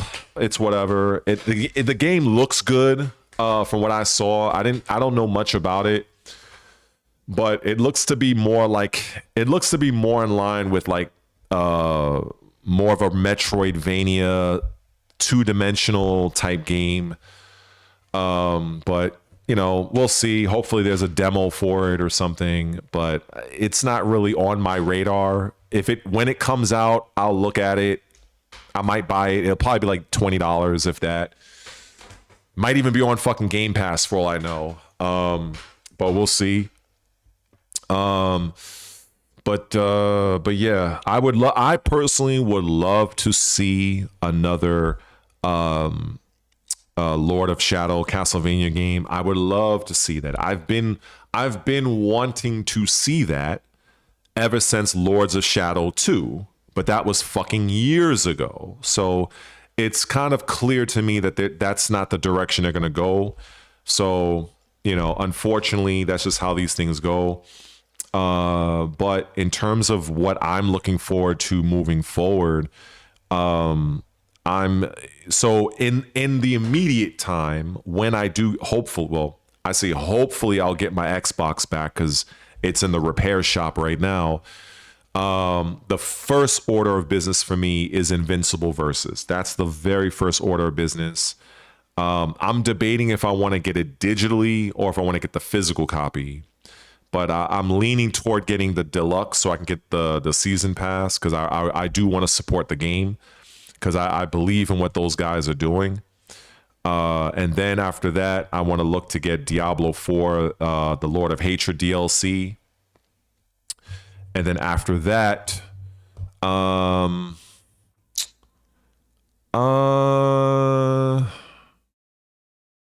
there's some games I wanted to get, but I honestly just didn't have the money for them at the time. Like I wanted to get the animated Souls-like. It was what's called The Last Berserker Kazan or some shit like that.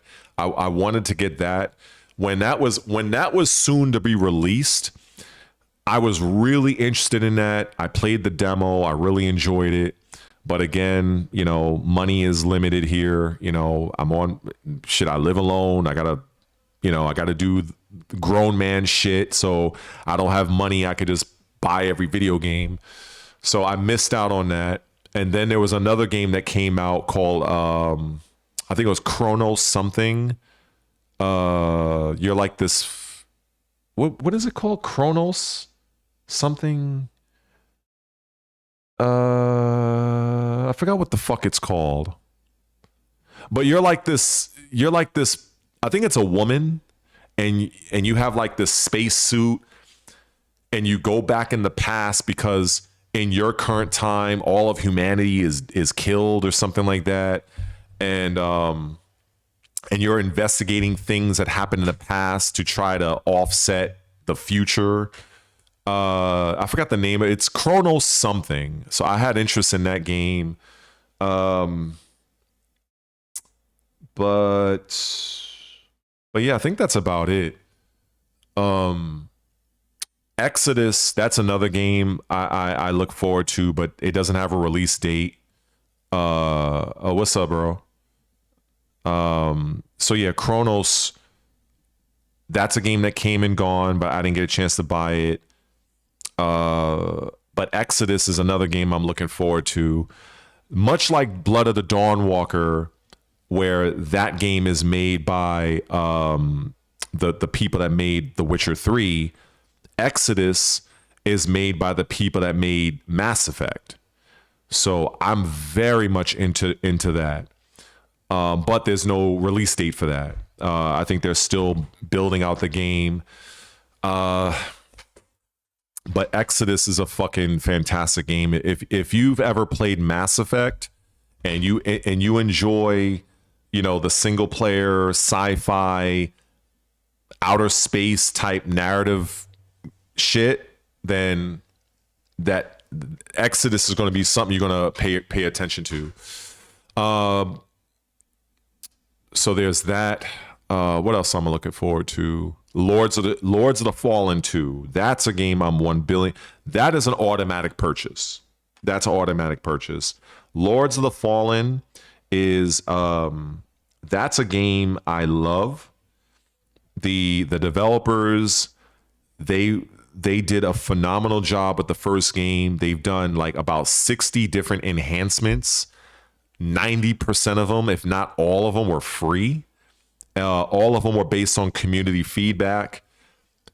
They are the very example of how developers should communicate with their community. So 100% I'm supporting their games. But no release date for that. So yeah, the only thing right now beyond Invincible versus DLC of Diablo 4 that I'm definitely going to buy is Blood of the Dawnwalker, because that comes out September 3rd. So at least it has a release date. Everything else I'm interested in either already came out or it has no release date. So that's it. The new Metro game, I honestly did I watch it? There was a reveal for it recently. I didn't I think I may have missed out on it, but I know of the game, and I have all the Metro games. I think they're really, really good. I need to dedicate some time to watch everything about the new Metro game. I think they're going several years into the future, if I'm not mistaken. I really don't know nothing about it. So when I look at it, it's like me watching it for the first time, because it is going to be the first time. And then let me see.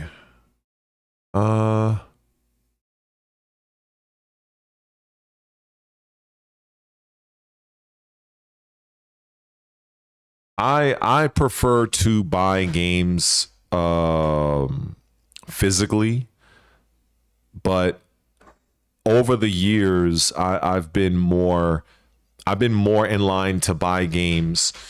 I've been more in line to buy games digitally now, especially since I've been focusing so much playing on Game Pass. But I can tell you, when Game Pass first came out, I was really anti-digital everything. Like, even with Tekken 8, when I bought Tekken 8, I bought Tekken 8 digitally only because, for whatever reason, I don't know what the fuck happened at that time, but when Tekken 8 first came out, my stores here in New York, they must have sold out for the Xbox version. And so I could not find an Xbox version of Tekken 8. And I was not about to wait a fucking full week. So I ended up buying the digital version. But for instance, like when I bought Assassin's Creed Shadows, I could have bought that game digitally, but I have so many Assassin's Creed games on disc, I made sure to buy AC Shadows, the physical. So it depends. Like, there's some games I don't care if I just buy it digitally, but if I really like the game, I'm gonna get the digital I'm gonna get the physical game. Like for instance, I have the physical version of Cyberpunk 2077. I have, Red Dead Redemption 2. Like, so it depends. If it's a game I'm like, whatever, or if it has a fucking insane sale, I'll get the digital version. But Invincible versus, I feel like I want to get the actual physical game. Yeah. And I think somebody asked me about the boxing game. Ironically, I know all about the Undisputed drama with that game. I played the game at launch. I came close to trying out for the beta, but no, sorry, my mind is elsewhere. Sorry. I signed up for the beta, but I didn't get chosen. But I bought the game digitally and I returned it. I even made a small video. Yeah, I think I made a small YouTube short. I was playing the game. In fact, let me see. Let me look at this. It's been a while. It was a long time ago. Hold up. Let me look at my videos because I know I did it. Let me see. Undisputed. It was I know it was a short that I did. And it was a long time ago. All right, let me go to the last page here. Okay, it wasn't that long ago. So let me go back a page. Black Ops 6. Let's see. Tekken 8, Fatal Fury, Far Cry 5. Okay, let me go back. Invincible Versus. I know I had a video where I played it. Let me see. Ninja Gaiden, Black Ops 7, Pull-Ups, Fortnite, Ninja Gaiden. Where the fuck did I have it? Let me see. Undisputed.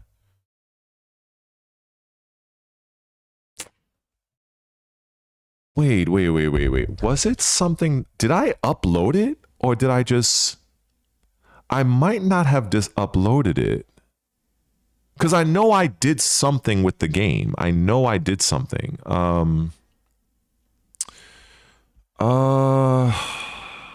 me look at visibility. Let me look unlisted. Maybe I just never uploaded it. Because I have a few things I never uploaded. Or I never made public. Let's see. Because I know for a fact I did make a video on... see, now I'm in hunt mode. I want to see. Because I remember, like, for instance, I did this for Tekken 8. I never uploaded it, but this was like season 1. And I was just showing, like, you could do the fucking while standing 3 loops with Law. This is before a lot of Law players were even doing this shit. This was like season 1.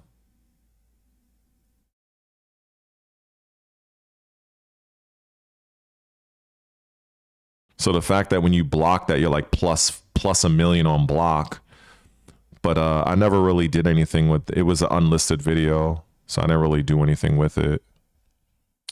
But yeah, I have a lot of shit that I just never really did. But yeah, where the fuck is that in? Because I know I did it.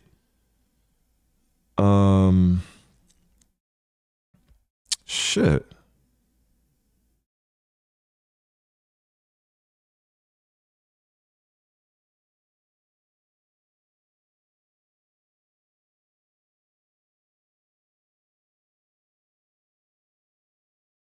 Yeah, I'm gonna find this shit. I am going to find this because I'm really, as I know I did it. I might have called it something else, maybe. Let's see. I know I do a lot of fitness stuff here. We got Doom the Dark Ages, Fatal Fury, Tekken, Far Cry 5, Halo. Okay. Let me look at this one. Drinks, light work. Oh yeah, wow, it's been a while since I did this one. Wow, this was a long time ago. Let me see.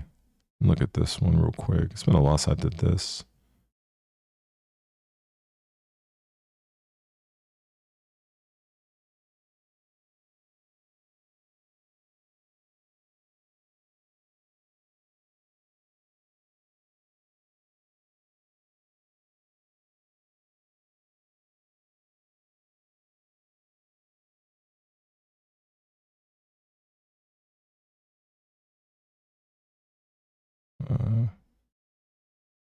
Let me see.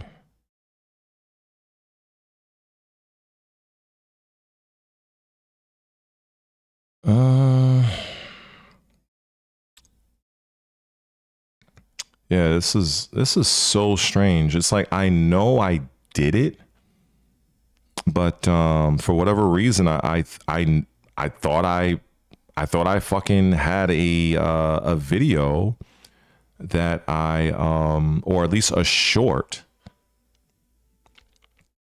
that I played the Undisputed game. I mean, it was a long time ago, but I'm like, fuck, I know I did it. It's just wild that this is so crazy to me. But this is fine, just to kind of go through this and just kind of see. Because I haven't seen many of these in a while.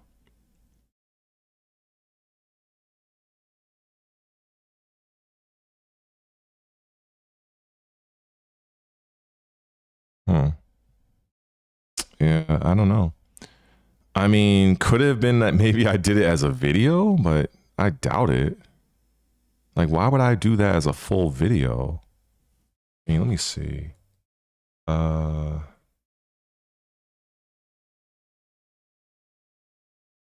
even when I type it in, so I really don't know. That is so fucking weird. Like, I know I did something, and it's just so strange that it just did I imagine it? Let's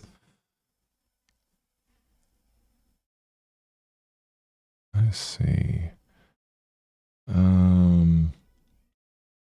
me see. I'm looking. Like I'm literally trying to find this.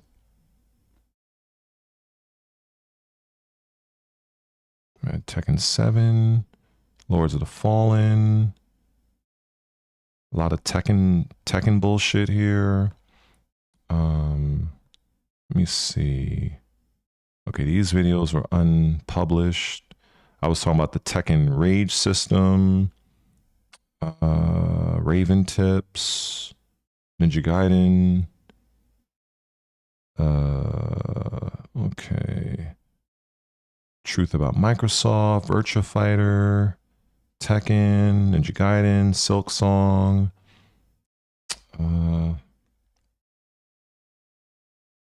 Cosmic Invasion, channel update, fitness, Ninja Gaiden again, Tekken 8, Call of Duty, importance of frame data, Virtua Fighter Revo, Game Pass. Let me see.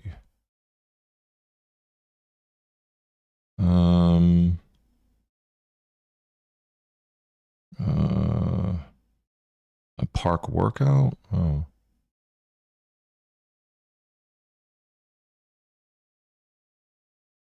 Wow. Yeah, I don't know. I'm just kind of in bewilderment that I don't have this video. I did a video on Black Myth Wukong. Wow. Let me see. I talked about Lead, Nintendo Switch 2. Oh.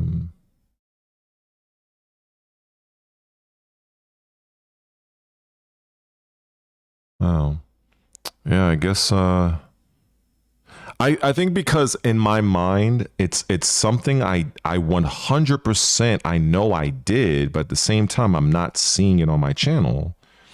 So it's so wild. And as I go through my videos here, it's like, wow, like where is this? It's like I did it in like a different fucking like realm or a different galaxy or something as I'm just scrolling through this. This is so weird.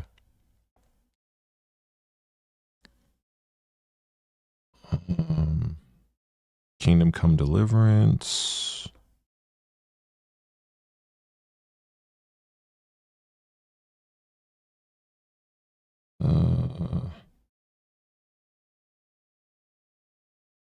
Yeah, I don't fucking know. Yeah. Hell if I know. I guess I don't fucking know. Yeah, that's crazy. Can't find it. I could have sworn I fucking had it, but shit. So I literally spent like 15 minutes looking for no reason. So yeah, I don't know what I may have missed in the chat. I don't really look at NBA games. Anybody that asked that, I'm not really a fan. I have not played a sports game in fucking decades. I have no interest in sports games whatsoever. Like even when they're on Game Pass, I haven't. Like I don't even know. I think the last basketball game I remember I played was like, I think it was like NBA Live something. I forgot what the fucking year was. So I don't know about no NBA Run. I don't know about no nothing. Like I haven't played any sports game, and I have no interest to, because I don't like a lot of the players I grew up, like all of them are pretty much retired. So like, and that's across basketball and football. So, and then when I look at both football and basketball nowadays, it's basically a league of fucking pussies now. Like I have no interest in, I think the game in both football and basketball is completely changed. I have no interest in either.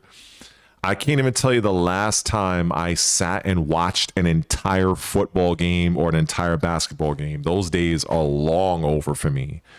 You will probably never see me play a sports game on a live stream. You'll probably never see that ever. Like you would catch me playing fucking Forza Horizon than me playing a basketball game. I'm just being honest. Let's see. I just have I just think like I said, I'm a middle-aged guy, and you know I'm not a young dude anymore. I'm far removed from my 20s. Like I'm just not into the way sports games are now. I have no interest. I think I just don't respect the game anymore. I just think it's like it's wild. I can remember when Shaquille O'Neal entered the NBA. I can remember when LeBron James entered the league. I like all of these guys that a lot of the young folk follow now. I remember when they first got their start, and the game just de-evolved. Like once Michael Jordan retired, I had no fucking interest in basketball. I think it just went to shit after that. And then a lot of the NFL players, when Barry Sanders left, James Harrison left from the Pittsburgh Steelers, or fucking John Elway when he retired.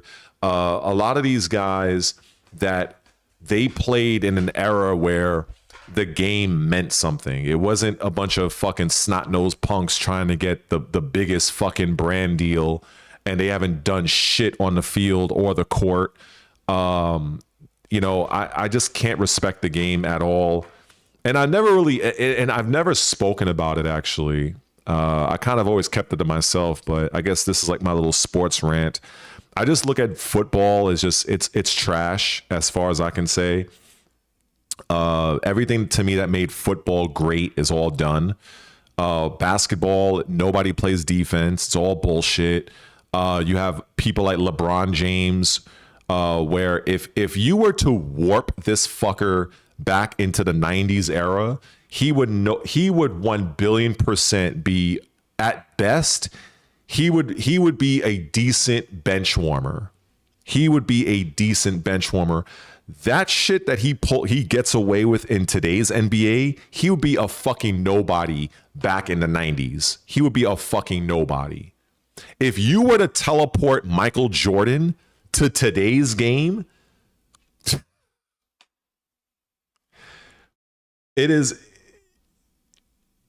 he would average 40 points a game. Easy.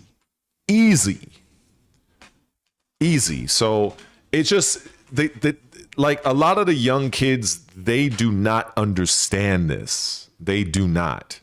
You know, so yeah.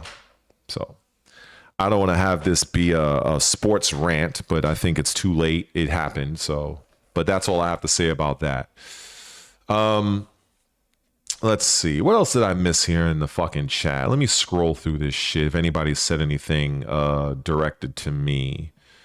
Let's see. Somebody mentioned Assassin's Creed Black Flag. Yeah, personally, I'm gonna wait and see on that one. It is arguably the most popular, but it is the top 2 most desired settings in Assassin's Creed, because when Assassin's Creed first came out, after the first game, I can say that the vast majority of people wanted an AC game that was set in feudal Japan. That was literally the more... that was, nobody gave a fuck about Egypt. Nobody cared about the Industrial Revolution. Nobody gave a fuck about any of these time periods. They wanted to either be a ninja or a pirate. That was the 2 main things that people really wanted. And to prove my point, this is why they've remade Black Flag, because Black Flag, as I'm saying, was the more popular setting. It was one of the best games in the franchise. And so I like that with the Black Flag remake, they're utilizing the weather, they're utilizing the parkour, the weather, and the lighting, and the stealth mechanics of Assassin's Creed Shadows, for those who are unaware. So for the people that shit and completely denigrate Assassin's Creed Shadows, all of the major enhancements to Black Flag resynced all come from AC Shadows. So yeah. So I know a lot of people aren't familiar about that, but that's just what it is. This was not like they created a brand new graphic engine for Black Flag. That's all bullshit.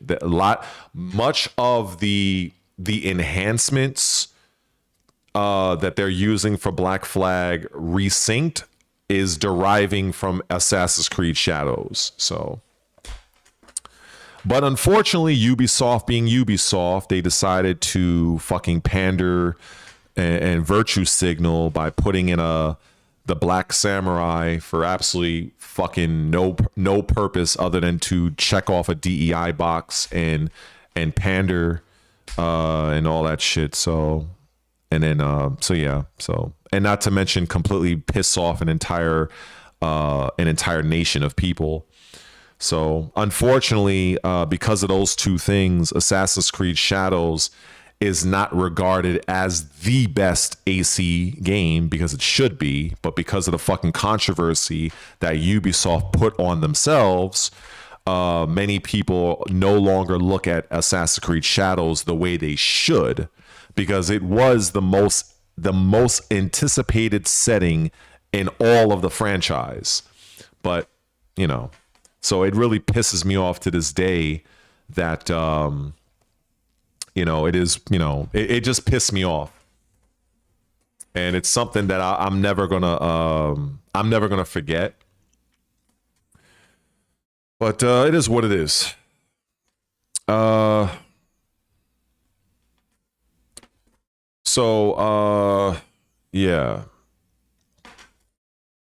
Yeah, Yasuke was he was pretty much entered into the game to pander to the woke and to sign off, or should I say to get that DEI check. And that's basically what that is. You know, that's why Ubisoft decided to add him into the game. It wasn't for anything beyond that. Assassin's Creed Shadows would have done just fine just having the woman, the female ninja, the shinobi. But and besides, originally there are rumors, and I kind of believe them, that the original plan was to have a male and a female shinobi character. And around the time of the George Floyd situation that happened here in my country, they decided to remove the male shinobi character and insert the black dude. And then that whole thing was being pushed by this white guy named Thomas Lockley, who basically created the book that where the majority of this whole Yasuke narrative came from. So in an effort to get him to sell more copies of his book, he went and took it upon himself to go into Wikipedia to alter the data that was on Wikipedia to suit his book, which I thought was very scummy. And many people in the Japanese culture, Japanese historians, were very much like, Yasuke existed, but he was not a samurai. But then you did have some, so you had a lot of back and forth. And that was something that Ubisoft should have stuck out of. They should have not gotten into that, and they should have just been like, look, we're not going to get in the middle of this. We're just going to stick with, the Naoe character, and that's what it was. If they would have done that, Assassin's Creed Shadows would have done a lot better than what it did. And also, and it wasn't so much him being black per se. It also was, when you're playing an Assassin's Creed game and you're in feudal Japan, nobody is looking to use a fucking samurai. At the time, you already had samurai type games. You had Ghost of Tsushima already on PlayStation. If you wanted to play a fucking samurai, go and play that. Like, there were already a lot of samurai-based games at that time. There wasn't many games where you're utilizing an actual ninja in an open world environment, sticking to the shadows and assassinating. You had ninja-based games like Ninja Gaiden, but those games are more high-action, button mash style games. So that's why I was looking so much to look for playing Assassin's Creed Shadows, because I wanted a game where you could truly be a ninja and have that type of gameplay. Because when you play Ninja Gaiden, Ryu Hayabusa is a shinobi, but let's be honest, the dude is not doing anything from the shadows. He is literally in your face, hacking you with 100 fucking hit combos, so it's not really the same thing, and Ghost of Tsushima, even though while being a great game, when I look at that game, the main character to me is like he is a fucking a Ronin. He is a fucking character that is fighting very much like a samurai without a lord, which is basically a Ronin. When you are a samurai and you are not a part of any type of you don't have a shogun, you don't have a you don't have a feudal lord that you're serving under, you are by definition a Ronin. That's what I saw Jin Sakai being in Ghost of Tsushima.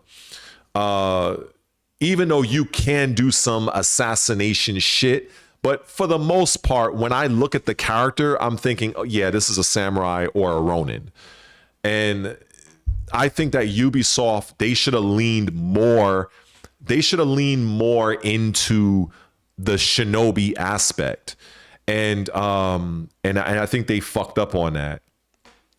And even with the Ghosts of Yote, where they use the woman, again, the same thing. She is more like a Ronin. Sure, if you get the drop on your enemy, I'm sure that you can assassinate people. But when I watch people play the game, it's primarily like one-on-one, it's action, and it's just not something that it is what it is. You know what I'm saying? Yeah, she's a mercenary for the most part. So that's kind of like, I'm like, all right. But yeah, that's how it was with Ghost of Yotei and Ghost of Tsushima on the PlayStation side. You know, so but with Assassin's Creed Shadows, if you don't you know, if you look at the game, it's Assassin's Creed Shadows. There's nothing in the title that would suggest somebody going through the game, you know, fighting mass amounts of enemies, you know, like a full frontal assault, like how a samurai would. Samurais fight you one-on-one. It's honor, face to face. That's not what you're really doing in an Assassin's Creed game. So the fact that they added this character, Yasuke, was just something that I can't see it for anything other than DEI and virtue signaling. I can't see it. So, you know, it is what it is. But with the, even though the game wasn't so well received the way I feel it should have, much of the mechanics of Assassin's Creed Shadows was utilized for the upcoming Black Flag remake. So, you know, that's what it is. Yeah, a lot of times, a lot of people don't really understand the whole point of Shinobi and the samurai and such, and a lot of the research that I did, you know, I just feel like it was something that Ubisoft just should have stayed out of. They should have just stuck with, we're gonna make a ninja shinobi style game, open world, stealth driven, and just go with that. And the game would have sold fucking gangbusters. It would have fucking sold millions and millions of copies. But because Ubisoft, they wanted to focus more on their usual DEI and their fucking controversial shit, the game ended up not doing as well as it should have. You know, so that's just something that's just gonna always rubs me the wrong way, because, you know, I remember when many years ago when they first came out with Metal Gear Solid, the very first game. And I think it was in either 98 or 97. And I remember when I went to the store to buy the game, I think I was either at, I forgot the store I was in, but they had like a television on the ceiling, and they were showing like the upcoming games and some games that were already in the store. And when I was waiting online, that's when I first saw Tenchu Stealth Assassins. And Tenchu Stealth Assassins, it had a male and a female. It had Rikimaru. He was a traditional shinobi, you know, katana-based warrior. And you had Ayame, who was more the faster female shinobi, or the kunoichi, which is what they considered female shinobi at that time. And she had dual daggers. And the game was it was an amazing game, and it was a cult classic. And I ended up playing that game far more than Metal Gear Solid. But Metal Gear Solid, of course, was the more popular game. It was more well known at that time. I was probably 18 or 17 years old at the time. But I always loved the style of combat, of sticking to the rooftops, stalking your enemy, you know, basically being a fucking ninja, a shinobi. So, you know, that was what I wanted more of. But then From Software, they're the ones that made Tenchu. They ended up making Sekiro, which was an amazing game in 2019, but it wasn't quite like Tenchu. It was similar, but it wasn't quite like it. So, you know, when I first saw the gameplay of Assassin's Creed Shadows, I'm like, it's like that meme, shut up and take my money. It was like that. I fell in love with the game. And then I really didn't care. I didn't get too much. I didn't get bothered by the Yasuke character. I just knew I wasn't going to use him. Like, I was like, I don't give a fuck about this character. But there was so much controversy surrounding the game. It was absolutely absurd. It was all over the internet. And I know 100% that did affect the final product. And so yeah. I think the next Assassin's Creed game, it's supposed to be Hexa. At least that's the German pronunciation of it. And it's supposed to be set during the witch trials. I think during the backdrop of the Holy Roman Empire, Inquisition, a time of like a lot of superstition and stuff like that. So, but I've heard, I haven't looked too much into it, but I heard that I think the director of the game, I think he either quit or he left the company, which was kind of crazy. I heard that they've decided to remove transformations because apparently you were so the rumor goes that, oh, and also it's supposed to be the first Assassin's Creed that has a female lead. Like it's just one character. And apparently she had the ability to transform into like animals or some shit. Like, I think they said it was rumored that she can transform into a cat.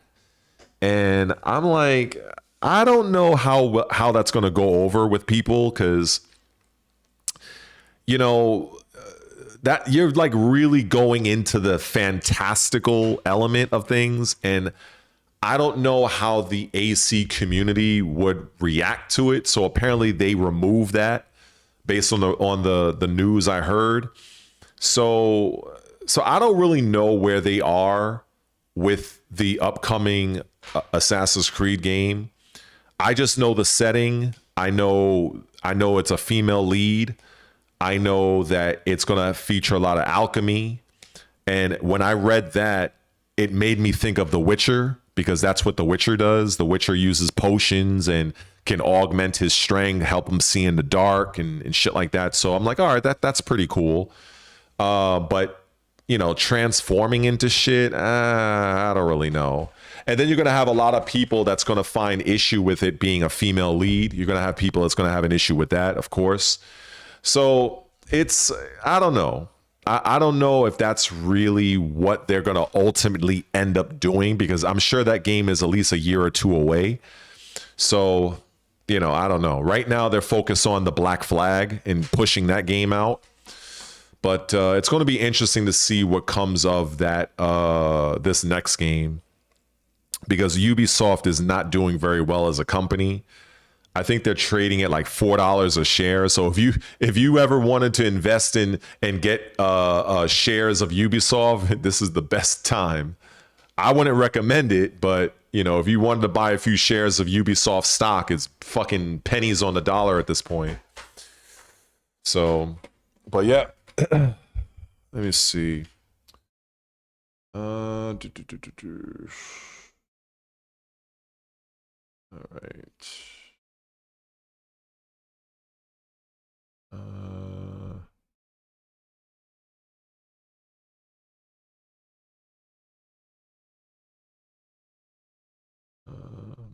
See what's going on here.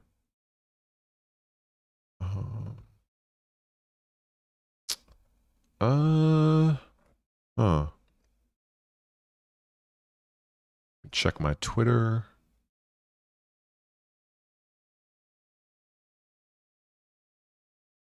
Actually, no, I'm going to get off Twitter because that's just going to piss me off. Twitter just annoys me. It's too many stupid people on Twitter. Let me see. What is the current news regarding AC Hexa? what do we got going on here? So this is from quite a few sources. So yeah, so that's okay. So that's what we got here. Let's see. So yeah, there's changing in leadership next year, June 2027.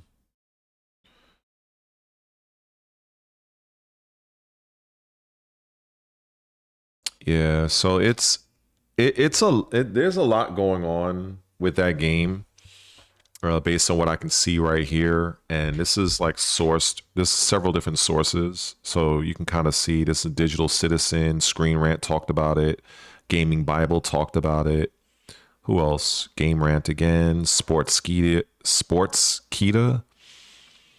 So if I click on their article, so this was April 28th. So yeah, so when you like, I can tell you right now, when you have a game and it's very early in development and you lose your creative director, that is not a good sign. That is not a good sign at all. You are in deep shit at that point.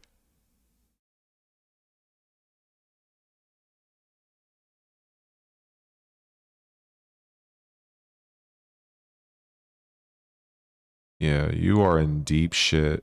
It is not a good it's never a good sign when you lose a creative director. It just isn't. It's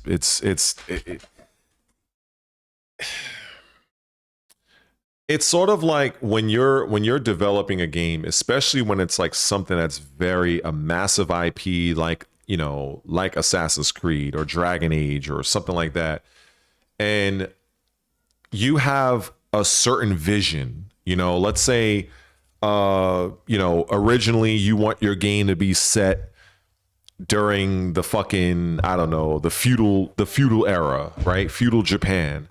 And then all of a sudden, maybe about a year into development, the main director says, you know what? I don't like what's going on. I quit. Now the project is essentially on hold because now they have to find a new creative lead. Now, when the creative lead comes, that person may decide, you know what?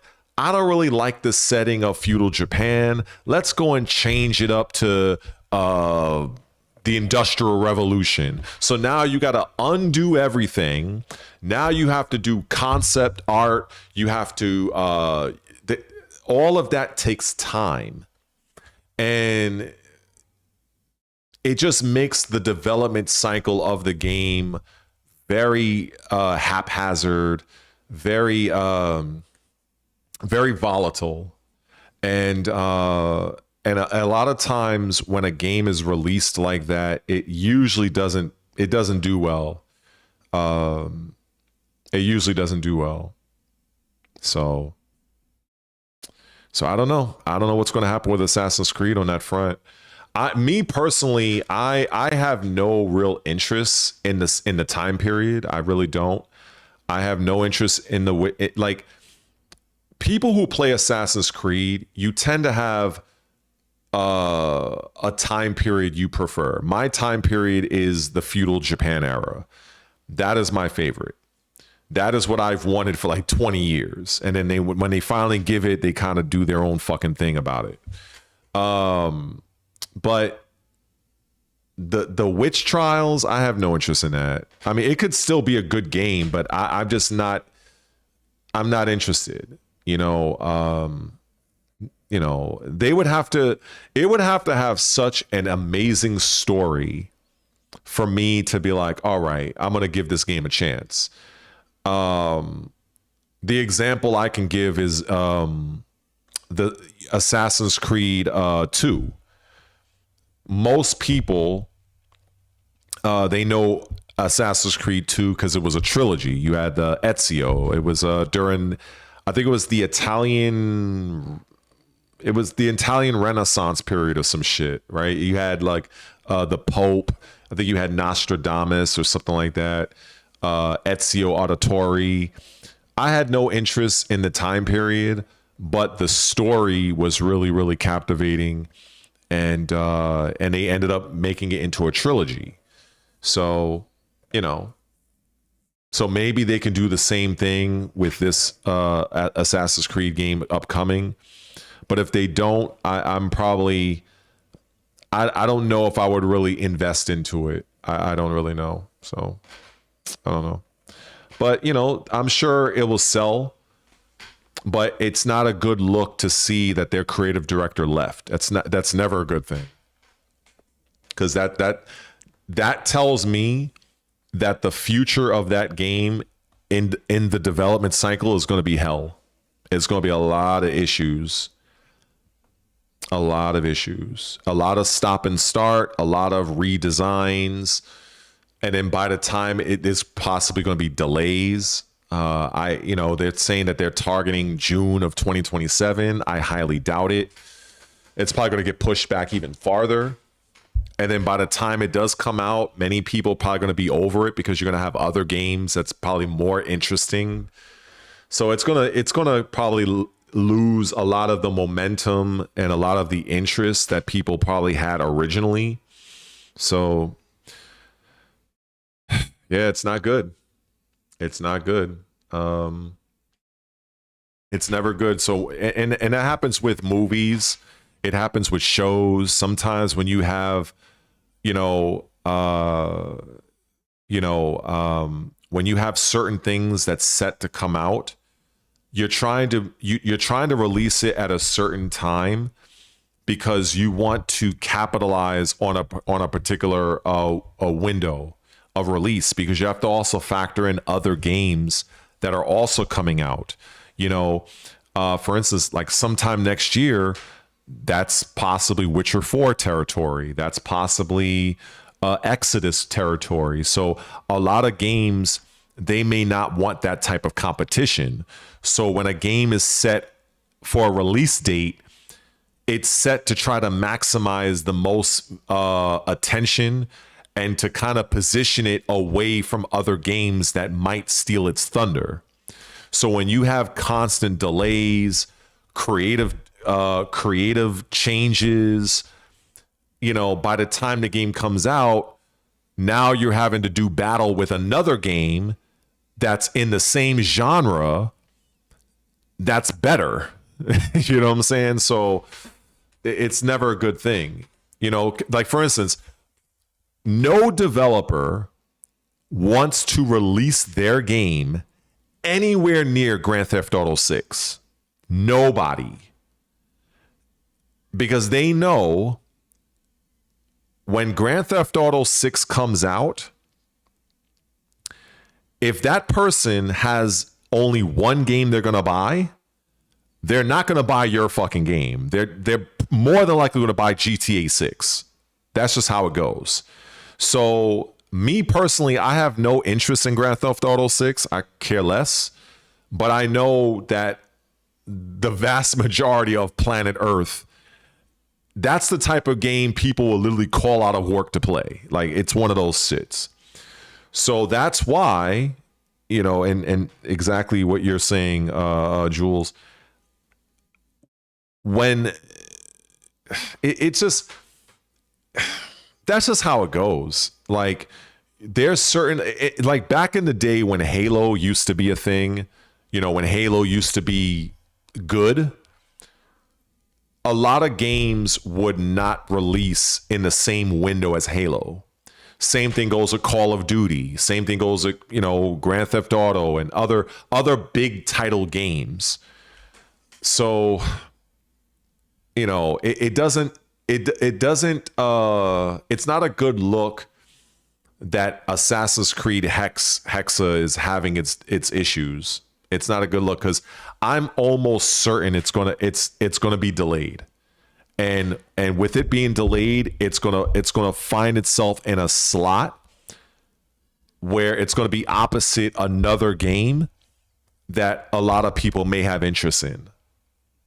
So it could be that,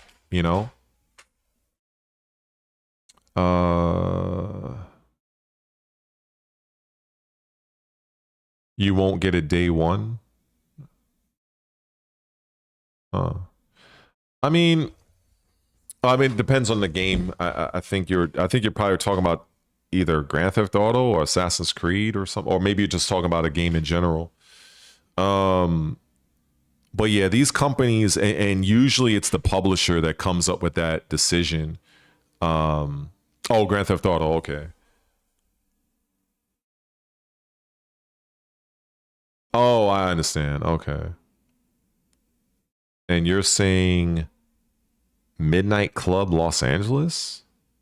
Yeah, that's, well, I don't know. I mean, you could probably pick that up for fucking GameStop for like $10, I guess. So, I mean, that's not really in line with anything I'm saying here, but because with an older game, it already had its time, so it's, you know, it's not anybody's talking about that. But I'm pretty much talking about like when developers are creating a new game that's a big budget game, and they're having a lot of development issues where the creative director is leaving, and now you're going to have to hire somebody new to take that person's spot.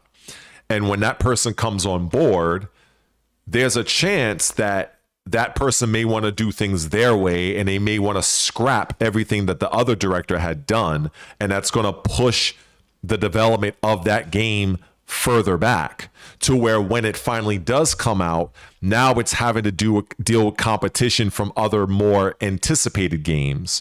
Like if you look at the upcoming games like Witcher 4, if you look at a game like Exodus, if you look at a game like there's this game called Clockwork Revolution. There's so many other games that's set to drop in the future, in the next maybe 2027, maybe even 2028. And so when you miss that opportunity to bring your game out, now you're having to go up against other games that are probably going to outshine you. So that's never a good thing. It's never a fucking good thing. You do not want that. I wouldn't be surprised, honestly, if they delay Grand Theft Auto again, but I did see something recently, and I don't it was something I saw somebody post on Twitter, and the thing, it didn't make sense because I didn't know if it was something sarcastic. Apparently it was, let me see. Hold on, let me see if I can find this shit. Cause it was something I seen and I was like, what the fuck is this? Let me see. All right. GTA 6 news. Let me see something here. All right. All right. Let's look at this one.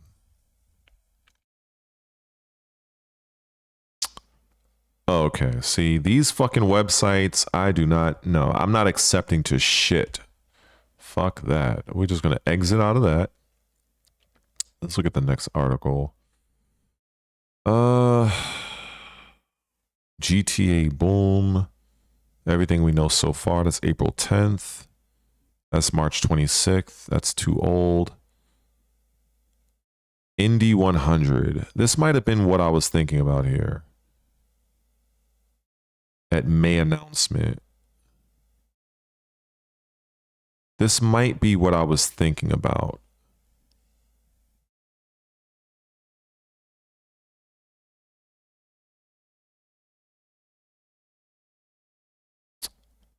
Because it was something they said in May, and I was like, what the fuck? That don't make any sense.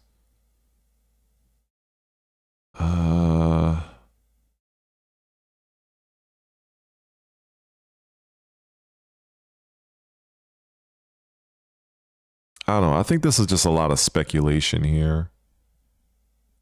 That's what it looks like.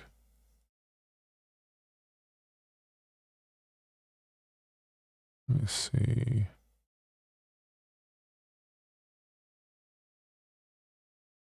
I don't even know what the fuck this is. I'm not accepting no cookies though. I don't know. I did see something that they mentioned about May. I think it was something like May 7th. So let me type that in specifically because it was some announcement. GTA 6 May 7th news.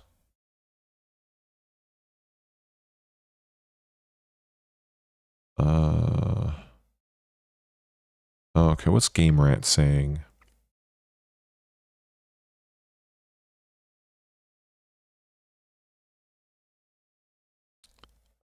All right, all these advertisements.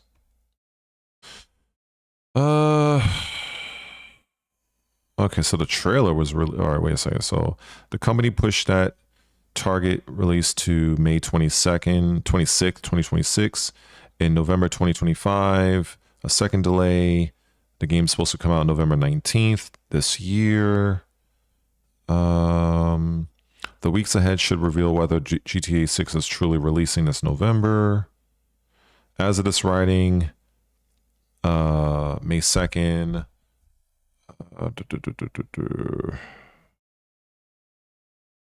Yeah, I don't really know. Yeah, I really don't know what they're planning on doing with this.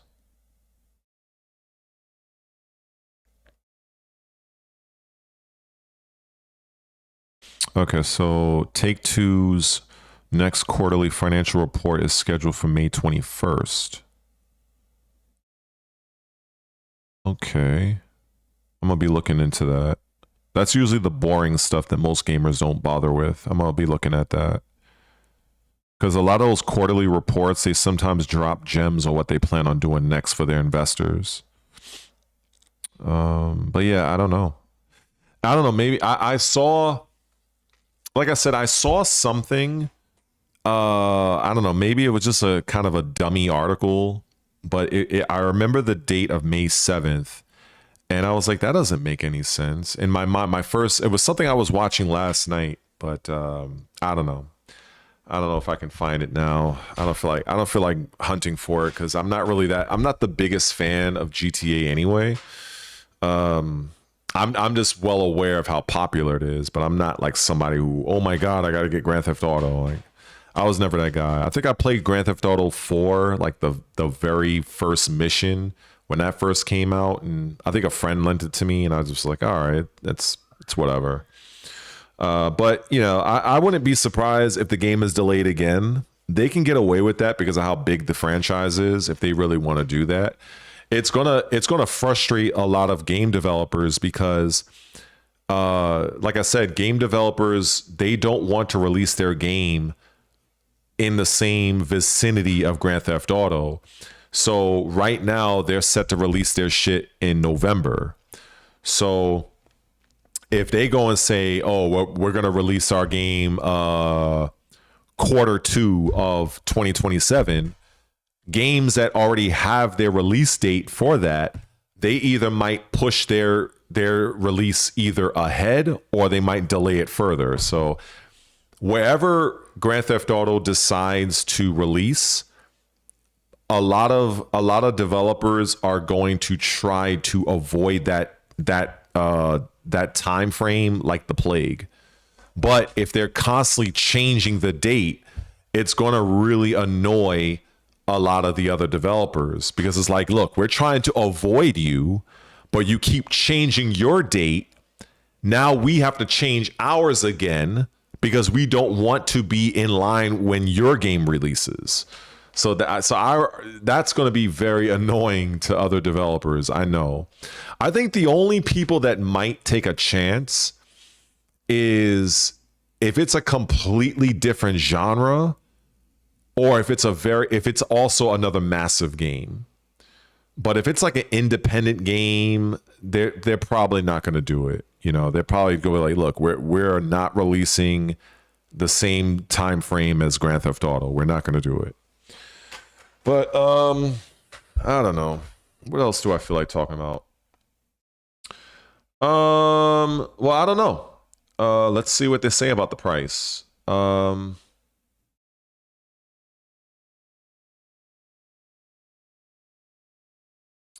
I use my voice for this? Let me see. What is the estimated price of Grand Theft Auto 6? Okay. So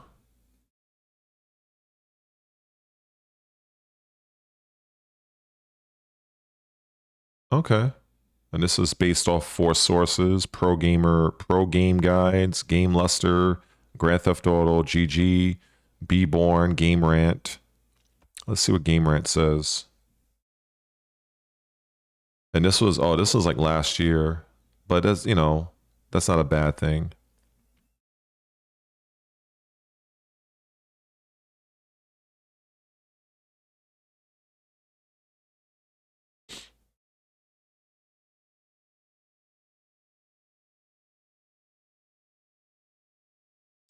I need to find what's up with my laptop. My laptop's been slowing down.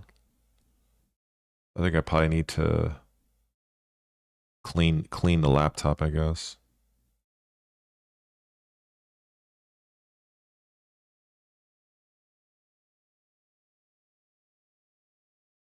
I mean, I think if it, you know, hey, whatever the price of the game is, I don't think it's going to be nobody's $100. I think that's absolutely ridiculous.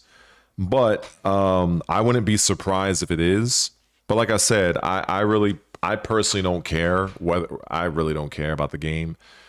So it could be $200 for all I care. I wouldn't be buying it anyway. But those that you know they're looking forward to the game, I would just simply say, look, you guys got several months to save your fucking pennies, your dollars.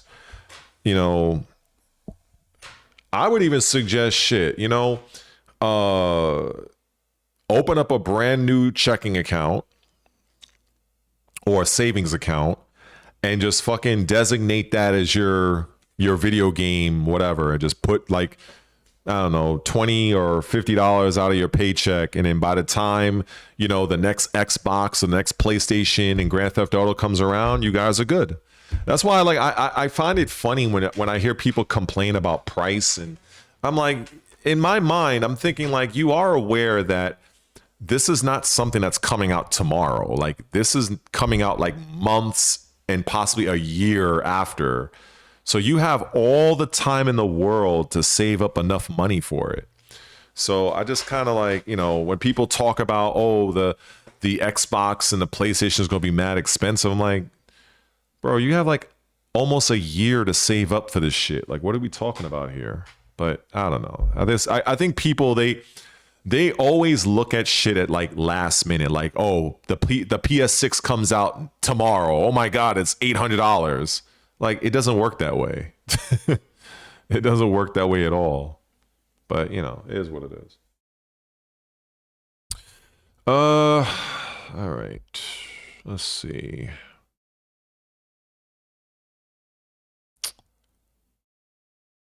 Yeah. Oh boy, what is it? Almost 6 o'clock. I think I killed a good amount of time. Kind of almost thinking about wrapping this up.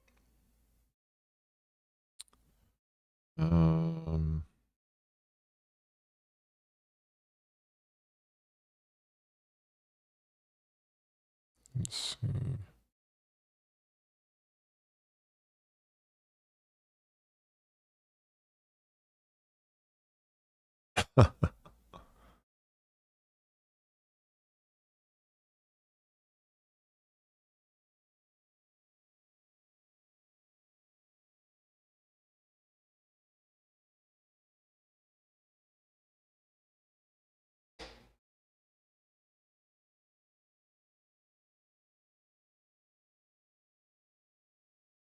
I haven't even looked at this bullshit, and I'm debating on whether or not I should look at this.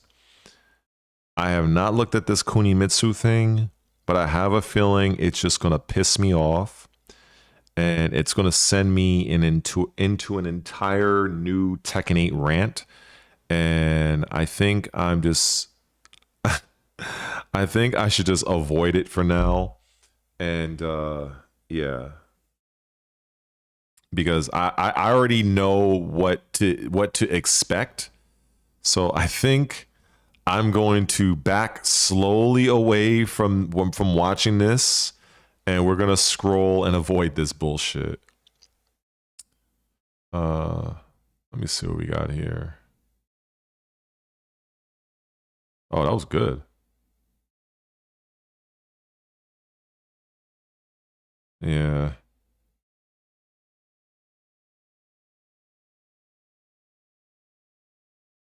Oh, he's done. 1, 2, 3, 4, 5, 6. So he got hit with 6 clean shots right there. In fact, hold on. Let me see.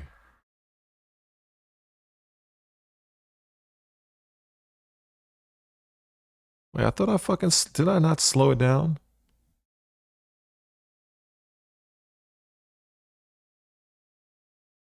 Hold on. Oh, okay, there we go.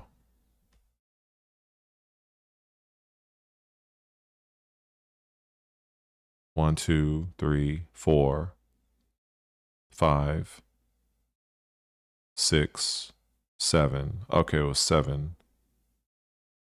Yeah, that's too much. Like, when I look at this... Alright, let me slow it down more. This is the slowest I can get it, right? Okay, so that right there, that was just a throwaway shot. That's just to kind of keep keep him occupied defensively. That's the main shot right there. Right here, this is where you... Oh man, I know I don't cover boxing here, but this is what I talk about with my friends because I train as a boxer. Like, when you decide to stop moving your feet and you turn into a human heavy bag, this is what happens to you. Like, the guy is literally just deciding to stand there.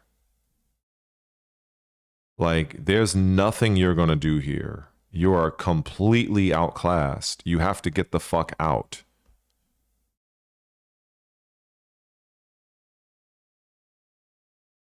Yeah, there's nothing you're going to do.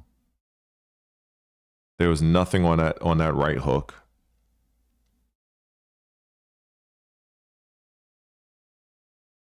Yeah, a lot of these guys, I don't know what it is. There's a difference when it comes to like fighting for me is very easy. Just mechanically and jab, cross, hook, all that stuff. The difference maker is the fight IQ. This guy is just like, he's not in the corner. Like he's like, he could disengage. I mean, I haven't watched the fight, but he is not in the actual corner. He's just staying here. And it's like, why? Like, you hate to see this. You hate to see this. I know I hate to see it, but it is what it is. But yeah, like Benavidez, he's a volume puncher, and in order for you, fuck the video game shit. When you're boxing and you're a volume puncher, in order to really cut loose, you have to kind of plant your feet in most cases, because when you're throwing a lot of hooks and uppercuts and stuff like that, you have to kind of plant your feet to do all of that. This is where you're like doing all this. But if you're busy having to chase and move around, you don't have that time to set and plant and then deliver. That guy that was getting fucked up, like, he just literally became a human heavy bag. He was literally the thing you would see in a boxing gym that's hung up on a chain, and you would literally go up to it and just wail away on it. He became a human heavy bag. So when you become a human heavy bag, that's what happens to you. You're going to get fucked up, because there's no way that you're going to be able to react to all of those punches coming your way. There's no time for you to react. Either you're going to make yourself small and try to smother the punches, go for a tie-up, hold the opponent, and reset. But if you're going to sit there and try to do this all day, you're going to get fucking blown up. And I just wish that, I don't know, man. And it's not a matter of, oh, it's easier said than done. Like, actually, like when you're a professional boxer, you should know these things. And this is why some fighters are good, some fighters are elite, and some fighters are champion level. They have far superior fight IQ. They will know where they should fight from. And being there and just sitting there and just being a fucking human heavy bag, you're gonna get fucked up. Like, now I could see if the guy was in the corner, but the dude was like, it looks like he was beside the rope. He wasn't like, there wasn't anything to his back. So you couldn't angle off. You couldn't push him away and try to retreat. These guys just stay there. Like, whatever. That shit annoys me. It really annoys me. It is what it is. Oh,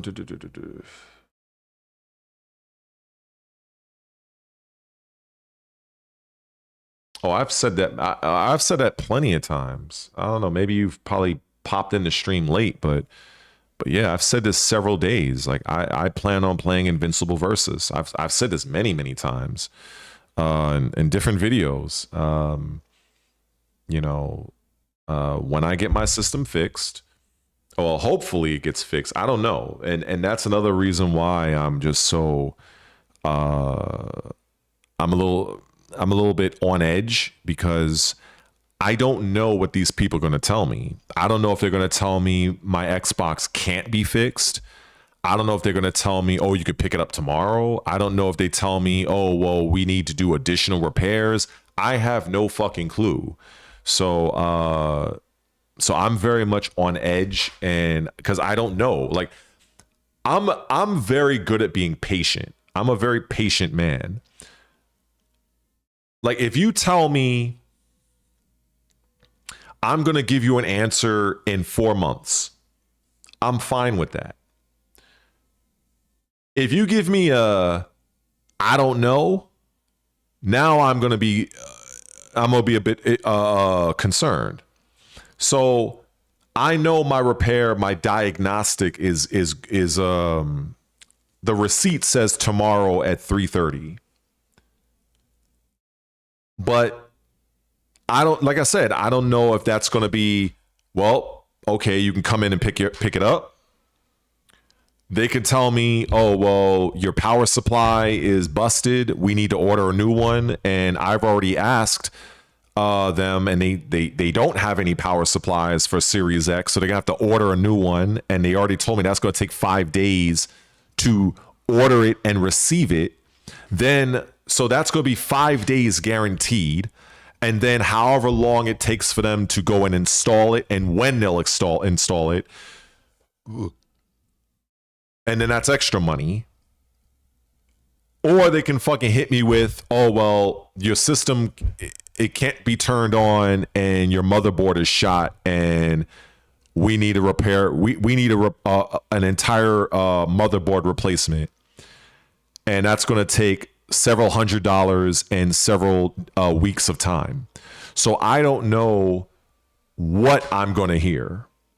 So yeah, believe me, if I could fast forward the rest of today, believe me, I would, because I have no fucking interest in Sunday. I wish I could literally just skip straight to Monday and just have them tell me what my fate is. That's what I want. But unfortunately, I can't do that. So I'm just literally killing time. I'm on this fucking stream doing absolutely nothing, yapping, talking about a bunch of nonsense and whatever. And I'm just killing time. And I think I've done a good job. I've killed about 4 hours. So that's good. It's good shit. Because right now, I would much rather be playing Invincible. I would much rather be seeing what's available on Game Pass. But instead, I'm whatever. I'm just kind of, you know, I mean, I will cover some of the comments I've had on the other video. I'll do that because I do have, even if, let me look at this real quick. I know I have a lot of comments on this video.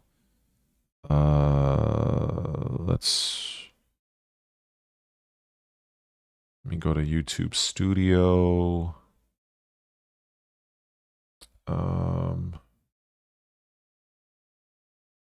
Let's see.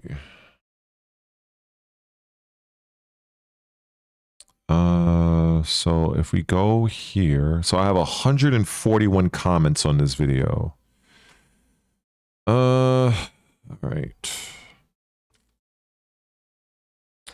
So there's a lot of comments I haven't gotten to in this video, but there's a lot that I have done. Early on, when this was about 70 something, I must have spent a good 3 hours responding to people's comments.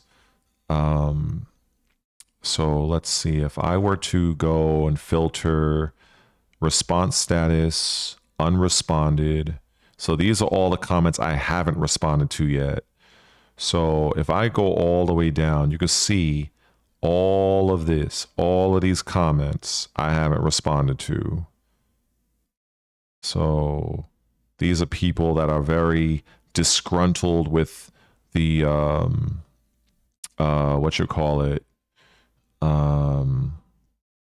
so yeah, I mean, most of these guys, like, I kind of wish I could do like a general copy. Well, I can copy and paste.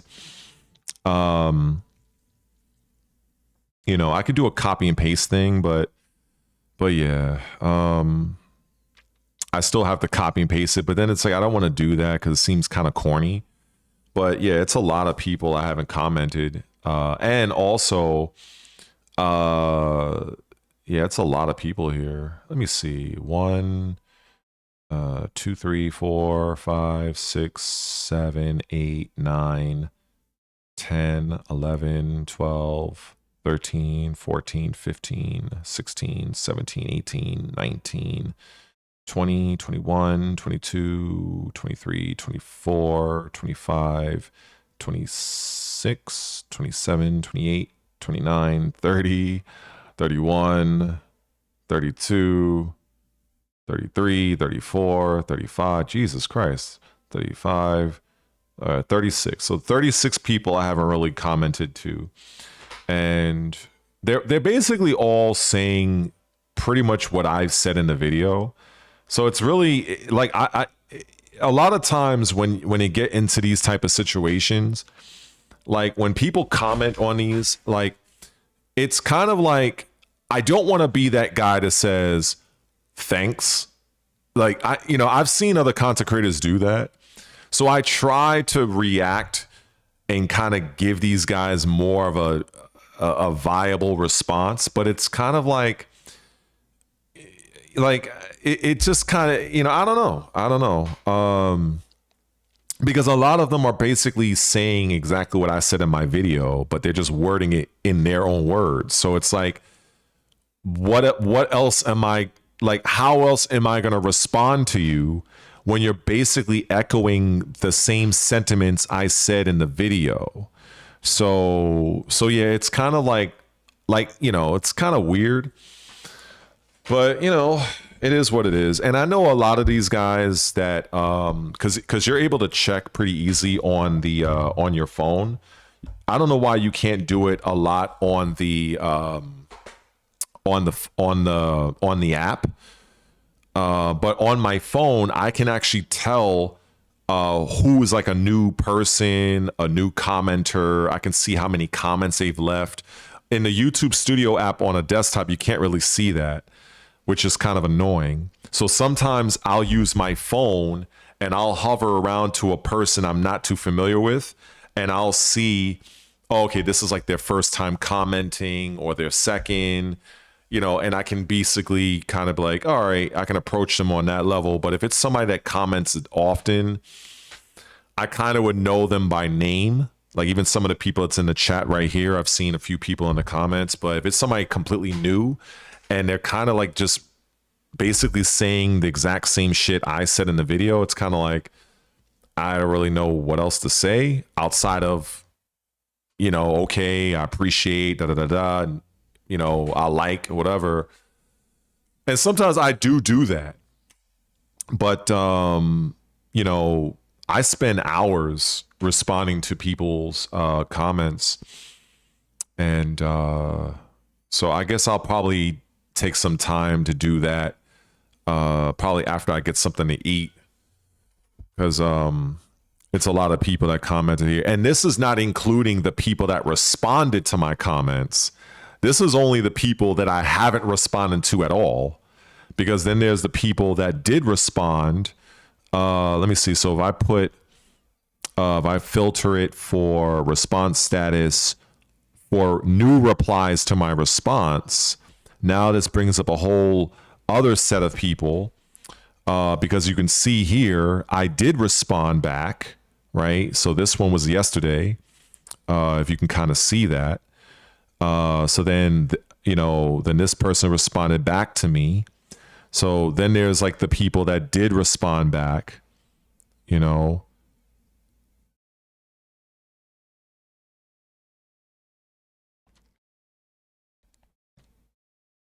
Oh, okay, I can just like this one. This is more of a conclusion.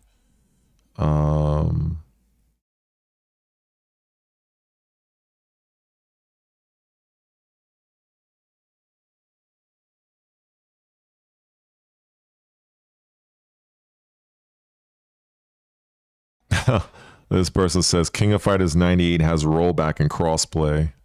All right, I gotta at least respond to that one. That's hilarious. That is hilarious. Wait.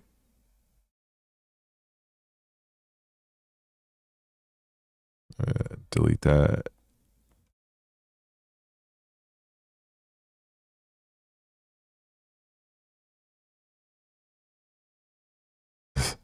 That's crazy.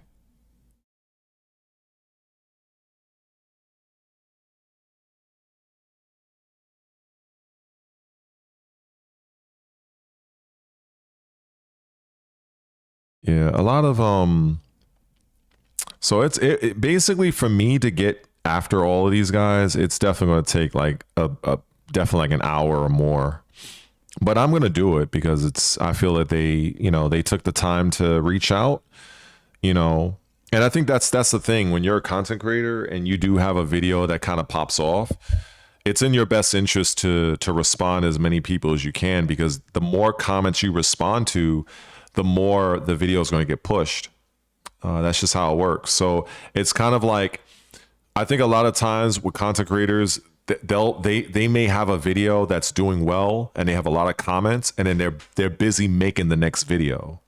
That's like the worst thing you can do, because it's sort of like you're already having something that's generating buzz and it's already engaged, like you're already having engagement. So why are you putting forth effort to make a new video when the current video you have is still live, it's still circulating, people still commenting, still engaging, you're still gaining subs, you know what I'm saying? Now, if you have a team of people, that's different. You know, if you have a whole team like a fucking Maximilian or something like that, then it doesn't matter. But when you're a solo creator, it's best to just kind of ride the wave. So for instance, if I respond to all these comments, it's going to push this video out even more. And then eventually it's going to die off eventually, you know, but it's best to just kind of like whore that out and kind of see when that eventually fades, and then move on to the next video. So that's typically the best way to do that sort of thing, because by definition, this is a viral video for me. By definition, it is. You know, I don't have, I don't have a bunch of 2,000 viewed videos on my channel. So when you do have that type of breakout, it's best to kind of just like kind of milk it for as long as you can, because when I respond to some people, they're going to respond back. It's going to have a back and forth, and eventually it's going to die out. And then that's, again, like I said, that's when you move on to the next video. So, and I was even thinking about, I was actually contemplating, just as a test, taking a segment of this video, and just kind of making like a 10 or 12-minute version and re-uploading that. But I like, there's an option when you hit upload, where it says don't publish to subscribers or something like that. So the new version it wouldn't alert any of my subscribers, and it would only pop up for those people if they just so happen to be searching for Dead or Alive type content. So that's another way to kind of get a little extra juice out of the content. So that's a little tactic out there that you can kind of mess around with, because in the YouTube studio, you know, it's possible to kind of see parts of your video that was kind of like, you know, that stood out. If you look at the analytics, so I can see this. So you can see this. Wow, that's crazy. So it generated 524 hours of watch hours. I have 28 people that subscribed to me from this video, even though I'm pretty sure the vast majority of them will probably disappear the minute I make another video that's not Dead or Alive. But, you know, that comes with the territory. Let me see. So if we look at engagement, let me see. Oh, here we go. So this part right here. So there's this little segment here that shows where people were like really watching. So it's always very interesting to see this. So from the very beginning, it was like really high. And then that means like in the first 30 seconds, this is why I know people have TikTok brain. This is what you can tell, because you see 82%, right, was right here. And within the first 36 seconds, it went down to 56%. Because a lot of people, I have to accept that the vast majority of people on social media, they have TikTok brain. And that's not a dig. It is what it is. Many people, their attention is like shit. Like, they need Mr. Beast style videos. So when you have a longer video, a lot of times they're not going to really fuck with you. But there is this segment here. On my phone, it's easier to check out because there's a segment. Oh, here it is. It's like this little rectangular bar here. So you could probably see it. There's like this dotted line. I'm like trying to show it here. So this little segment, why is this shit already in the way? Yeah, so right here, I could probably just literally cut that out and re-upload that segment and just kind of do that if I wanted to. But yeah, this is the shit that you do as a content creator. You know, you kind of see how the video is doing and whatever. Look at the audience. So unique viewers, that means, so basically that means 1.4 thousand people who's never seen my fucking video ever, my channel. This is who that represents. Most people watch it on their phone, followed by the computer.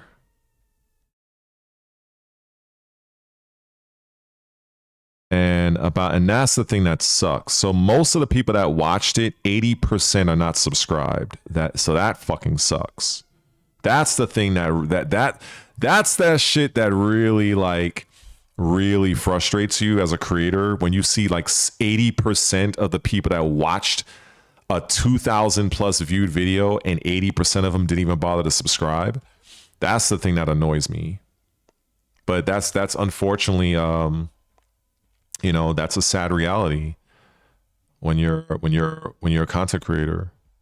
And then in terms of reach, so basically So basically, this video was shown to 32.5 thousand people, and my click-through rate is really good on this one. It's almost 5%. 5%. That's really good. So yeah, 2.4 thousand people watched it, and out of that 2.4 thousand, 1.4 were completely original people. And many people found this from YouTube Browse. Suggested is pretty good. Suggested basically means that these are people that were not. Think of it like if you've ever heard of like marketing, like cold calling or door-to-door sales, where you're, basically these are people that watch the video that they were watching something else.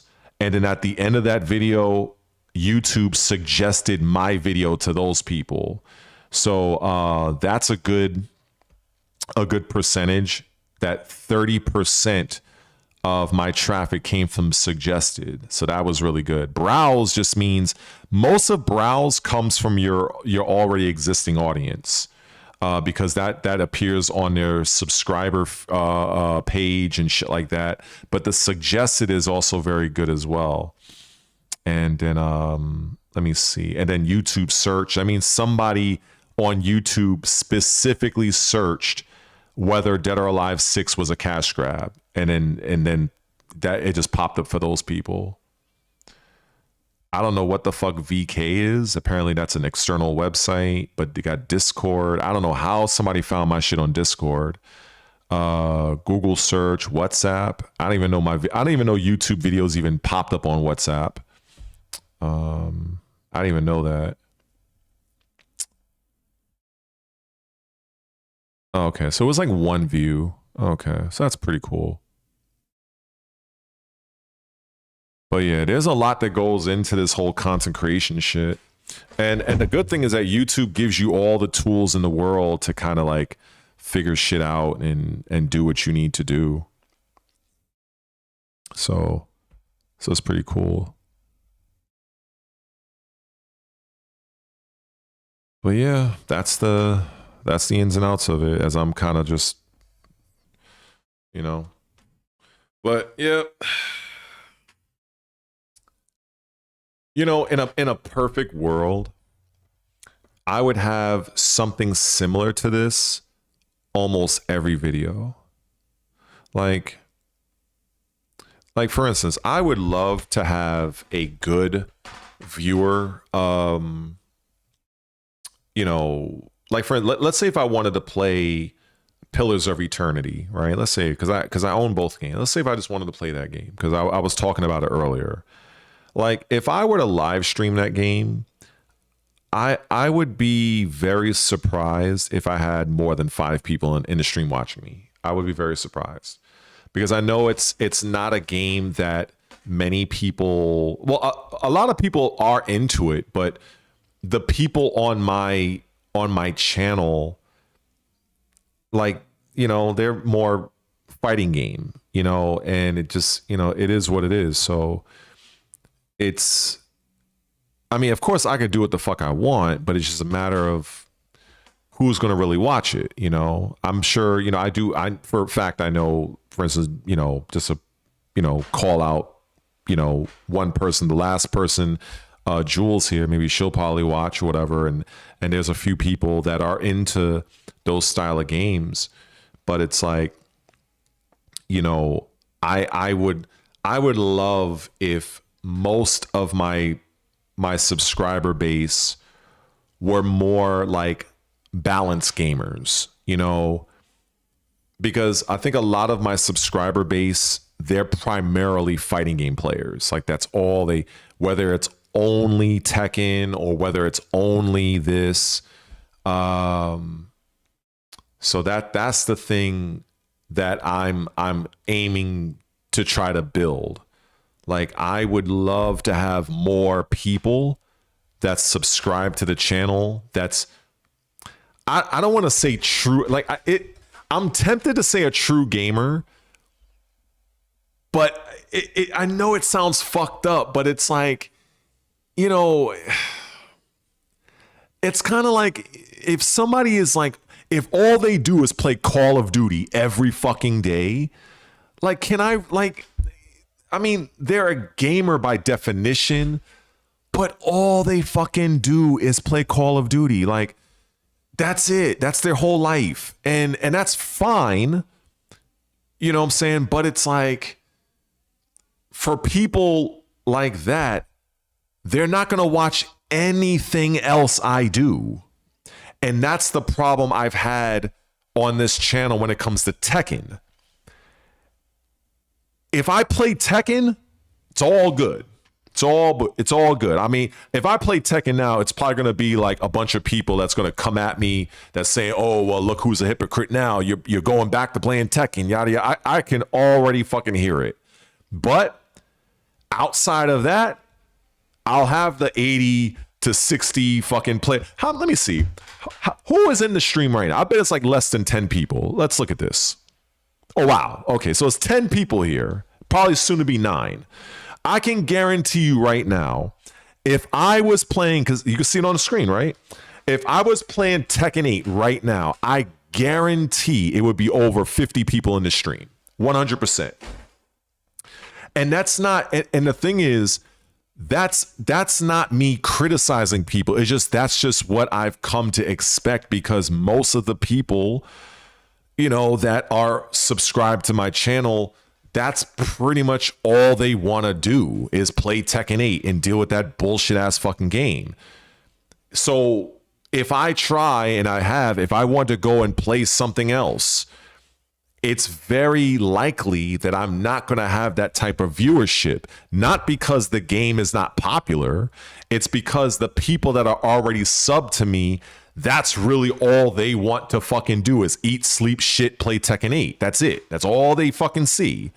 And so when you're in my position where you don't like Tekken 8, it's you're in this very odd situation where, sure, you can go and play something else.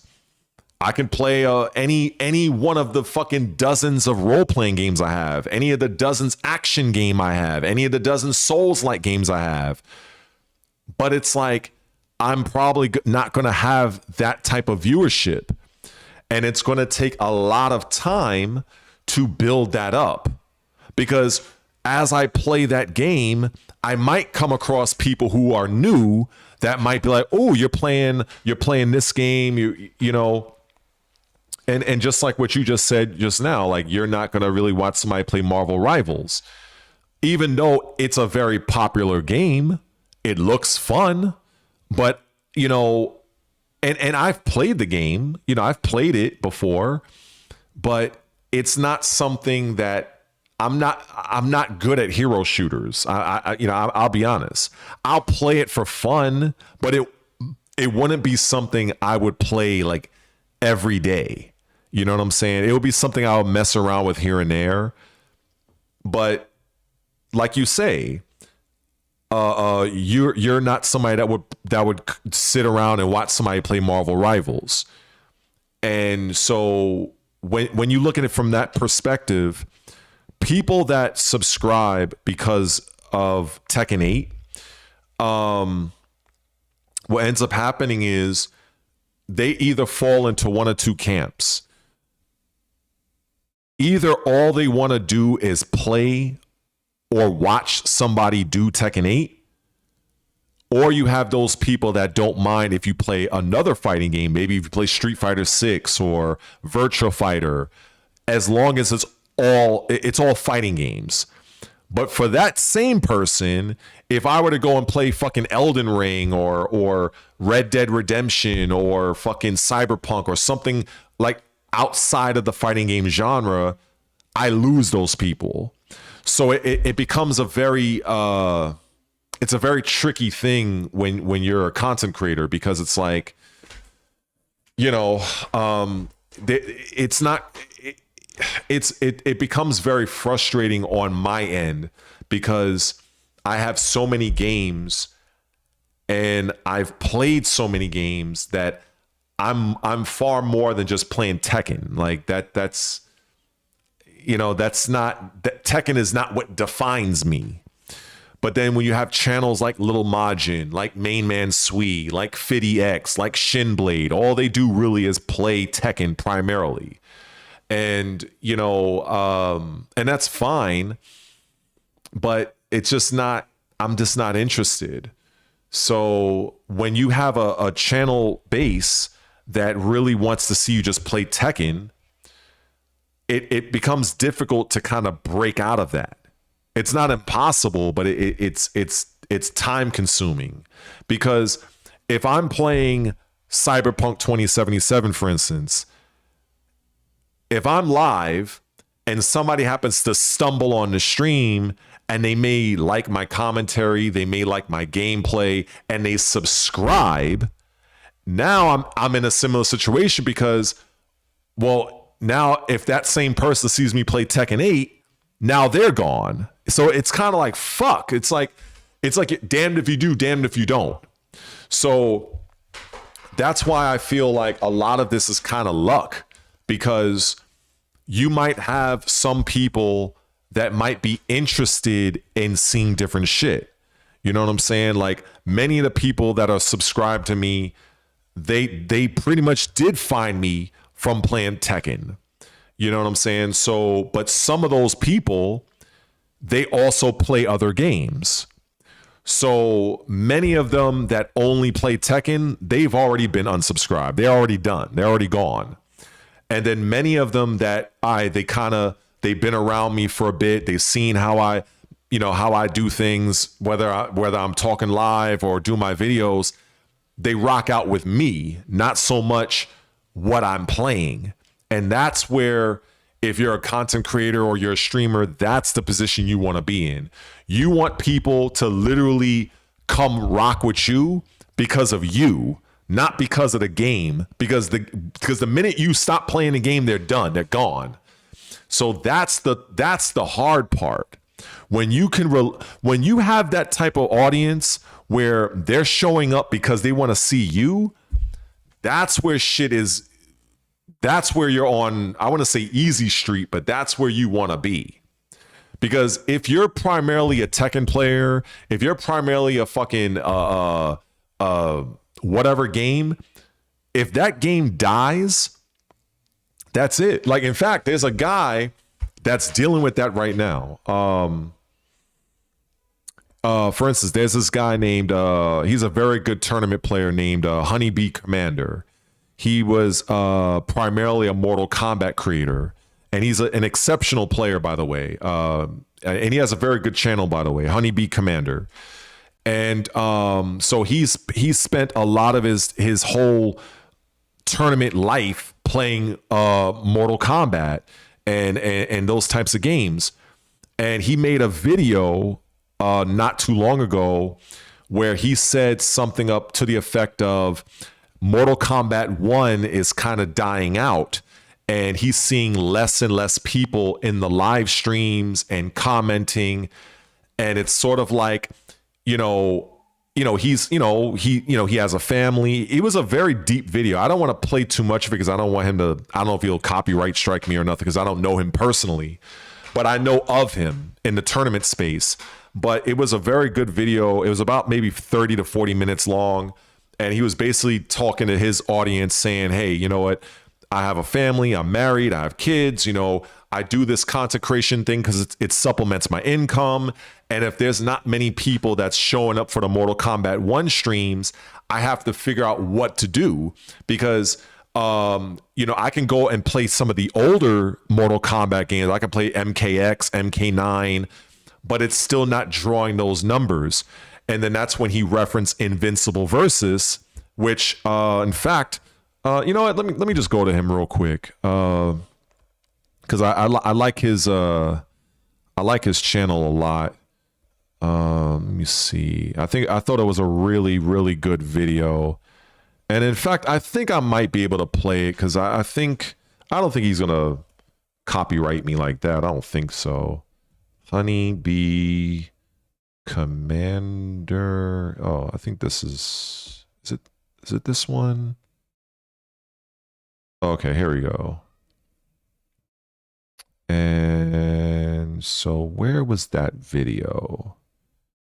Let me see. So yeah, he has 109,000 subscribers. Like, shit, I'd love to be there. So as you can see, you know, he's definitely been working more so on Invincible Versus, and you know, I would love, honestly, I would love to work with him or just have, you know, because, and there's another guy named Tweety. He's another MK guy. So, so you see, he has this video where I played Tweety in Invincible Versus. So they're kind of in the same boat because Tweety is also another Mortal Kombat content creator, and both of them, pretty much they've decided to go a different direction. And so I think, was it this video? I'm trying to find the video. I think it was this one. Is it? No, it's not this one. Where was it? Let me see. Maybe I'm looking at it and it might just, because I watched part of it, and I think it is this video I was watching. Yeah, it was this video. Okay. And let me see. Let me turn my headset on, because everything that he said here, I 100% agree, and I can relate to. Let me see. For those of you in the chat that's still lurking here. Right? And let me see. I think, let me make sure it's around the part I want it to be at. More so on real estate, but real estate is 100% commission based, and you know, if you don't close deals, you don't get paid. And I've had deals that have gone to like 80% completion, 95% completion, and fall through, and then you just don't get paid. And that's just the nature of what this is, right? And I'm just trying to navigate my way through it, right? And that's kind of just where I am in terms of that in my personal life. For anyone wondering, I'm generally pretty open to talking about this thing, but I know that when it comes to posting content on YouTube, a lot of the time I don't really have like heavily talking videos. I tend to just do a lot of gameplay because that's what I feel like a lot of the audience wants to see. But at the same time, it's also a lot easier for me to edit it together and put it out and keep it as a daily schedule of here's like the new video of the day. You know, a video like this, what I'm doing today, requires a lot more time. Yep, and we'll see if it pays out, you know, for me spending so much time talking to you guys and informing everyone of what's going on. But that's where I am in my life, essentially. Let's get this going to like another match so we don't have to wait too long to see some more gameplay out here. Let's talk a little bit about what I think is coming next for me when it comes to content creation. Now, for many of you, maybe you know Invincible Versus. It's a new fighting game made by the developers of Killer Instinct, and I played a fair amount of it during the beta that happened just a few weeks back, and the official launch of this game is coming in a few days on April 30th, and I'm 100% invested in trying to play this game and create content around it. So that is where I see myself exploring and venturing into, at least in this next, you know, month or so coming up, and to give it like a real shot and see how much I enjoy playing this game, how the reception of, you know, views and stuff is. And that's kind of where I'm looking, because the game has been pretty enjoyable. I've been catching up on the show. I'm currently around season 4 of Invincible, and I've been enjoying it, to be honest. And I'll still be uploading Mortal Kombat 1 content, you know, like I'm still playing the game. I have a lot of content just on my computer and like different sets that are worth saving. I save them and then I put it together, and then I upload it on a daily schedule. So I'm probably still going to be doing that, but I also do intend to do a lot of like Invincible versus stuff. Now, in terms of what I want in the future when it comes to like NetherRealm specifically, because I know like that has been my main like thing, like the Injustice titles for sure, these Mortal Kombat titles. Like a lot of people in the space know me for, whatever I've done in the competitive scene and from the content creation space around like posting videos for these types of games. And I would love nothing more than to have a new NetherRealm game come out. Now, I would love to see an Injustice 3 come out, guys. I would love. Yeah, so that was kind of like, that's pretty much like where I'm at when it comes to all of this, because how he is about Mortal Kombat is how I am about Tekken. And the only difference that Tekken 8 is still alive, in that way, whereas Mortal Kombat 1 is kind of like, it's like, whatever, I don't really know, but the servers are still active. But I understand what he means. It's not like, it's not on and popping the way Street Fighter and Tekken is. And so it's like, yeah, we're trying to make money off of this. Obviously, we're trying to build, we're trying to grow, we're trying to scale this. And obviously with him being, he's a far larger channel than I am. I mean, he's like 100 and something thousand subs. So, and so he has a little bit more expectations than I do, in that regard, in terms of what he's trying to do. Me, I'm just trying to get to where, I'm trying to get to that next level, so he's far and away above where I'm trying to be. But even him, having to try or the desire to move to an entirely different game, because of, the fact that MK1 just, it's not, at least for him, it's not pulling in the numbers it used to. So he's having to pivot, and he's choosing to pivot into Invincible versus.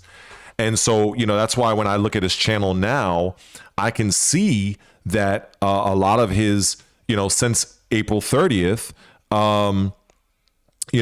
most of his content now is Invincible. And this is exactly where I'm going, like in terms of the fighting game space.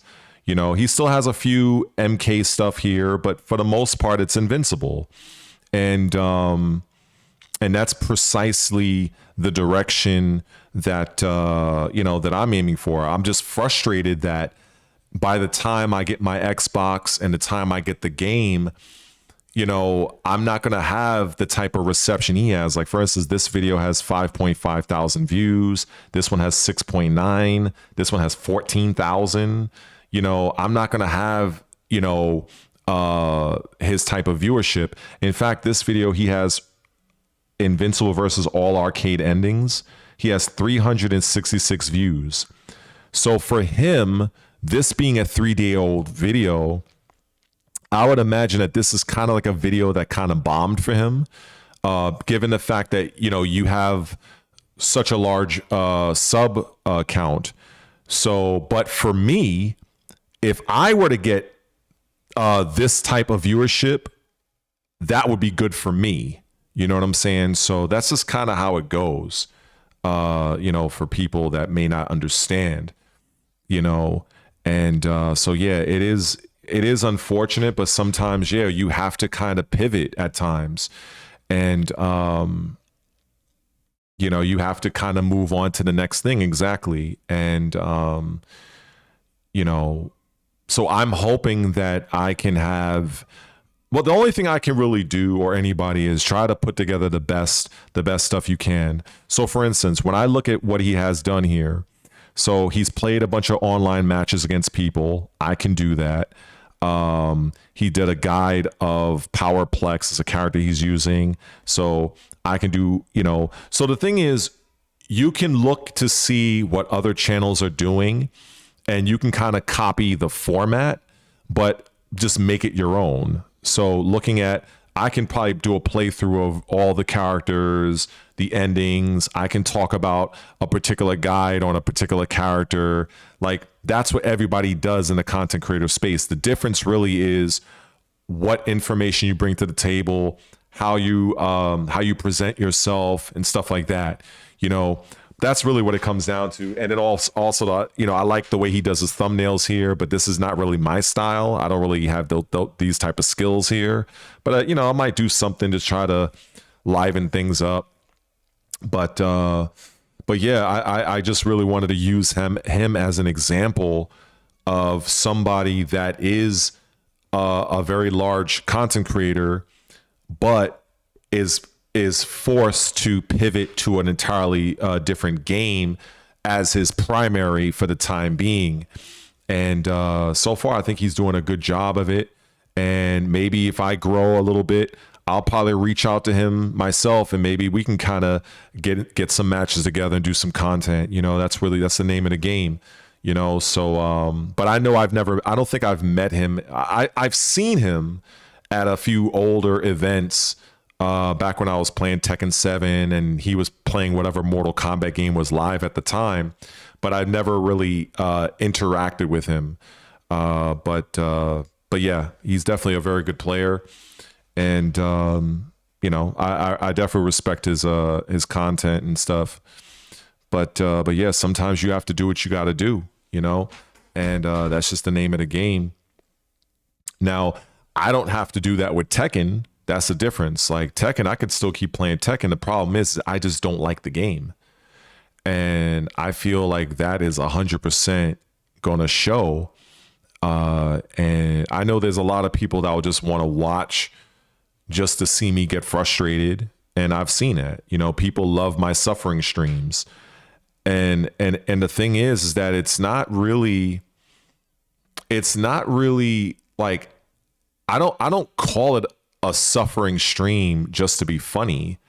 It literally is it's me suffering. Like it is truly, I am suffering playing the game. Like I swear on my mother, like, you know, I absolutely hate Tekken 8. I hate that game, but I also recognize that it does get views. So it's like, it puts me in a very odd position because it truly is me playing the game for views and clicks. And I've said that many times back in the day, for those that may even be on the stream, if you've ever watched a suffering stream from me for Tekken, there are times in the stream I have literally said and looked at the camera and said, I am only playing this game for clicks and views. I've literally said that many times because I'm being fucking honest, because that is because I would not be playing the game otherwise.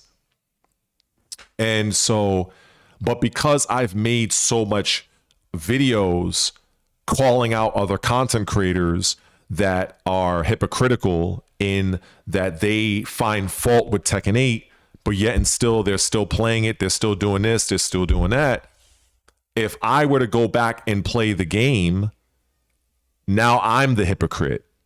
And I know there are some people that will have a fucking field day, whether they'll make videos off of me or come at me in the comment section. I already know it. So it's like, it's not, I don't feel it's worth for me to do that and have that headache. It's not worth it.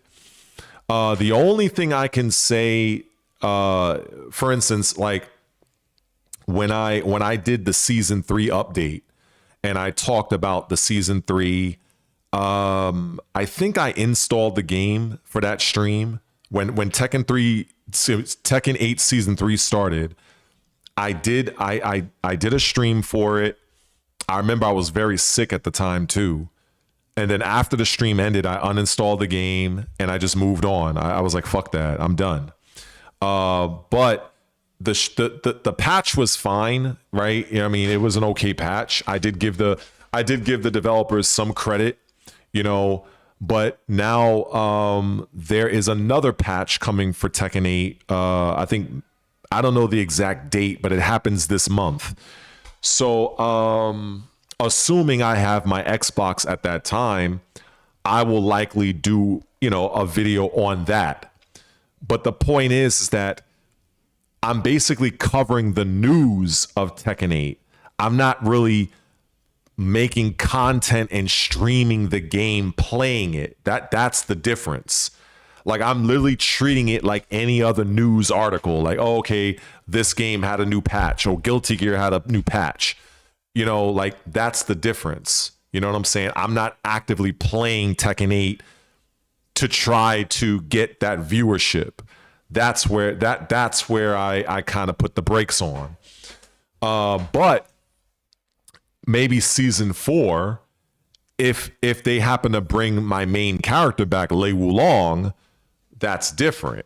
Because I can easily explain, like, look, I didn't fuck with season 3.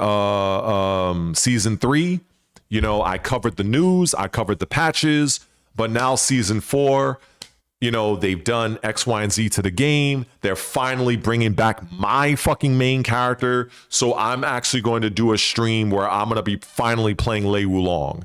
That, I feel, is much different than me just going out and playing the game every fucking day, streaming it every day, and constantly bitching and complaining about it, because I think that makes me hypocritical. And I honestly don't think that's good for the community. So I just kind of like, I'll play something else. And that's why when I look at somebody like Honeybee Commander and this other guy, Tweety, in fact, let me just show him real quick. This is another guy that's kind of similar in this regard, Tweety.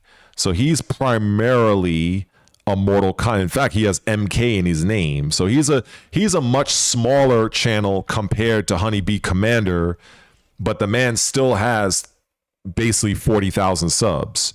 I mean, he's definitely, I'm like a fucking pebble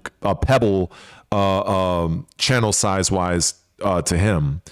But yeah, so again, with him, you can see he's focusing more on Invincible, and you can kind of see his thumbnail style. I kind of like his style a little bit more. It's a little bit more uniformed than Honeybee's. Honeybee's more kind of more,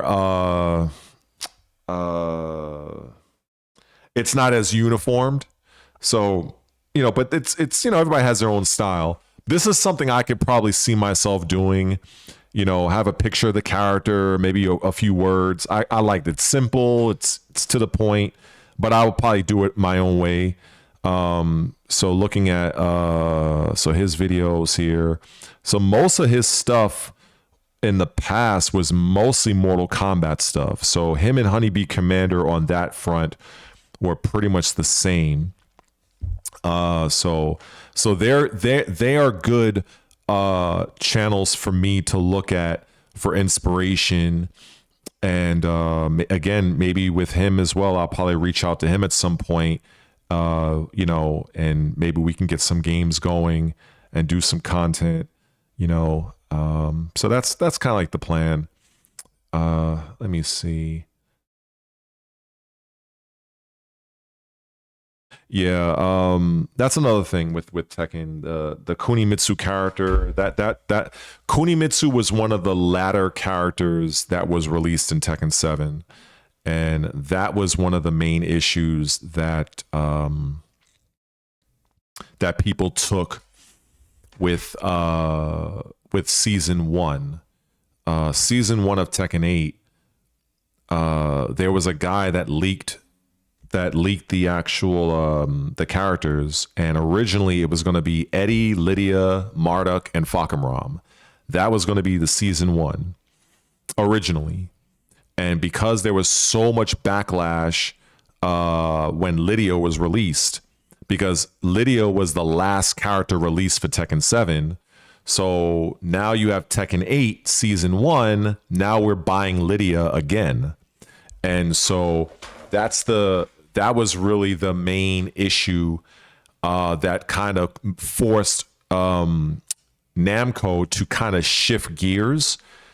And that's where they decided to add Heihachi as the third character in season 1, because of the massive backlash that season 1 DLC had for Tekken 8.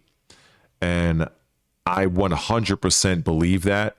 Heihachi was never a character that was originally designed to come out in season 1. That was not the plan. I 1 billion% know this. Heihachi was going to be revealed either season 2 or season 3, because they wanted to keep Heihachi, because Heihachi is a fucking main character. He is a marquee character of Tekken. So why would you bring back Heihachi Mishima when Harada was spending so much time trying to convince everybody, oh, Heihachi was dead, for the lead up of Tekken 8, only to bring him at the 3rd character of season 1? That whole thing was based on the backlash of Lydia being confirmed as season 1 2nd character revealed. That was 100% that reason. And a lot of people are not aware of this. And because originally there was a leaker that revealed the original season 1 DLC. And many people probably aren't really up on this history. A lot of people aren't. A lot of people, they don't know much. No offense. But the original leaker was basically said that, yeah, it was going to be Eddie, Lydia, Marduk, and Fakamram. That was basically it. And the thing is that once the reveal of Lydia happened, it was kind of a foregone conclusion by the Tekken community that the next character was going to be Marduk. And the majority of the Tekken community cannot stand Marduk. We're just going to call a spade a spade. That character is fucking cancer. So once they realize that, they're like, this is bullshit. So because of that massive backlash, the Namco developers decided to prematurely add Heihachi in place of Marduk. And then the fucked up thing when you do that is originally the anchor character of season 1 was going to be Fakamram. But when you bring out Heihachi Mishima as your 3rd character, you cannot have your anchor character being Fakamram. That would make no sense. So they had to either reveal a brand new character or a guest character. So that's why we got Clive as the guest character for season 1. These two things were not originally designed to go down that way. It just was not. So, because a lot of times what people don't understand, what many people don't understand, and I'm going to try to educate a lot of you guys in the stream here. When a developer makes a fighting game, they already have a set of characters that are they're ready to go, but they purposely withhold them from the base roster to be used as DLC.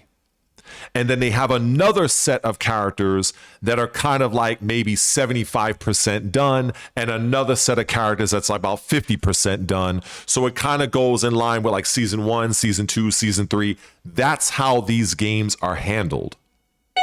God damn. Fucking loud ass bell. So they're gonna ring it again, I bet.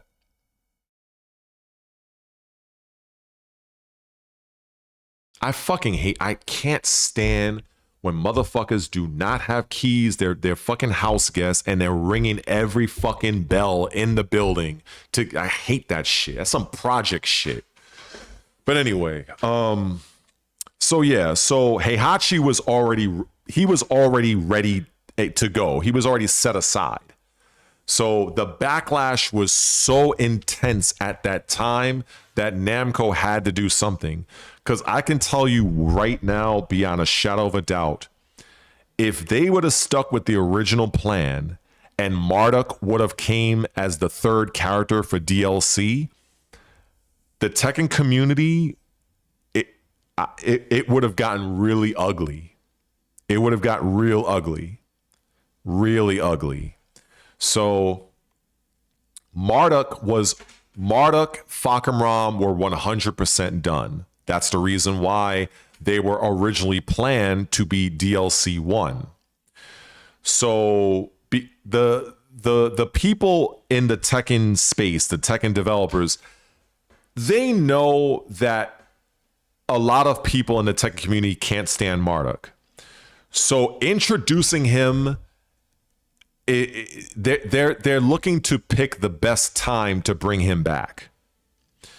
And this is the reason why they didn't include him for season 3. More than likely, he's going to be season 4. Likely, it's going to be Julia, Marduk, Miguel, or Lei, because I believe they're going to decide between Miguel and Lei. But Julia and Marduk, 100%. I would say they're likely to be for season 4. And then they're probably going to have either a brand new character or a guest character as the anchor. That's how that goes. But yeah, a lot of people in the fighting game community, they don't understand how this works. And then I'll see some people that they overestimate what they think they know. And it's just, I just end up I'm like this. I react literally with my head in my hand like this. I'm like, these people don't know what the fuck they're talking about. But yeah, so originally, again, season 1 was going to be Eddie, Lydia, Marduk, and Fakam Ram. And because of the backlash of Lydia, because we've already bought her as the last DLC for Tekken 7, now you're asking people to buy her again. And basically, she's essentially the same fucking character in terms of the outfit. It really rubbed people the wrong way. And with that confirmation, people already figured, okay, well, I guess this guy who leaked the season 1 was accurate. The next character is Marduk. We can't stand Marduk. We're going to fucking uprise. Namco seen that. What can we fucking do in the immediate? Well, we have to break glass in case of emergency. Let's bring out Heihachi Mishima. And then that basically quieted a lot of the fucking backlash. That's what happened. That is what happened. So, you know, when you study the industry the way I do, you kind of learn certain things. And a lot of times people don't know how to read in between the lines with things. And so now this kind of goes in line with why I had issue with the Roger character. So when Roger was first announced, I had a very vitriol, like a very angry reaction to his reveal. And the reason for that is because Roger was never a character that moved the needle. Roger was like, and I'm exaggerating, but there was like 5 people in the fucking entire Tekken community that used Roger. But I'm using it as a point that nobody really gave a fuck about Roger as a character. Only like a handful of fucking, like a tiny portion of the Tekken community gave a fuck about that character. So when you're bringing in a character like that, which let's face it, certain characters in Tekken are what you would call gag reel characters. They're joke trolley characters. So you're coming off of a very fucked up season 2. And you decide to have Roger for your season 3 cast. And I even broke it down for many people who may not, you know, they probably didn't catch that particular live stream. But I'm like, look, if you're going to bring back a joke character like Roger, why are you having that character the second to last character in the season 3? If you're going to bring a joke character like that, you make him the first character. You just get him out the way, and then you have people looking forward to the next character. You don't have a joke gag reel character as the second to last, which means what this means for people who don't understand how this works. Season 3, whoever the final character is, whether it's a guest, whether it's a new character, there is going to be a ton of pressure on that final character to deliver, because you're bringing in Roger. Like it just the order matters. Now, Bob, I'm not a fan of Bob. I'm not, but I understand Bob is pretty popular. Kunimitsu, again, she gained popularity, re-popularity, I should say. You know, people got hyped because of Tekken 7, and she was a bullshit character back then. So I'm not surprised that they're bringing her back. But the fact that you're bringing in a joke gag reel character, I feel like this is a bad time to do that. Now, let's just say, hypothetically speaking, let's just say if season 2 was vastly better than what it was. Let's say if season 2 was like the complete opposite of how people view season 2 right now. If season 2 was the exact opposite, if it was universally praised, if it was way better than season 1, and most of the Tekken community loved season 2, then having a joke gag reel character like Roger, that would go over a lot better.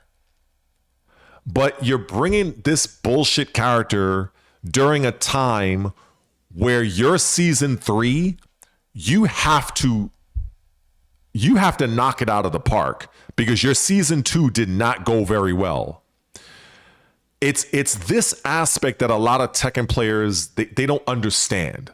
All they know is press the buttons. They know frame. I'm talking from the business side of things. This is what I focus on. This is a bad time to introduce a character like Roger when you had a shit show of a season 2. That would have been far better if season 2 went over well. So now that you're having this season 3 is something that has to work well.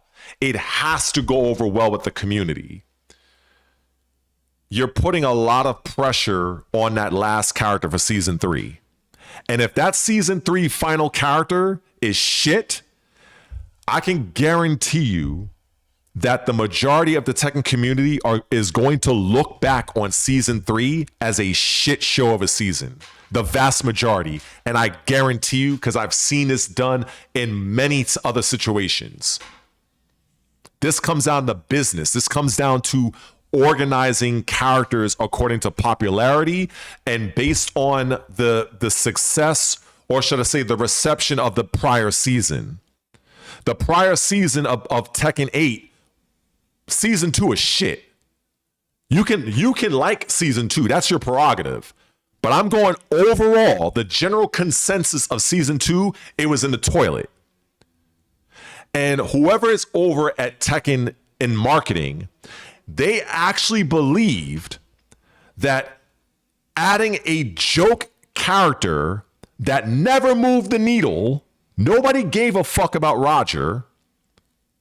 They thought that not only bringing this character back for season 3 was a good idea, but they actually thought that having him be the second to last character, what that means is this.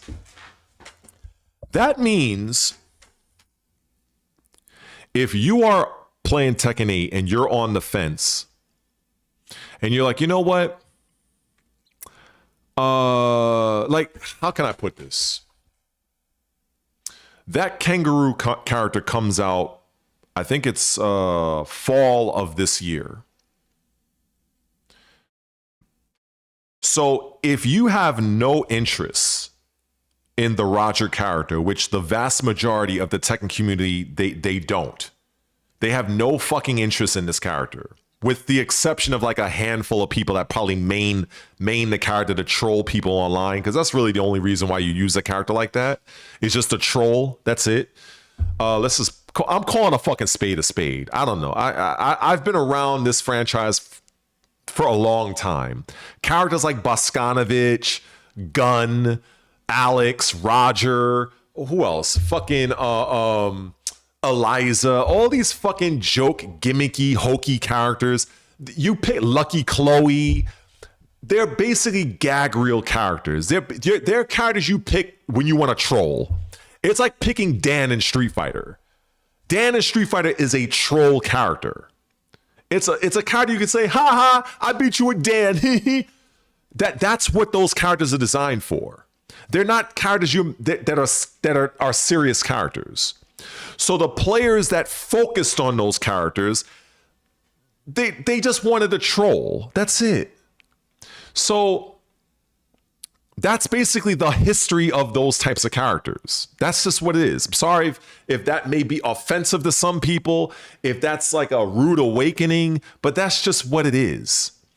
So when you decide to bring that character, now it's like, you know, for somebody that has no interest, that means that player has to wait until winter of, I think it's winter of 2027 for the final character to see who's the question mark. Who is that mystery character? Because if you're somebody who has no interest in Kunimitsu, you have no interest in Bob, and damn sure no interest in the kangaroo, that means you're spending the vast majority of this season of Tekken 8 kind of like hoping that, all right, well, the only thing you have to look forward to is hoping that the game gets fixed in terms of maybe the mechanics or the buffs versus the nerfs. That's it. That's all for many of those players. And these are the things that a lot of players just don't understand. They just don't. They just don't get it. They don't get it. So it is what it is. What are people saying here?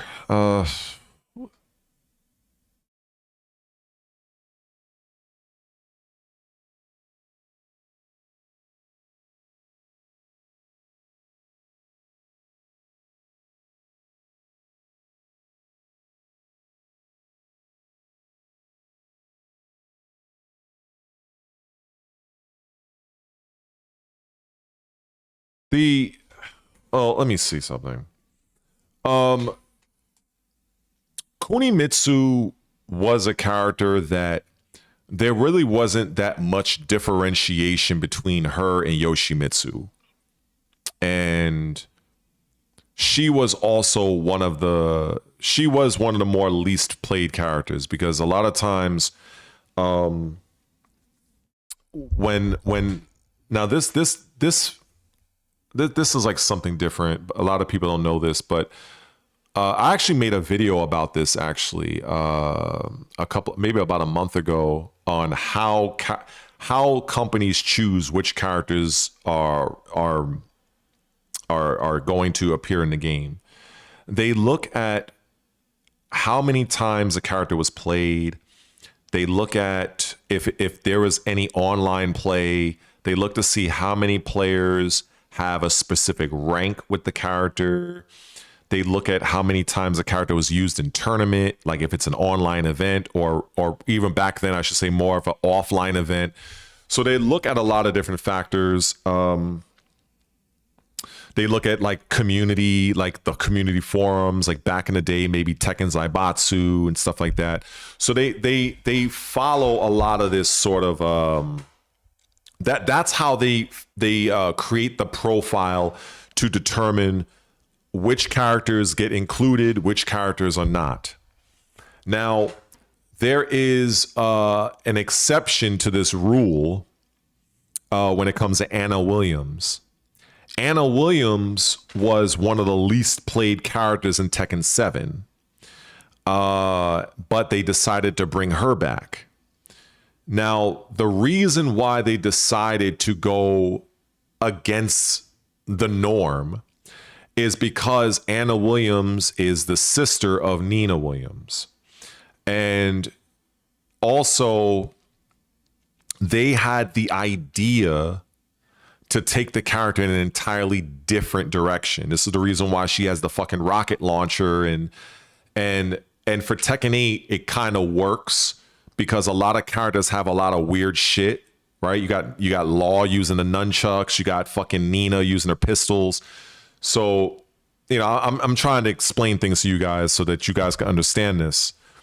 So now, this was something that they probably could not do in Tekken 7 to the degree that they're doing in Tekken 8. And also, they felt that they could expand on Anna's rivalry with Nina, which is exactly what they fucking did. So that's why they brought back Anna. And also, if you know, she was the first character for DLC too, because when they made the change to the heat engager to where you can run at the enemy and you can do full crouch mix-ups and shit like that, that's also the main reason why they utilize Anna for that, because Anna, one of her strengths is from the full crouch position, gameplay-wise. So that's the reason why they decided to bring her back in the way they did. Now, with Kunimitsu, the issue that they had with her versus Yoshimitsu, like I said earlier, there was the issue of differentiation. That's what it is. Now, nobody gives a fuck about the motion picture. Like, that shit was trash. Nobody cared. But the when it comes to Kunimitsu, they made it so where she was so uniquely different from Yoshimitsu, it made her more worthwhile.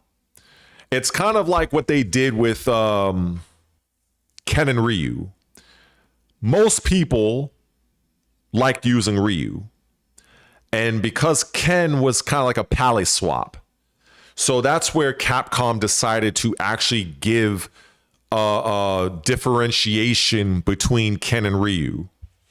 You know, one was more prominent with the Dragon Punch, another was prominent with the Hadouken, and so on. So that's why they did that, you know, saying, because when you have two characters that are very similar, you're typically going to just favor one or the other. And since Yoshimitsu was, that's who they decided to go with. That's why Kunimitsu wasn't in as many Tekken games until they decided, finally, you know what, let's make her own character, so to speak.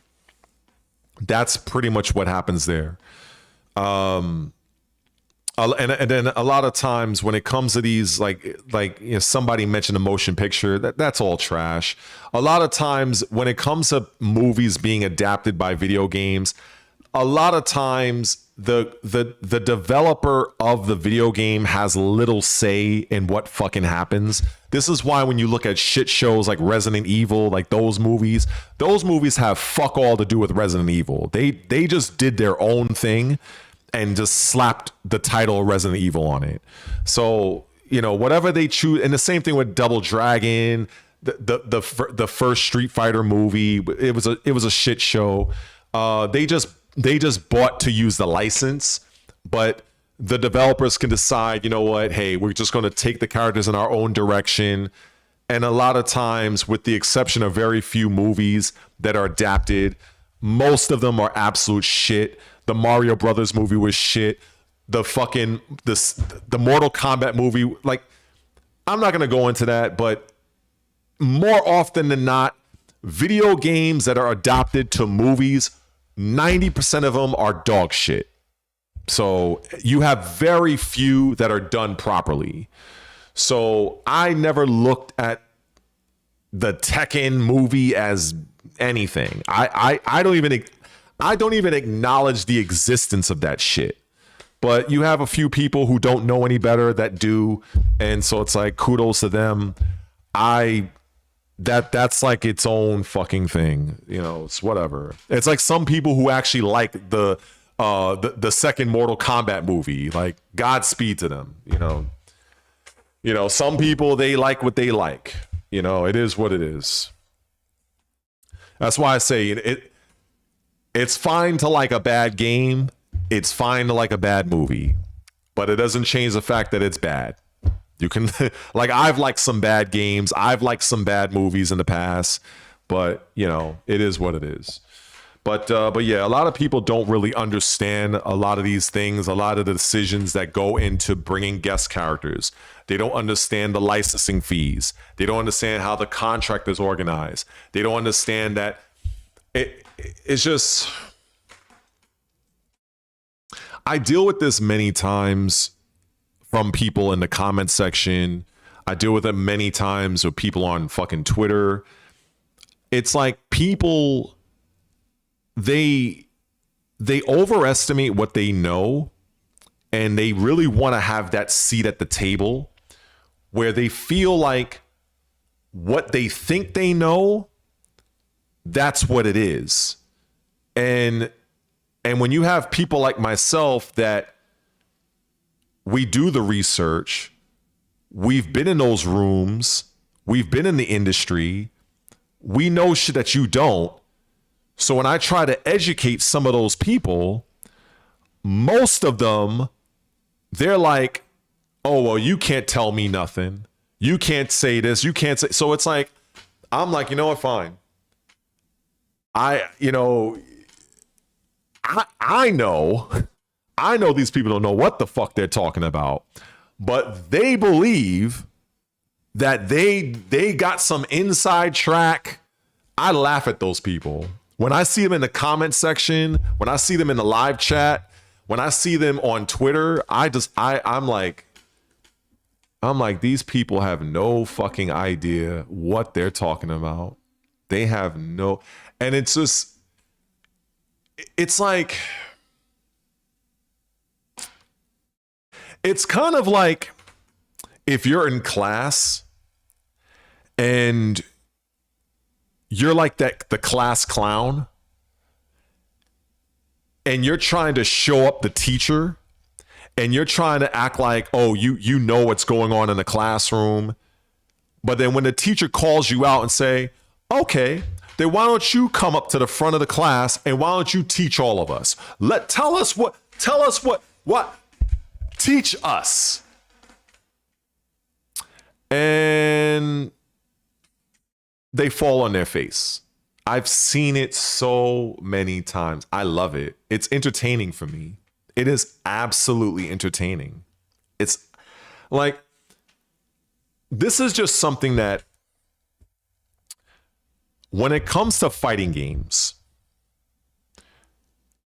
most of the people that play fighting games, the only thing they can tell you is they might be able to tell you matchup strategies. They can probably tell you about frame data, maybe. They can bitch and complain about who needs buffs and who needs nerfs. They might be able to tell you about the story and the lore or some shit like that or whatever. So that's 4 things.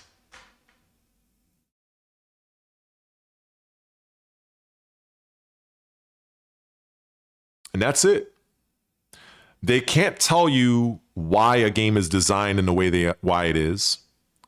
They can't tell you why certain characters are buffed and why characters are nerfed. They can't tell you that. They don't know why. They can't tell you why certain characters are chosen for DLC versus base roster. They're not going to tell you that. They're not going to tell you why certain games die out in terms of, for instance, Mortal Kombat 1 kind of fading away. They can't break that down. Basically, when it comes to the business side of shit, many people can't tell you anything. They can't tell you anything. It's like they will ramble around in people's live streams, or they'll ramble in comments, or they'll ramble on Twitter, or they'll ramble on Reddit, but they have nothing of merit to say. And I've seen these people year in and year out.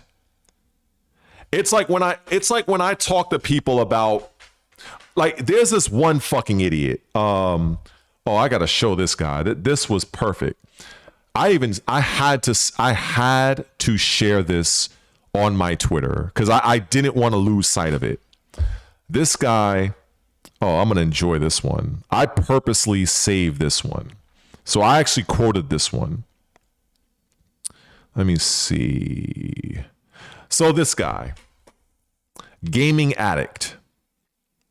Now this guy, this is absolutely crazy to me. This guy has 5,661 followers. And he's a content creator and streamer. And he's partnered with this Advanced GG. And this guy has the fucking nerve to blame Xbox. Let's go to his tweet. People need to wake up. Xbox not competing is the reason for stuff like this. It's use. Can't use cost of parts to blame this on old systems. Why not make more money if you got no real competition? Hopefully Xbox really starts turning things around soon. So this guy is blaming the price of what Sony does with their consoles. He's blaming that on Microsoft. You can't make this shit up. It's dumb fucks like this guy that I deal with constantly. I deal with people like that guy all the time. And my response is it's fools like this guy who for some otherworldly reason has over 5,000 followers blaming Microsoft for Sony raising their console prices. I guess this idiot has forgotten that RAM costs have gone up 250% year over year, and solid state drive costs rose as well. Sony is going to increase everything, and it has fuck all to do with what Microsoft is doing. But yet and still, people like this guy with over 5,000 fucking followers on Twitter, and God knows whatever else he has on fucking YouTube and Twitter, Twitch, this guy is influencing people to believe this bullshit. These are the people that I constantly deal with. So you can imagine I have next to no patience when it comes to people spewing bullshit in my live streams, my comment section, or on Twitter. I have no fucking patience. There is nothing wrong with you just not knowing. If you want to ask a question, I am happy to answer any fucking question as it pertains to what Sony is doing, what Microsoft is doing, what's going on with AI, what's going on with the rising price of RAM. I can answer all of that shit. But when I have dumb fucks that leave things like that, blaming an entirely different company for the increase in price of another competitor's product, that is insane. And yet and still, these are the same people that have thousands of fucking subscribers and fucking followers. It truly angers me. It angers me. It really does. Because I can spend almost 3 hours making a fucking video where I am citing all information, breaking down the how, the why, and what will happen. 200 views if I'm lucky. So it's just I like it absolutely burns me up that these people are the ones with these large audiences that don't know any fucking thing beyond pressing buttons, but they are going to influence thousands upon thousands of people with their bullshit. It's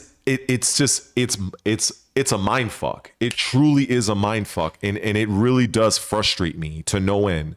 It really frustrates me. And that's why a lot of times I sometimes just have an I don't give a fuck mentality, because I would love to put forth some effort. I love to do my editing and put this article here and this research site there and all sorts of things and tie it all together in a nice little package. And I spend hours of fucking work doing that shit. And yet and still I see a dumb fuck like this on my screen that will literally spew out nonsense. And there are thousands of people that will take this guy's word for it. And what ends up happening a lot of times is when I go and say my piece, many of those people from this guy's fucking algorithm will go and hit up my stream, my videos, or my Twitter fucking articles and argue with me that I'm wrong. Like, what the fuck? It is enough for me. And I've said this before and I'll say it again. It is enough for me to literally violently detach my own fucking skull and smash it against this brick wall repeatedly. It is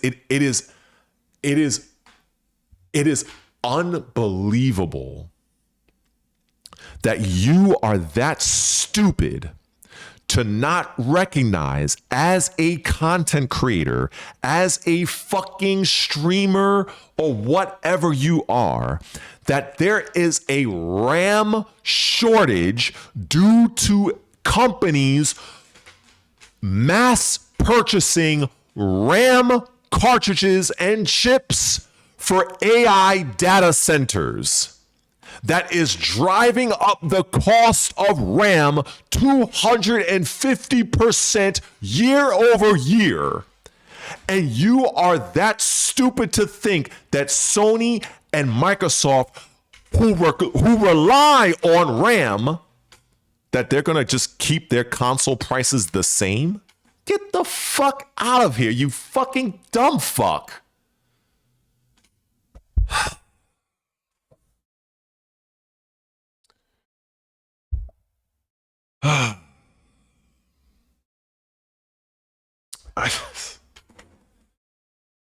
If I had some fucking rum or vodka here, I would have took like 2 shots. It is unbelievable to me how these people have an audience. I don't know if they bought it. I don't know if they just went on somebody's live stream and they were gifted. I don't know how the fuck these people, I don't know who's watching these dumb fucks. I don't know. It's incredible to me. Like, it is absolutely incredible. Like, even me talking about it, I am literally live right now, mind fucked. I am mind fucked right now. I don't know how these people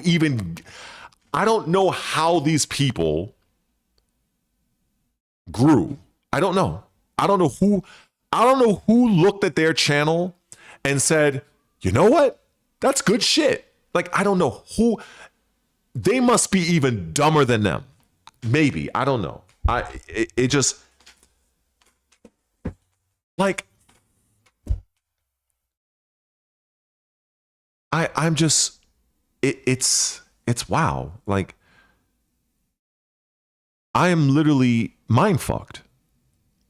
Literally. Truly. I look at shit. I look at Gaming Addict. I look at guys like, and there are many people like him. There are many. It's not just him. There are countless people. They're like roaches. They're like behind the walls. Like, there are countless people online, on YouTube, on Twitch, on Twitter, on Reddit, every fucking where, that don't know what the fuck they are talking about. And it annoys me because they are leading people down the wrong path. I don't blame the typical viewer. I don't blame the typical gamer, because a lot of guys and girls, they don't know anything. They just know, hey, I play my game. I'm just looking for some information. I don't blame them. I blame the people that this is what they do. This is the path they chose. They chose to be a content creator, but they don't do any fucking real research. They come up with the most horrific takes. They don't know jack shit what they're talking about. They don't know the first thing about business. They don't know goddamn anything about marketing. They don't know any fucking thing. It's just...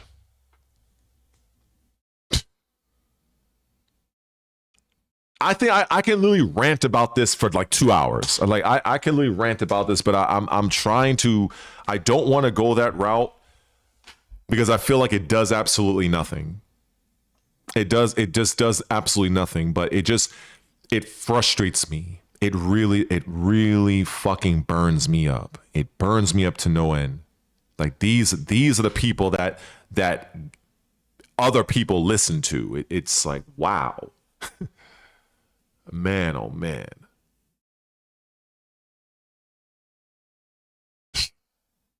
I just don't understand, bro. I don't.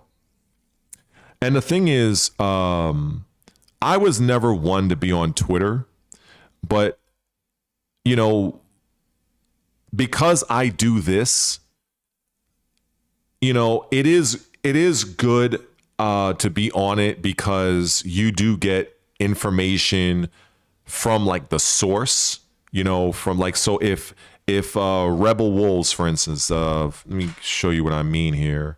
So if we go here, if I type in Rebel, or it should be, no, wait, hold on, Rebel Wolves, okay,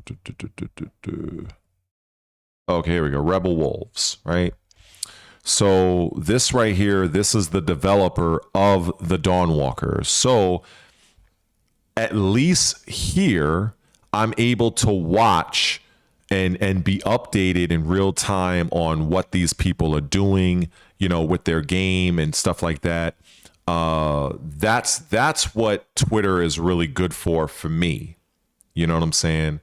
But listening to these other people, and it's like when you're searching and you're doing a general search through the feed, you come across a lot of dumb fucks, and a lot of them I do ignore, but sometimes it's like, I have my limit. I have my fucking limit. You know what I'm saying? And the same thing, if I want to go directly to the source here, if I want more information on Dawnwalker, we can do that. You know, anything you want to know that's up to current, or if I want to look at right, if I want to look at Exodus, for instance, right, we go to Exodus, same thing. If I want to go and find out what is going on with this particular game, right, we get our stock footage, right, our B-roll, we can do that. That's what, you know. But when you hit home and now you're basically, you know, you'll see other things like, you know, right here, like, you know, the guy that won Tekken, right? You know, this guy, the coin flip Kaz, basically, I call it. You know, and then you got different articles here. But sometimes it does get annoying.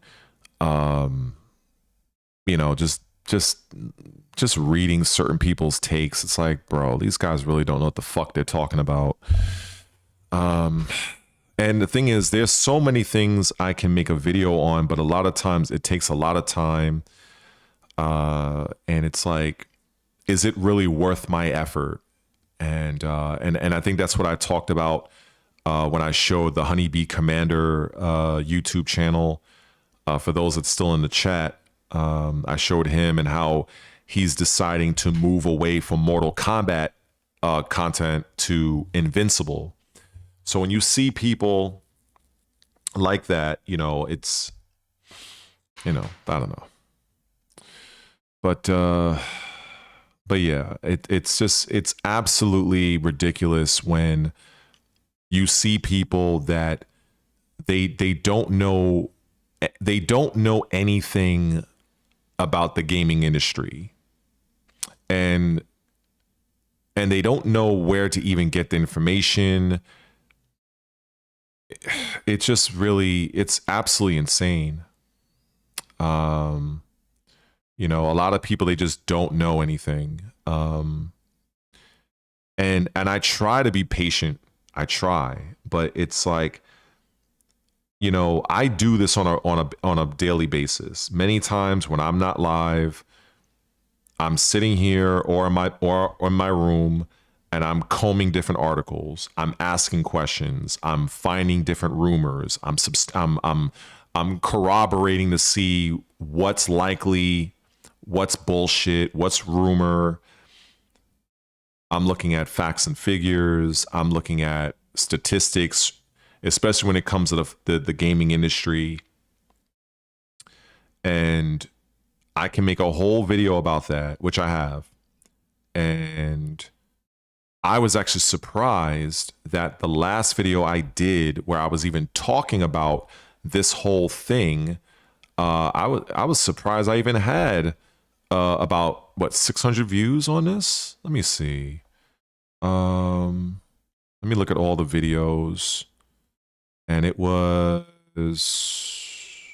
so this one right here, where I'm talking about the reality behind why Microsoft bought Activision Blizzard. There are still people that actually believe it actually had to do with Call of Duty, and it's just, it's absolutely, it is so hilarious to me. It's absolutely hilarious to me. And there's this, where's this other one? I talked about RPGs and how they've changed. That one, 87 views, of course. Let me see. But if it's a Tekken video, oh, we're in the hundreds, you know. And this is the video where I'm talking why a few things developers consider when adding, you know, like new characters. This is why I put Anna Williams and Lei. And then I talked here, why is modern era games made easier? 163 video views. I can guarantee you right now, if I was a different channel, this would be easily well over 3,000 views. But because I did it, it barely gets a notice. What else? Game Pass, basically, that's whatever. I understand. It's whatever. It's Game Pass. Nobody cares.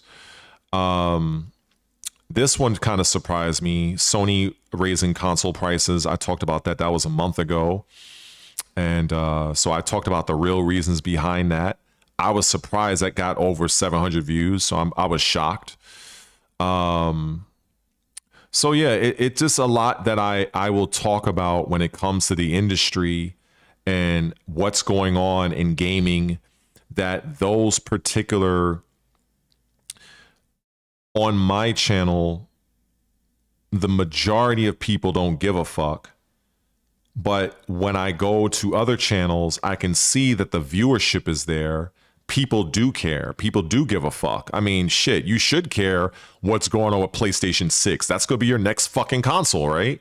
But if I talk about it and I'm giving the fucking breakdown and the lowdown of what's going on, I like it just, it's absolutely insane to me. It really is. It really is. So it literally kills my, it kind of kills my drive to really step out and try to share the knowledge that I have on the industry that I've been in for 20 years.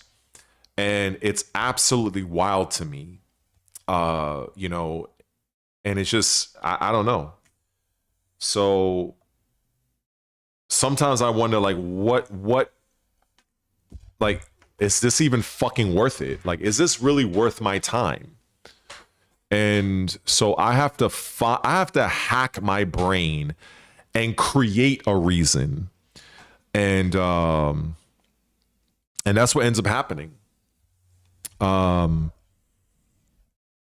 the thing is, you know, and that's where, like, for instance, let me give an example. Let me give an example. So let's say, and this is what a lot of content creators do. I'm gonna show you right now. They go here to their fucking web browser and they type in, let's look at PlayStation. Let's see, PlayStation. Let's see what's going on. PlayStation 6 news, right? Let's see. Type that in, right? So basically, everything right now, all of these articles, Tweaktown, on Microsoft, Playfront is a PlayStation-centric channel. These are all the articles for PlayStation 6. Every single thing. So what a content creator is going to do, they are going to X-copy one of these articles. They're probably going to highlight, let's say if I click this one, right? So they're going to highlight this. Then they're going to be like, oh, well, the PlayStation 6 rumor, da-da-da-da-da. They're going to yap. They may or may not read from the article like this. They may or may not read, right? And there's their video. A lot of times what's frustrating is I can and have done the same fucking shit because I know there are many people out there that are, you know, this is going to be your next console. If you're a Sony user, you should want to know what the fuck is going on with a PlayStation 6. So you would think that would actually be some of my most watched videos. Like why would you not want to know what's going on with the console that you're more than likely going to fucking buy? So it's like I said, I find myself saying, what's the fucking point? What's the point of me doing this? But I persist. Sometimes I'll do it. But there's literally nothing in the gaming space that I can't speak on. I've been around too long. The problem is not the problem for me. It's not whether or not I can speak to it, not whether or not I have an opinion on it. It's whether or not it's even going to get any views.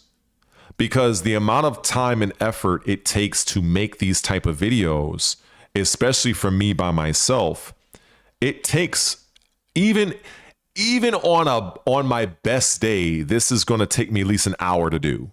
So that's an hour of my life doing all of this, and probably longer if I want to add more articles, because I want to find the article that I feel is more legitimate, and then I want to tie it in to my video at the time I feel like it's relevant, and whatever else I want to add in. So all of that editing, all of that cutting, all of that all of that shit takes time. So when you hit publish and you see, like, it's very soul crushing. Many people may not understand this if you've never posted a video in your life. And especially when you know that what you are doing is good work, but it's because the algorithm is not pushing that video to more people because your current subscriber base are just not engaging with it enough for YouTube to push it to new people. So when I post a fucking, Dead or Alive 6 is a cash grab, and I get 2,000 fucking views on that video, it's like, I don't mean to sound ungrateful, but it's like, it goes to show, you know, that I don't know how to really explain it, but it's like me bitching and complaining an hour to talk about Dead or Alive 6, which is a clear fucking cash grab, which anybody with half a brain would already know. But yet and still, I can put out an hour-long video breaking down the ins and outs of PlayStation 6, what's going on with it, what it's likely to have, how is it going to respond against Xbox. I can do all of that shit, and I will be lucky if that shit cracks 50 views. It's that very thing that just makes me feel like, what's the fucking point? That is literally how I feel. It's not, can I do it? It's not, am I equipped to talk about it? It's like the amount of effort to create it. It's sort of like if you were to, it's like if you were to spend hours and hours in the kitchen and you put together the best meal you can, a fucking 5, maybe a 6-course meal, and you let people know, hey, this is what I got going on. I'm making this, I'm making that. And then when your meal is done, nobody shows up. You're just sitting there with everything that you made, hours of your fucking life, all of that effort is just sitting there. Like, it is so, it is very soul crushing. I don't know what other term to use.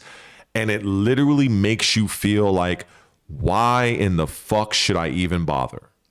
I might as well just do the typical brain rot fucking bullshit video. And this is the thing that some people do.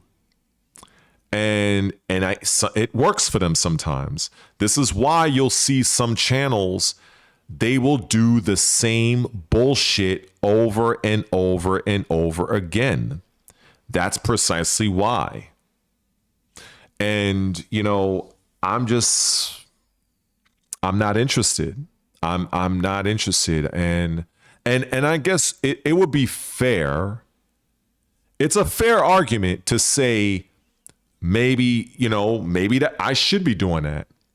Maybe I should literally, every fucking video should be me bitching and complaining about Tekken 8 and saying Dead or Alive 6 is a cash grab. I should literally post a video 5 days out of 7-day week and just do that until the fucking wheels fall off. Maybe that's what I should do. But there's just something in me. I just can't do it. I can't do it. It's absolute brain rot. I fucking cannot do it. This is the main reason why I don't make a video on Nintendo every day. I hate Nintendo. I think Nintendo's a shit company, but I don't make a video about them every single fucking day. So, and to this day, there's a Nintendo video I did where it has 17,000 views, which is crazy. So, go figure. But it is what it is. And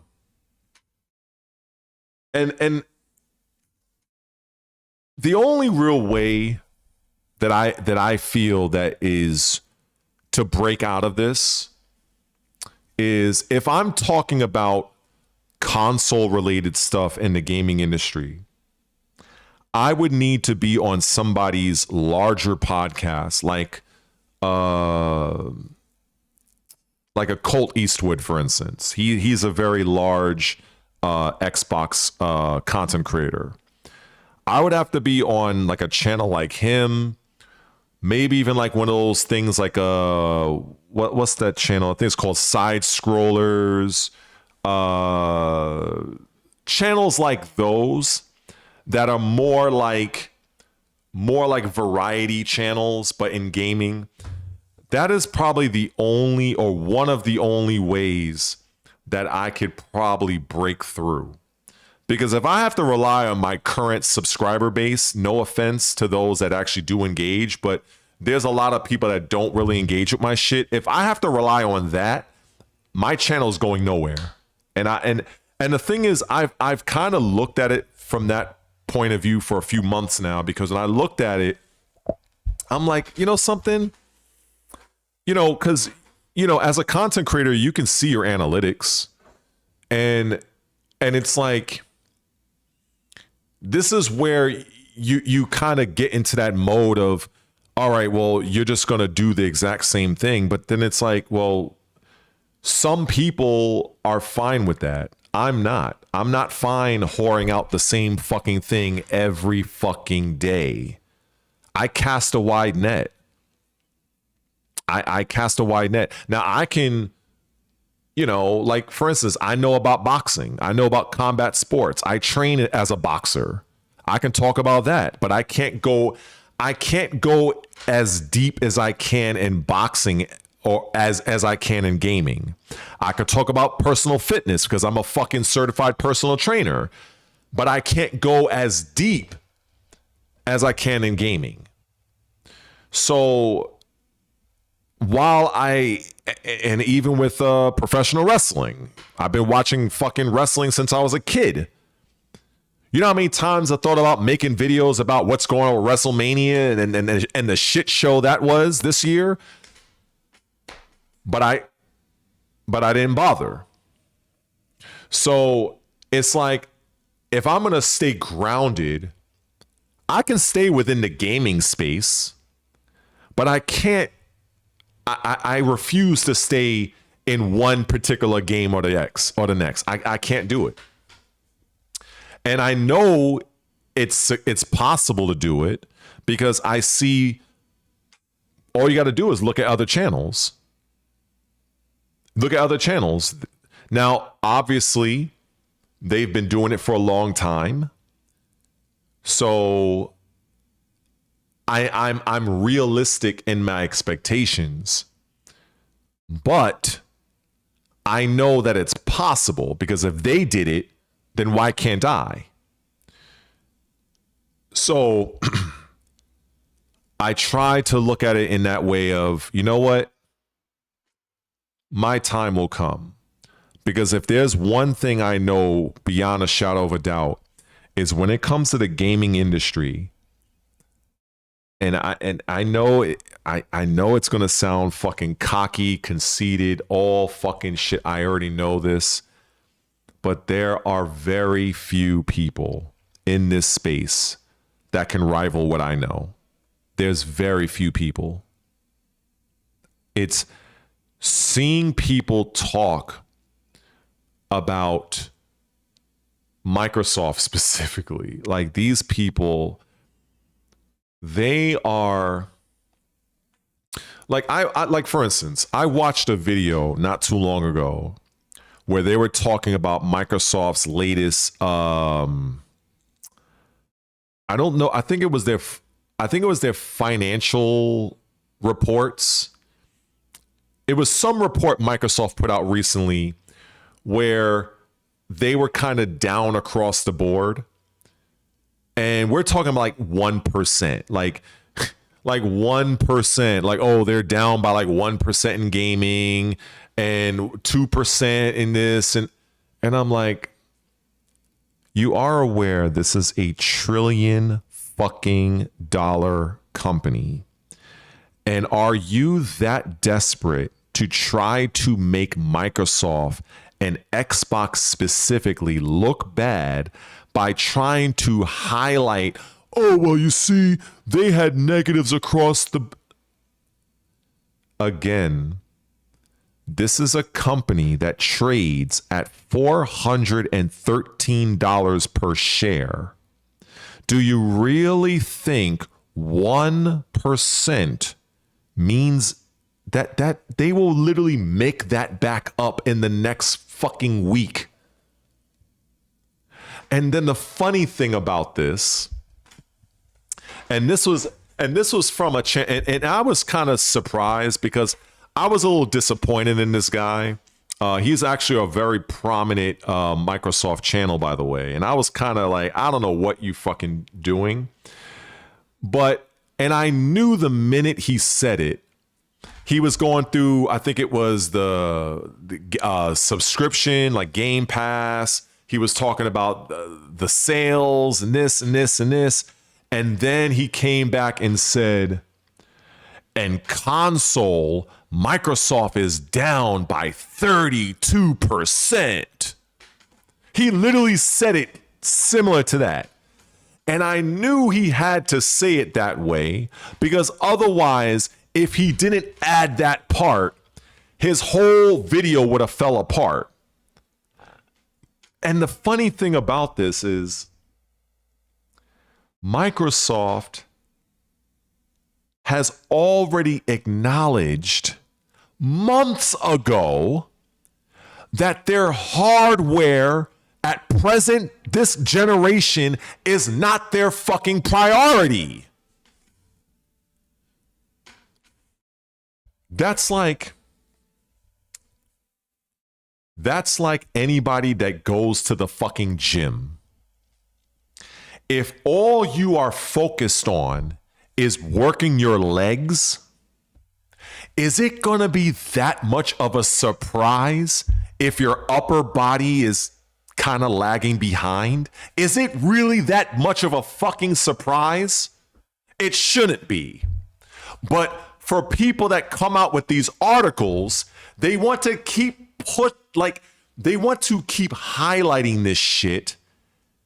And it's like, it's literally nothing but to try to make Microsoft worse than what they are. So I ask these people this question. I say, okay, well, if you want to talk about that, then you know what I do? Here we go. Oh, I love doing this. See, this is what people like me do. See, we go to a little known website called Yahoo Finance, right? So we go to Yahoo Finance, right? Let's have some fun here. Okay, we're gonna go to Yahoo Finance. See, since they want to throw around fucking the fuck is this? Oh, Yahoo.com, not Yahoo.com. The fuck? Let me see here. Let me go back. My fucking computer is lagging. I think I need to fucking take this shit to the shop. Yahoo Finance. There we go.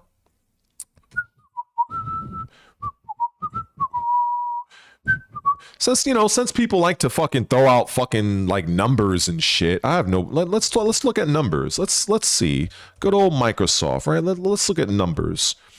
Good old Microsoft. Since these people they love to highlight this and that and this and that. No problem. Okay. $414 fucking dollars, and they were plus 6.17. Okay. Yeah. See, this is the fucking reality. This right here, this is reality. That's reality. All this bullshit, all of this fucking nonsense. In fact, I also like to do this. Since people, let's look at, I'm going to have a good old time here. Hold on. Where's this shit at? Scroll all the way down. Let's go. Okay, we're going to have some fun here. Ooh, child. We're going to have a good time right now. Hold on. Let's add Sony to the mix. Let's add Sony. Let's add good old Sony. Here we go. Sony Group Corporation. Let's look at Sony. Oh my God. Look at it. $19 fucking $78. Okay, let's add Nintendo to the fucking mix. Good old Nintendo. We love Nintendo, right? Let's add Nintendo. $12.06. Let's add for shits and giggles, let's add a real company. Let's add Take-Two Interactive, the people that make fucking Grand Theft Auto. Let's add them. See, this is the fucking reality. This is reality. This is the shit that people, the fucking fanboys, they don't want to look at. People who constantly want to shit on fucking Microsoft, they want to shit on Xbox. At the end of the fucking day, what is Sony doing? Where are they at? What are they fucking worth? What are they worth? $19 fucking dollars. 19 fucking shit. I can fucking purchase fucking Sony stock. Like the fuck? Like this shit is crazy to me. You're going to highlight a company that, first off, do people see this right here? I mean, can I even highlight this? Wait. Oh, I can't highlight it. All right, never mind. So $3.6 trillion market value to 116.85 billion compared to fucking Sony. Now that's good. There's nothing wrong with that. I respect that. But let's not act like if there was no government regulations, if the Federal Trade Commission would not be all over Microsoft like flies on shit, Microsoft could fucking swallow and absorb Sony 4 times over if they wanted to.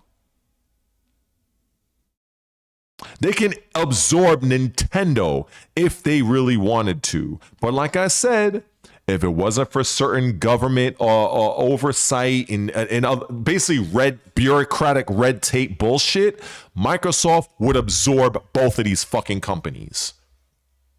So I find it so hilarious that content creators with an axe to grind against Xbox, they're so quick to point out, oh, well, you know, Microsoft was down 2% on this and 1% on that and 32% on hardware sales.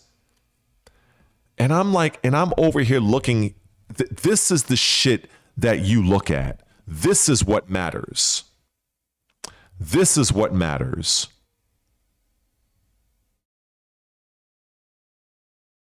Everything else is bullshit. Everything else is bullshit. Content creators and the fanboys, they can spew all of the bullshit they want. At the end of the fucking day, if Microsoft were to say, you know something, we are exiting the hardware market, we're exiting gaming, Microsoft would be just fine. If Sony were to do that, I am willing to wager that there is a 67% chance that Sony would likely go out of business without PlayStation. PlayStation is one of their primary moneymakers. If Sony were to lose PlayStation or whatever would happen, Sony as a company would likely die or be a penny stock. Nintendo would cease to exist because Nintendo has nothing else going for them. But Microsoft, on the other hand, they would be just fine. So when I deal with a lot of fanboys out there, mostly from PlayStation side, and I literally feel like I just feel like these people are fucking stupid. These people are stupid.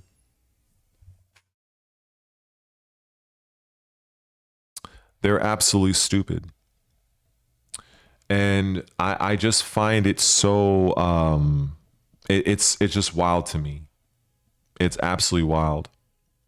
So if I focus on Microsoft here and we go on down to the headlines, right? We look at View More. And so these are the headlines based from Microsoft right now. So if you can see here, if you read this, for those of you that might even still be lurking in this chat that actually wants to learn something, if you read the sidebar with Microsoft is primarily their primary focus for Microsoft is subscription-based services, AI, and the cloud. If you look at the headlines, that's exactly what you see, is it not? I believe it is. I believe you guys can see this on your screen. That is the headlines. So when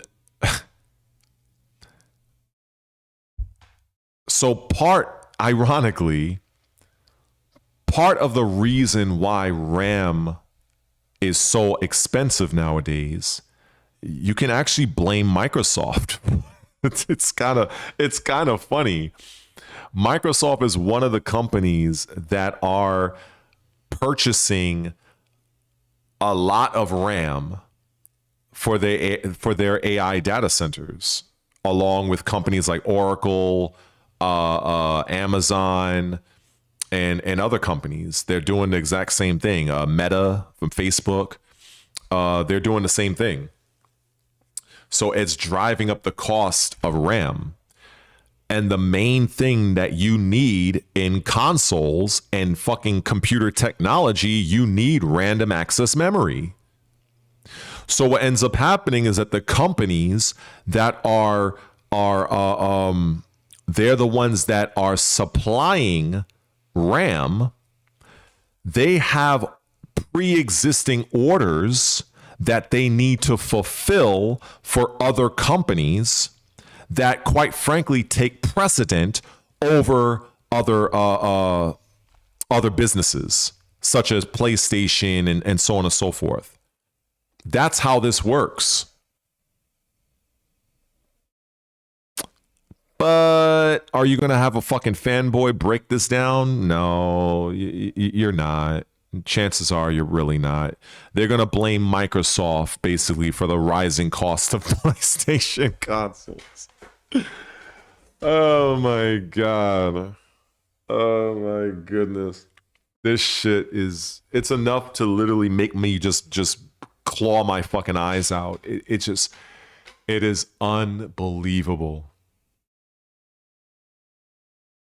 And it's kind of also in line with those rumors where Sony was saying, allegedly saying that they were going to delay the release of the PlayStation 6 because of the RAM shortage and the overprice of RAM. And again, these people, I guess nobody told them that when Sony and Microsoft, and I guess you can throw in Nintendo, when they decide at the end of their R&D, their research and development, when they decide on their SoC, which is system on chip, when they decide on what the chip is going to have, how much teraflops, how much fucking RAM, whatever, once they finalize that, they send those schematics out to whoever they need to outfit them with the CPUs, the GPUs, and the RAM needed. This is done several months in advance, so that when it comes time for the system to go live, everything is right then and there in-house, and they're able to go with manufacturing and making the PlayStation 6 and the Xbox console. That's how this system works. That's how it works, basically. So if Sony were to delay, that would cost them millions upon millions upon millions of dollars. And that would also put them at risk from missing out on certain components that they need, because just because you decide to delay doesn't mean that the company that you're getting those components from, business stops for them. No. Now you're going to be in the back of the queue. Think of it like this. If you're standing in line and for whatever reason, you decide to get off the line and you're like trying to come back. Now, sure, in the supermarket, you might say, hey, can you hold my spot?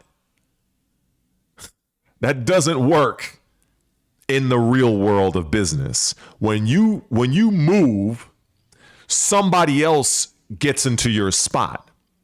So it's very now Sony can still do what the fuck they want to do. If they want to take that hit, that's on them.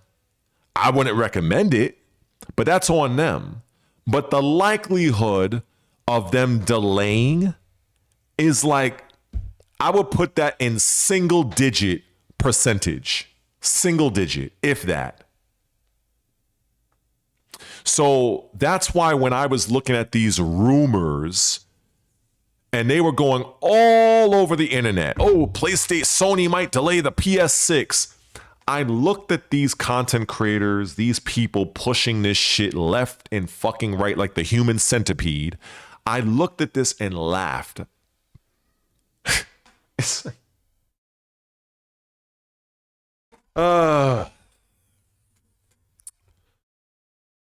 anyway. Yeah. It's wild to me.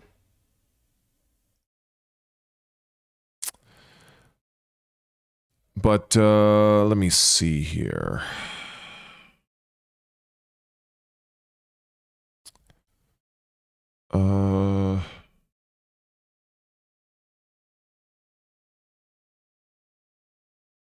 Let's see.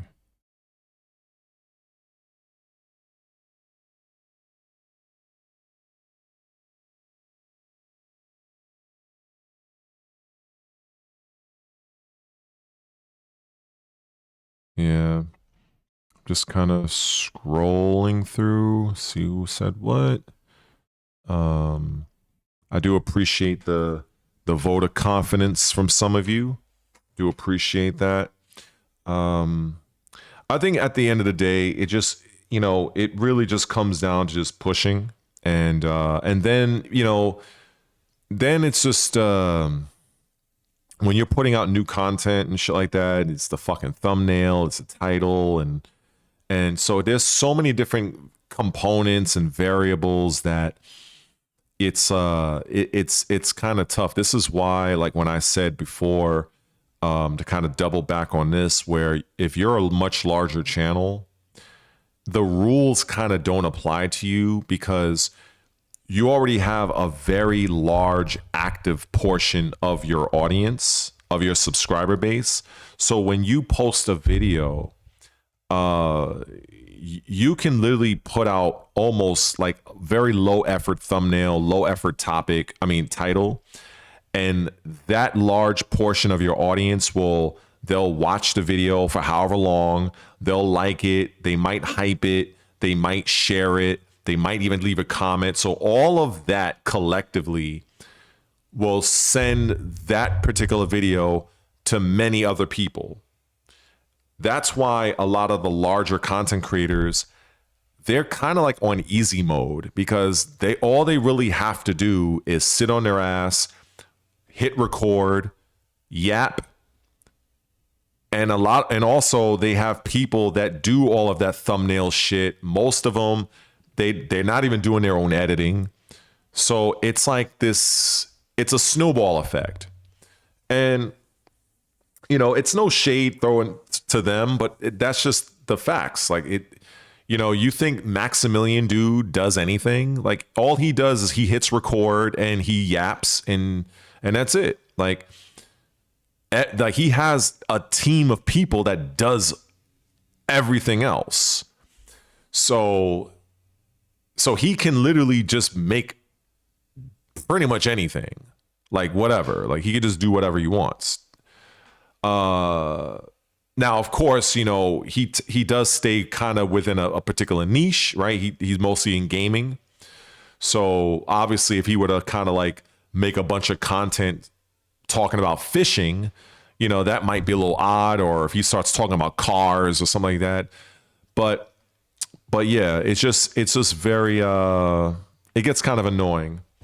But the only way, like I said, is probably to be on a much larger podcast that deals with more gaming related things in the industry.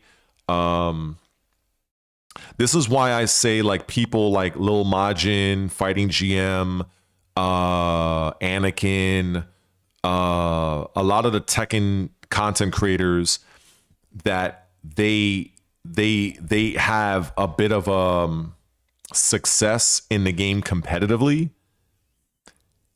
When they created their YouTube channels and they were going to go and focus on Tekken, they already have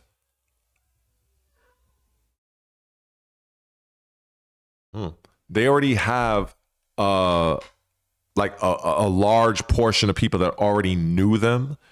So when they created their channel, and I'll even throw Justin Wong in this, they didn't have to do that much because they already had a segment of people that already knew who they were. They already were going to engage, and all they had to do is stay the course, and they were going to naturally build. That's very different when you're kind of like trying to take this different approach like I'm taking, where I'm not as known in the scene the way they are because I didn't have as much success as they did. So it's a very different path, a much more difficult path. And that's just the nature of the beast. That's just how it is, you know?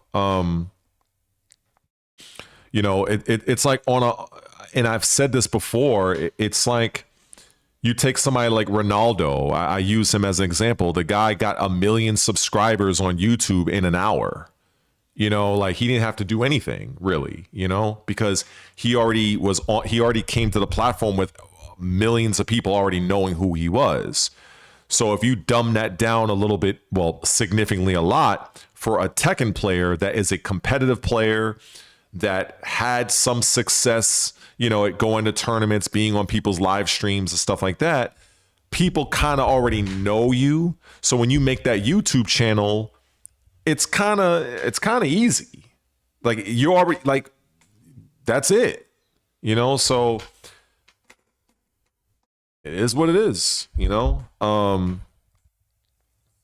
But you know, it is what it is. I don't know what else to say about that one, but that's just the nature of the way content creation is.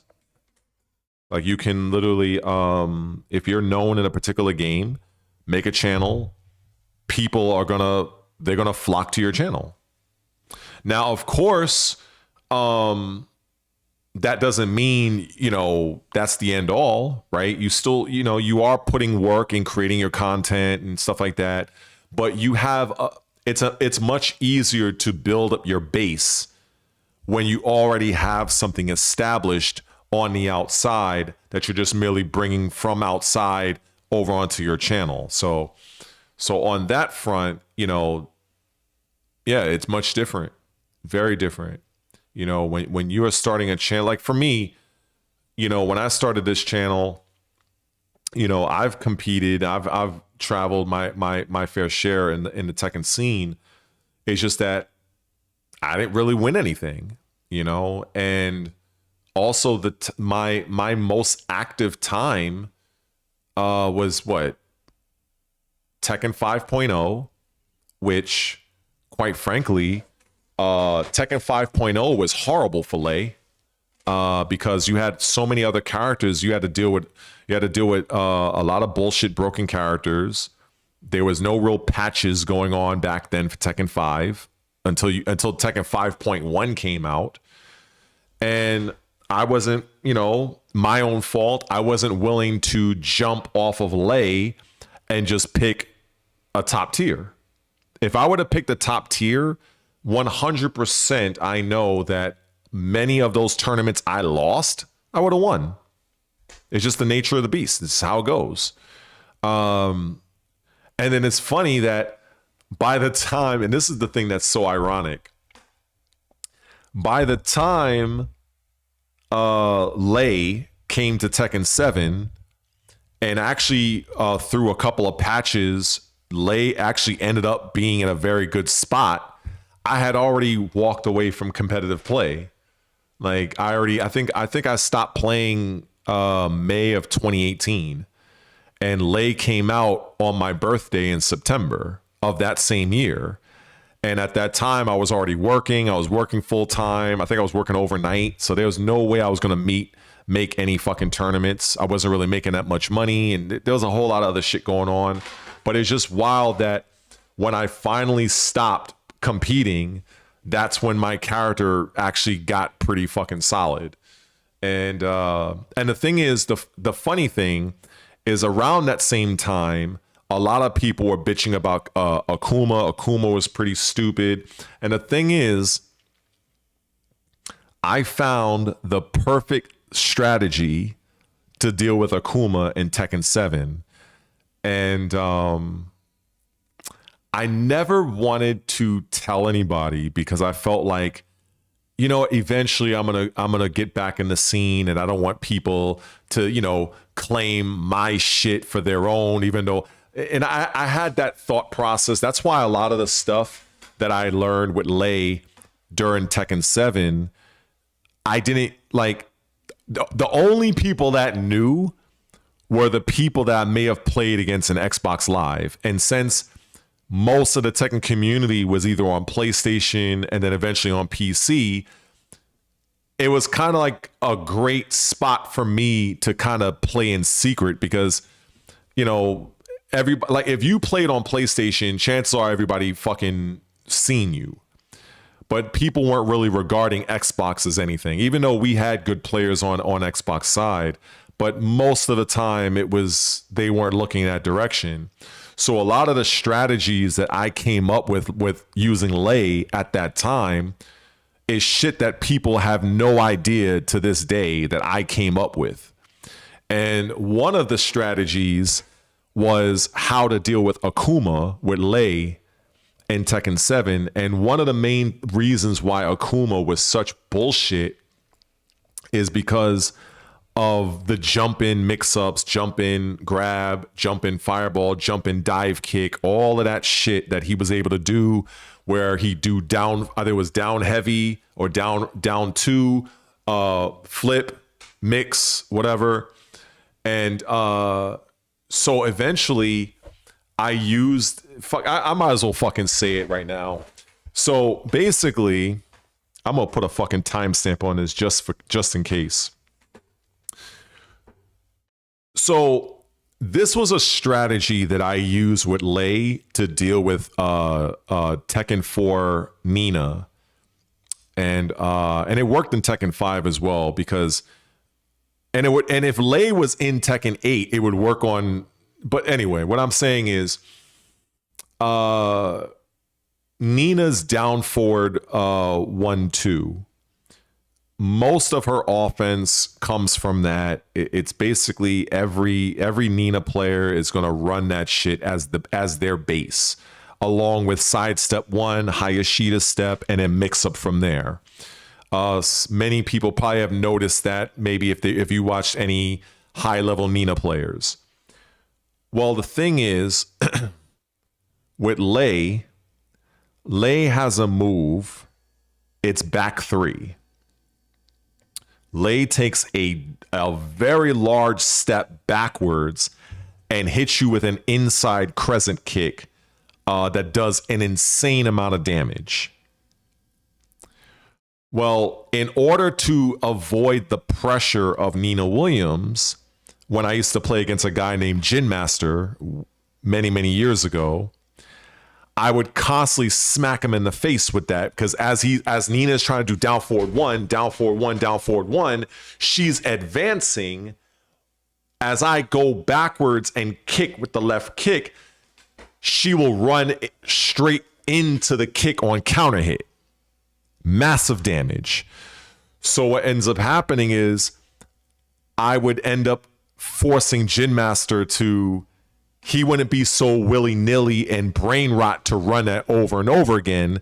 So now I would make him decide or hesitate to throw that out, because now he's trying to now bait me to do him back 3. So now that we have that situation, that's allowing me to explore my other offensive opportunities. Whereas if I didn't do that, he would just run over me with that fucking brain rot. Well, fast forward to Tekken 7, I thought about it. It's like, you know something?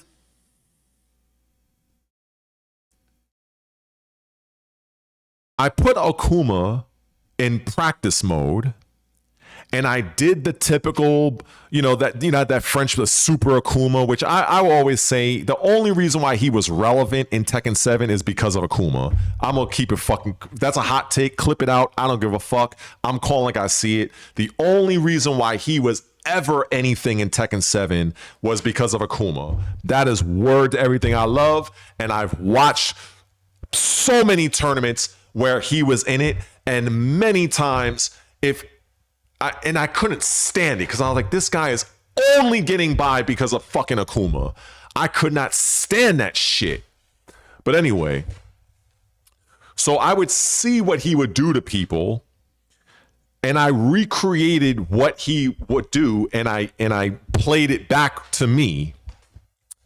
And literally every time I blocked and I do back three with Lei, and Akuma is flipping over for his bullshit, free combo every single time. Because when Lei hits you with back three or standing three, in Tekken 7, it causes a bound. And then when you hold back, Lei goes in a Phoenix stance and he gets two free tornado kicks. That's like about 60 to 65 damage. So basically, I learned that I can 100% take away that entire option away from Akuma in that matchup. That, and it's not hard. You have all day to fucking see him flip at you. And the minute I see him leave the ground, back three with Lei. Every fucking time. I came up with that. And here I am mouthing it off years later. So I figure, why not? So, yeah. Now, of course, it don't really do much that the low forward bullshit, the low kick into the fireball, that's different. But all that jumping bullshit, nah. Lei kills that shit. Much like another strategy I had once upon a time ago in Tekken 4, where Lei was I have heard that Julia was able to do this something similar, but Lei for sure. I'm just gonna say fuck it, just to make it easy on myself, because I don't think anybody here would even know what the fuck I'm talking about anyway. Some of you are too young to even know this, but in Tekken 4. You guys think the Tekken 8 characters are bad. Try dealing with a Tekken 4 Jin with a just frame laser scraper that's going to be a fucking free fucking combo launcher that you can't block. Deal with that and come back to me. But anyway, so the thing is, with Jin's laser scraper, if you get hit by it, if he just frames, I believe you're gonna get launched. There was some ways some people were like, oh, they can sidestep, but it was very dependent, and it was a lot of years ago, so I don't remember the ins and outs of it. But I do remember that in certain checkmate situations where Jin is guaranteed to get you in the air with that bullshit, Lei can literally lay on the ground and he'll take the hit, but he won't get launched. That completely changed the entire matchup. That again, my shit changed the entire matchup of Jin versus Lei in Tekken 4, because every other character had to deal with that bullshit. Now, I do remember somebody mentioned that Julia, it could have been Julia, I think she had a very strong sidestep, and I think she was able to get around it. I can't remember for sure, but I do know my character, in those situations where you're caught in that bullshit fucking laser scraper and Jin just frames it and you're getting popped in the air, Lei was able to drop to the ground. He'll take the hit, but no launch. And that allowed me to beat so many Jin players back in those times, and even some prominent Jin players in tournament. Because even the events, well, no, sorry, it wasn't. Well, the thing is, when Tekken 5.0 came out, there were events I gone to that they had side tournaments for Tekken 4. So I would run that, and I remember there was a few people there that were very surprised. And I wouldn't be surprised if some people at the time may have mentioned it on Tekken Zaibatsu, for all I know, because I know I didn't. I kept that to myself. And so those are the good old days, back when I was innovating and shit, and every other fucking lay player was trying to haha step all fucking day. I was like the only lay player that was using stances, rushing that shit down, mixing that shit up like a fucking bartender. And every other lay player was ha ha ha ha ha ha ha. That's all lay players were doing. That's all lay players were fucking doing. Because I seen it. Tekken Tag 2. All they were doing was ha ha, Razor Rush, ha ha, Razor Rush. Same shit. It is what it is. What time is it now? 8:35? All right, let's see. Yeah, so but that's pretty much the things that I came up with. And the thing is, when I looked at lay in general, there were moves that I seen no lay player use. No lay player. Lay players didn't fully utilize the potential of crane stance. They didn't understand, and I didn't understand this either. I always wondered, why is the crane dance, that's the four hit string out of crane stance, why is that string delayable on every single hit? It was 3 4 2 3 with lay, and you can literally delay every single part of that string. And I always wonder, why did they give him that? And I found out why. Why was lay's crane stance standing 3? That move was 14 frames. It's a 14 frame attack. And I realized why. And once I started to piece together things, I was like, and I remember this, I felt like, all right, let me put it to you like this. I don't know if anybody, you probably not, you ever saw the movie Blood Diamond? It was an old movie. And basically there's a scene in the movie where this guy, he was doing like some work in the field or whatever, and he found a diamond in the ground. And he looked around and he was shocked, and he hid the diamond in between his toes. That's how I felt when I learned certain shit with lay. And in my mind, I'm like, oh my God.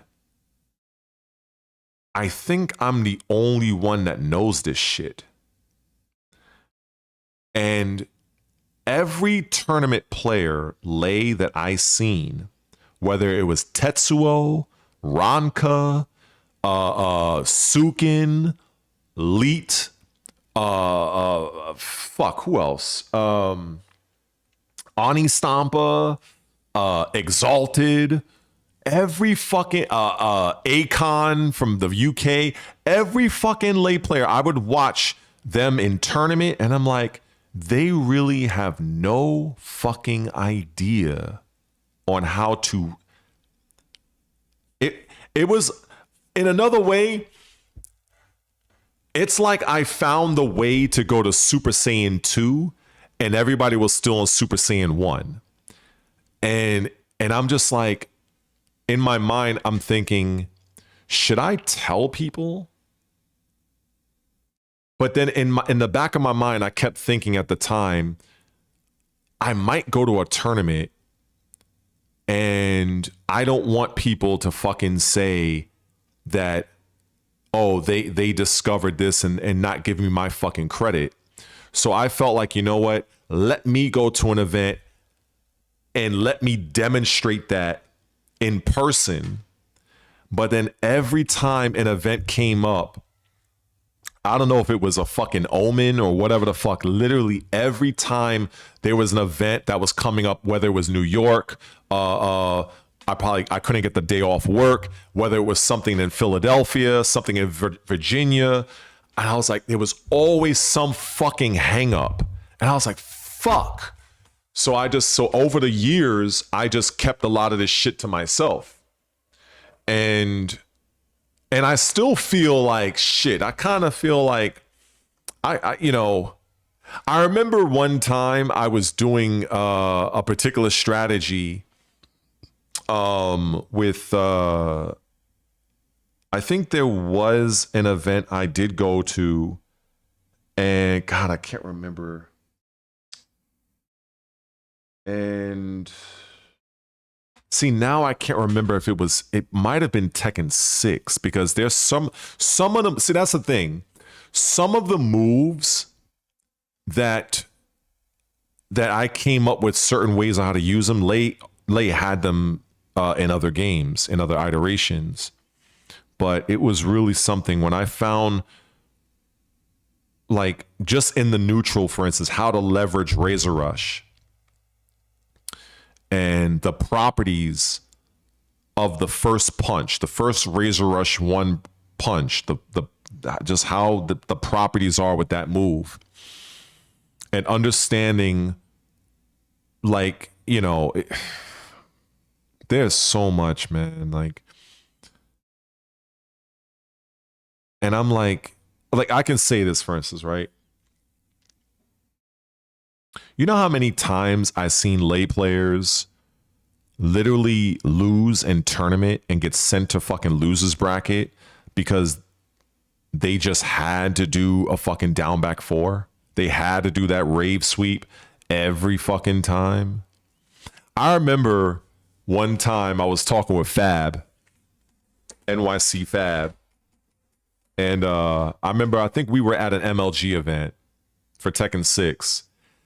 And I think, were we in Philly? But I can't remember exactly, but I remember he told me, I don't know why Lei players, they keep running down back 4.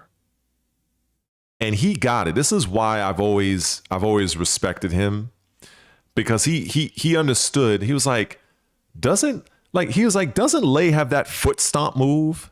And I was like, yep, back 4. He's like, so why don't fucking Lei players whoring that shit out? And I remember I'm thinking back in the moment, I literally went like this. That's exactly where I was like, yo, these people are so fucking stupid. And then there was literally, and I remember this like it was yesterday, they came out with a patch in Tekken 7, because at the time, Lei's back 4 was the same frames as Heihachi's down back 2. Heihachi's down back 2 was 23 frames. And JDCR was one of my favorite players at the time. And in my mind, what I would do, and this is something I would suggest you guys do, when I would watch his matches, and I applied this, and it worked amazingly. For those who don't understand this, Heihachi's down back 2 is a high crush, a good 25 damage, plus 5, I think, on hit. And it was launch punishable. So you block it, you can launch Heihachi. So in my mind, I'm like, okay, you have a player like JDCR who was one of the best Tekken players in the world, and he's running this move with Heihachi. Like he's running. He's not shy about it. And I'm like, wait a second. And I'm like, I'm in the moment right now. And I thought, and as I was watching the videos, I was like, wait a second. Every time he lands that Heihachi down back 2, if I was playing that same opponent, I could have landed Lei's back 4 because it's literally the exact same startup. They're both 23 frames. And the difference is that if my shit is blocked, I'm safe. I'm not going to get launched. So when I started to see more and more Lei players die because some random blocked a down back 4 from Lei and launched their fucking ass and took 100 damage from them, that's when it started to click to me. And I was like, ah. And so I came up with this setup where most Lei players would end the combo with forward 3-4 and would kick you away. I ended my combo with forward 2. So I'd spike you down, and now you have to get up in front of me. And that's where I would either fucking mix you with back 4 on your wake up or forward 3 on your wake up. And you have to take that guess or stay on the ground and get back forward. No other Lei player was running that until I did. And I was doing that in Tekken 6. And I have a very prominent match against, and unfortunately I lost because I failed to adapt. But early on, I was showing out. And it was just like, I just always loved when Fab actually just looked and he said, it's like, why aren't these guys using back 4? And he was like, if I use Lei, I'd whore that shit out. So I remember I was laughing. I was like, I don't know. Oh my God. I'm just like, yo, there's so many. I remember, I don't know if it was Peeling or Way Gamble. It was one of them. And I think they were in tournament. I can't remember who they were playing against, but I remember they were doing well. And like I said, I can't remember if it was either Way Gamble or Peeling. I forgot which one it was. But they were doing very well. And oh my God, this is so tragic. Thanks to a blocked Tiger 4, the guy blocked, launched, and sent him to lose his bridges. And the thing is, I've always looked at Lei's Tiger 4. The whole point of Tiger 4, that move was not meant to be. It was not meant to be used as a mix-up tool. It was meant to be used as a whiff punish. That's why Lei in Tiger stance moves so quick forward and backwards. It's to get you to throw out something, and then you do the Tiger 4, which is 15 frames. That's how you're supposed to utilize Tiger with Lei. With that move specifically. Now, sure, you could use it as a mix-up, right? You could, but it's not worth it. Where all they got to do is block you one good time and goodbye 90% of your health. It's not worth it. Especially the combo that you do get out of it, it's just not worth the risk reward was never in your favor. That's why Lei has Tiger 1. You keep whoring out Tiger 1, Tiger 1, Tiger 1. You run that shit into the fucking ground because you are utilizing the plus frames on block from that move. And also when they gave him Tiger 2-2, where if you were good enough, you can hit confirm it. There's so many things that people just did not fully understand with my character. Fuck that. I'm calling my fucking character. And I would see so many people die and lose in the most frustrating ways. I'm like, why did you fucking do this?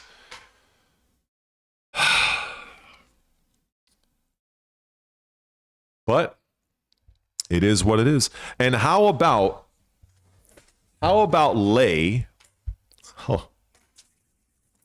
In good old Tekken 7, Lei was one of the only characters in the game. Lei had a 100% safe low attack. 100% safe low. 100%. And it's a low attack that the vast majority of Lei players never used. Never used. Oh my God. So yeah, so I have to admit, if these developers were to give me my character back in season 4, I said it back then, and I'll say it again now. If I get Lei in Tekken 8, it is a fucking wrap for at least a good 74% of you. And I mean that with all disrespect. I will put people in a blender the likes they've never experienced. And the thing is, I did it to some degree with Raven, but Raven didn't have everything I needed. And a lot of the mid options for Raven is absolute shit. The low options were pretty good. But Lei just had a very strong the fact that it's just funny when I think about it. Lei has a launcher out of Panther stance that's only -10. He has a stance launcher that's -10. Like, I think people kind of forget this.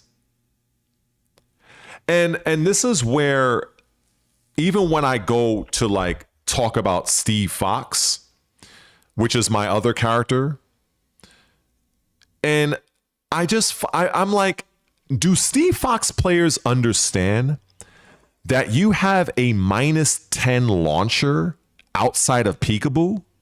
Like that fucking elbow launcher? Like, do Steve Fox players forget they have that? It's literally a fucking -10 launcher that's an elbow. So you can't even... If you're fighting Asuka, you can run that into the fucking ground.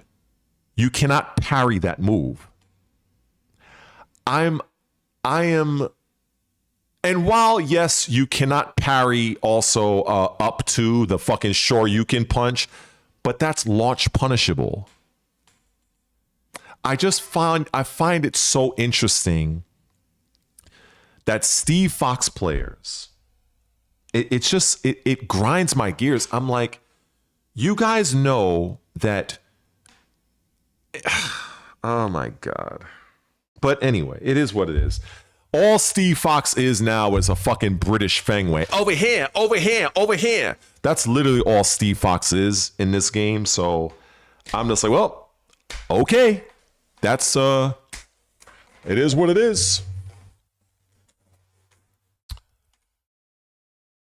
Blood Red, not Code Red.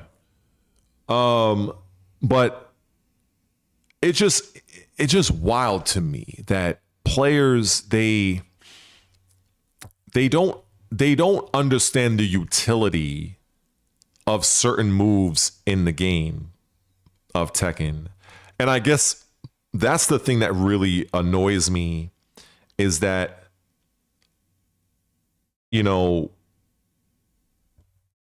it's just, I think peekaboo that's the way to go with Steve. That's the way to go with Steve. And I ran this into the ground. I did it in Tekken Tag 2. I did it in Tekken. I did it all the place. And the thing is, one of the best things you can do with Steve Fox, and the thing is, there's a part of me that kind of wants to play Tekken 8, because I like there's one thing they gave him in Tekken 8 recently that I really know I can get mileage out of. But I don't see many Steve. I don't even see Shinblade even do that. And I don't want to say what it is, because, you know, I might come back and use Steve, so I don't want, you know. But the usage of Peekaboo 1-2, that is such a fucking powerful move. I'm going to just enjoy breaking this down. I'm going to have a good time breaking this down. So Peekaboo 1 is 12 frames. And I understand why it's 12 frames. Even though animation-wise, I feel that they could speed it up, but I feel like they made it 12 frames for a very specific reason, because if Peekaboo 1 was 10 frames, it would be very, very tough to deal with. Peekaboo standing 1-2, if you go into practice mode and you pick a dummy character that doesn't move much, like Nina or preferably Victor, somebody that's not moving, and you just do Peekaboo 1-2, look at the range that Steve Fox covers going across the screen. That's number one. Number two, Peekaboo 1-2 is 0 on block. There's a reason why that is. Because you have Peekaboo 1-2-1. Now, most Steve players, if they use that, they are mashing it out. They're doing 1-2-1. That's not what you're supposed to do. What you're supposed to do is you do 1-2-1. You add a small delay. Now, what happens is, on counter hit, that fucker is getting launched every time for a full juicy fucking combo. I think I remember, it's been a while. 1-2-1 counter hit, sway left, 1-1. I have to have the control in my hand, but anyway, I get like a godlike combo off of that. And what's the punishment? For all of that, it's only -13. I will happily take that all day. So I'm punishable by -13 in exchange for a counter hit success that's going to take 80 plus damage, not including wall travel and the fucking wall combo as well. So what do I mix that up with? Oh, we could do 1-2. Well, what happens if the enemy is no longer mashing? Okay, well, that's why when you do Steve Fox 1-2 in Peekaboo, he resets back into Peekaboo. So you can just do 1-2, 1-2, 1, 2. They mash 1, free combo. Or 1, 2. You're back in peekaboo. Peekaboo down 1. Peekaboo down 1. They mash peekaboo 2. Or go for the grab. But see, the grab, even though it's a 12 break, and most people are quick to break that, that's actually specially designed to also kill armor attacks for people trying to armor through your mix. So if somebody's trying to armor through your shit, that's where the 10 count grab comes in at. A nice juicy 50 something damage, if I'm not 50 or 45 damage. So peekaboo down 1, peekaboo down 1. Oh, you know what goes very well with peekaboo down 1? Peekaboo down forward 2. It's like I think it's 1 or 2 frames difference in the frame data. So if you do peekaboo 1, 2, down 1, peekaboo 1, 2, down 1, peekaboo 1, 2, 1, counter hit combo launch, at the expense of minus 13 if they block, and that's fine. I'll take that all fucking day. How and why Steve Fox players aren't abusing this is beyond me. I guess they want to channel their inner Fengway and keep doing over here all fucking day long. I guess so. You know, it's not me though. And then when you break down and ask yourself, why is it that Steve, when he does left sway 1 and he can do 1, 1, does anybody wonder why he can delay those 2 punches? Why is there why is that delayable? Interesting. I wonder why. I really wonder why. Huh. Why is it that you have so much utility out of this? Why is it you could do left sway 1 and go into flicker, or you could do left sway 1, 1, or you could do left sway 1, fucking wait an eternity and do 1 again? Why is it that you could do sway 1, 2, which sets you into fucking Lionheart? See, many players, they don't understand something called utility. They don't. They don't understand this premise. But when you do Steve's sway, left sway 1, 1, it is punishable. I believe it might be minus 13. I forgot what it was. You're not going to get launched for it, but it's punishable. But when you do, let's just say 3, 1 into flicker, because you can cancel out of flicker, it's a bit of a stance cancel. It's a free block. Free block.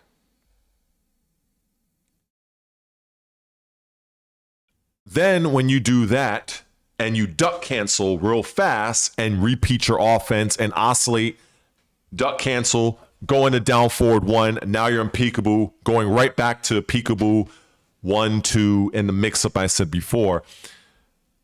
I don't see Steve's running this. And it's very interesting to me. It's very interesting.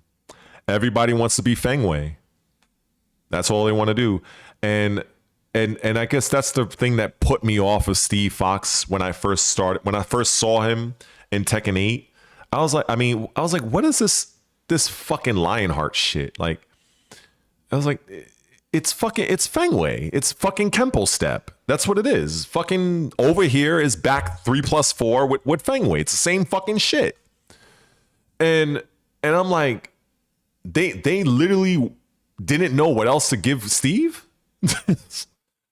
And this is why I came up with that video where I was talking about giving the man a check hook. How the fuck you a boxer and you don't have a check hook? Like, what the fuck? But anyway, it is what it is. So there were times where if I started playing Tekken 8 again, I would prioritize using Steve instead of Raven. Because I'm already Raven now. I think the character's fucking trash by comparison. Raven is like a character that if you are a stupid player and you really don't know the Raven matchup, yeah, Raven is going to look like a fucking superstar. Raven is going to look amazing. Oh my God, he's flipping. Look at the teleports. Oh my God. Yeah, and when you play against a real player that's hip to all that bullshit, your limitations with Raven is going to be quickly recognized.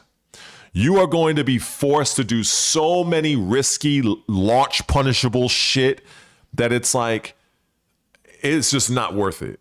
It is not worth it. But Steve Fox, on the other hand, yeah, that peekaboo 1-2-1, like that shit is too fucking good. That literally is going to make people freeze in their tracks because they do not want to press. You will fucking do Steve I guarantee you. Go on Tekken 8 right now. Pick Steve Fox, go in ranked.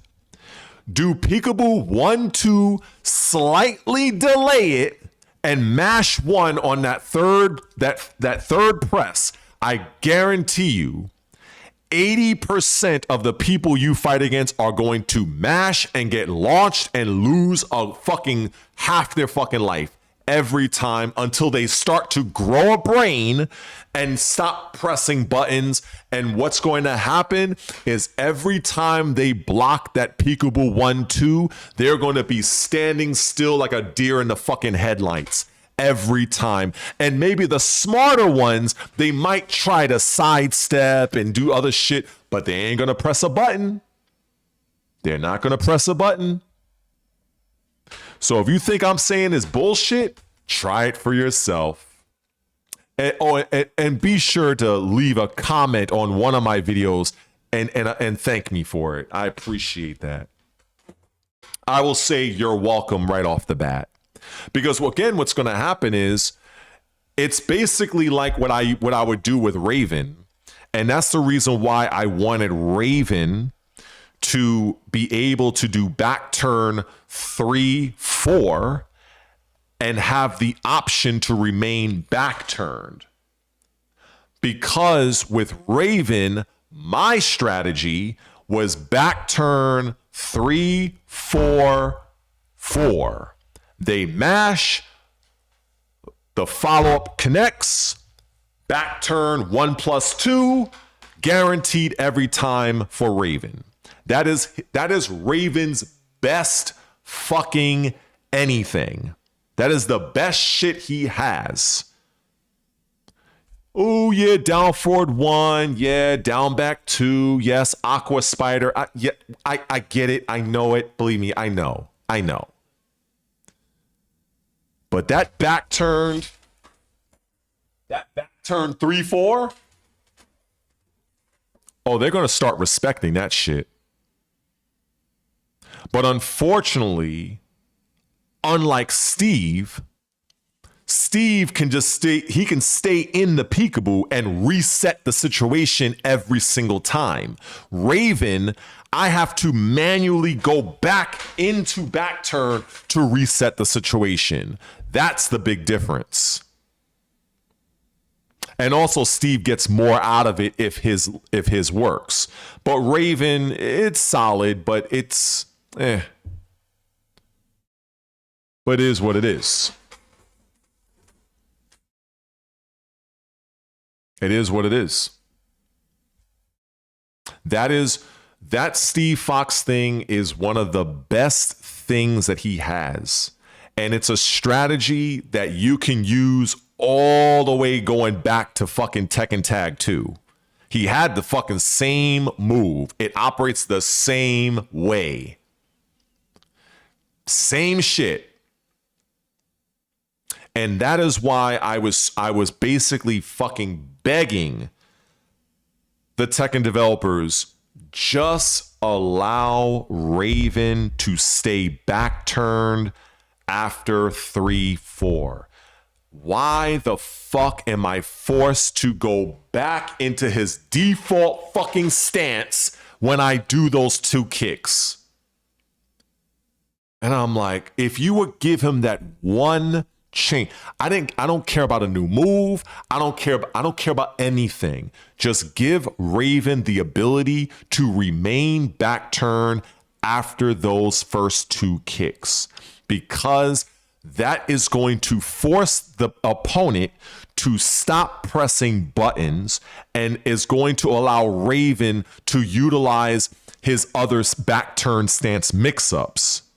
But because you force Raven to go back into his default stance every fucking time, which we all know as a Raven, the character, his best moves are from back turned.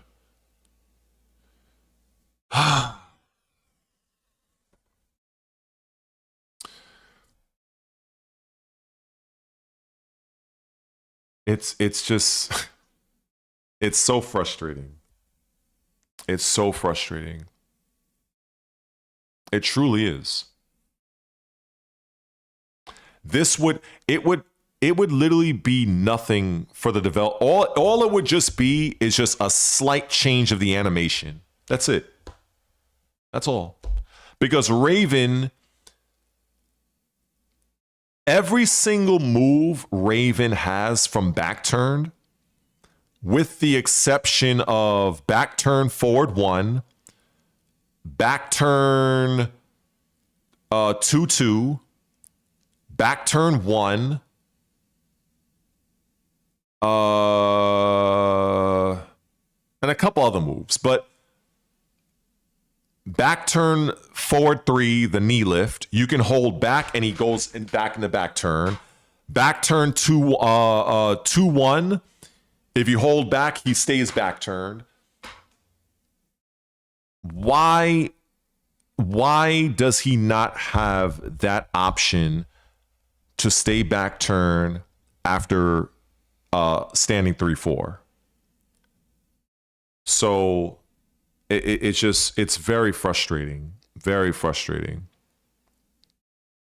Because Raven can remain back turn doing the low kick, which is a very good move. It's 16 frames. But it's just very frustrating. So the strategy with Steve Fox, that is a strategy that if you were to work it into your offense, you are going to have your opponent deathly afraid to press buttons after they block those first 2 peekaboo 1-2 strikes. Because if you time your opponent right, you're gonna take like over fucking 80 damage from them. And that's in open field. That's not including if you get them to the wall. And your risk is a -13 punish. I think that's more than fair. So I'll take that all day. Given the fact that they're going to try to time you so they can get that 13 frame punish. But if you just simply do peekaboo 1-2, okay, now you're not doing nothing. Peekaboo down, peekaboo low, peekaboo down 1. And just wash, rinse, repeat. It is such an easy blender that I'm just dumbfounded that all Steve Fox's I see, they literally become Fengwei players. That like they're literally using like it's like it's kind of like I don't know why you guys just don't use fucking Fengway and just call it a day. Just shit. Like, I don't know. But it is what it is.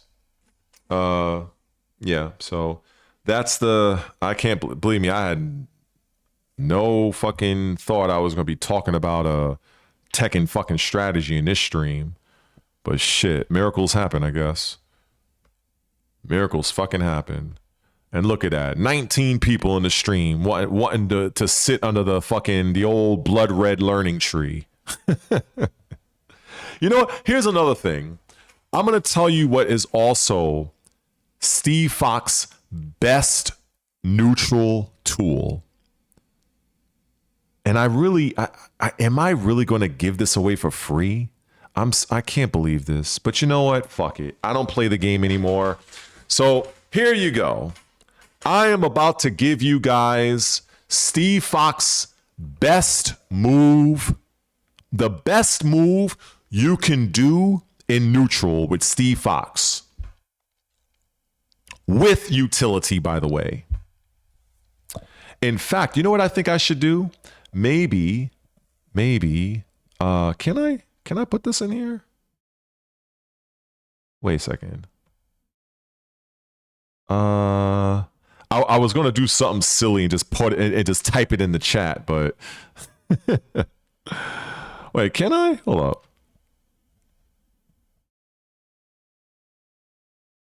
All right, I'm not gonna mess around with it too much. All right. Basically, Steve's best neutral tool is standing 1, down 1. That's it. That's his best fucking shit. Best move. Best move by far. It is the safest thing you can do. It has the most utility. It locks your opponent down. Your opponent really can't do much to it. There's a ton of utility in being able to go into flicker stance from it. And then once you go into flicker, you can immediately duck cancel because duck cancel activates on the first frame. So it's an instant fucking high crush if you want to play that game. Yeah, standing 1, body blow. Just a jab and the body blow. That's it. I mean, of course you could do standing. You could do standing 1, down 1, but there's really no point to doing that. Honestly, it's kind of it becomes redundant. You can do it if you want, but just do standing 1, down 1. You will because the thing is, here's something else to bear in mind. If you go into practice mode and you are using Steve Fox, if you look at the individual frames of the down 1 after like standing 1, down 1, if you look at the frames of the second attack, you might notice that the frames of that body blow is very similar to the frames of down 1. So you can literally just do standing 1, standing 1, standing 1, down 1, standing 1. Now, when I mean down 1, I mean like the low attack. So what ends up happening is after they block the standing 1, you might notice your opponent start to twitch duck because they're expecting you to do the down 1 or maybe down 2, but down 2 is a little slower. That's where you end up doing 1, down 1 with the body blow, because now if they twitch duck, they're going to get hit by the mid punch every single time. And if they get hit by that mid punch, it's actually, if you will be surprised, that mid punch does a nice chunk of damage. You will be surprised. I think a lot of Steve players don't know this. Oh, and not to mention the amount of frames you'll have, whether you do it by itself or if you choose to go into flicker after that. Because if you do 1, down 1 and they get hit and you go into flicker, you have a free flicker 1 into albatross mix-up every single time. Because if they're going to mash, well, we all know if they get hit with the flicker 1 and you cancel into albatross 2, it's a free fucking hit. Free heat engager every time. And if they block, doesn't matter because you're safe at -8. Or I think it's -8. Oh, and the funny thing about that is because you're -8 after Albatross 2, you can just do a fucking duck cancel. Why? Because duck cancels activate on the first frame, which is the reason why if you do a -9 move with Steve Fox, which is up forward 4, if you do up forward 4 with Steve Fox, you are -9, which means based on the rules of Tekken, you've given up your turn. But with Steve Fox, you can fucking duck forward. And so if they happen to be mashing on some kind of a high attack, just for shits and giggles, you get a free duck forward, whether you fucking launch them in the air or whatever you want to do. This is the reason why it's best to kind of see in the match if you are playing against an opponent that are prone to retaliate utilizing 1-2 punches. This is something that's not that hard to do early in the match to kind of see, okay, how is that opponent responding? Are they the type to sidestep after they block? Are they ducking after they block? Are they mashing buttons after they block?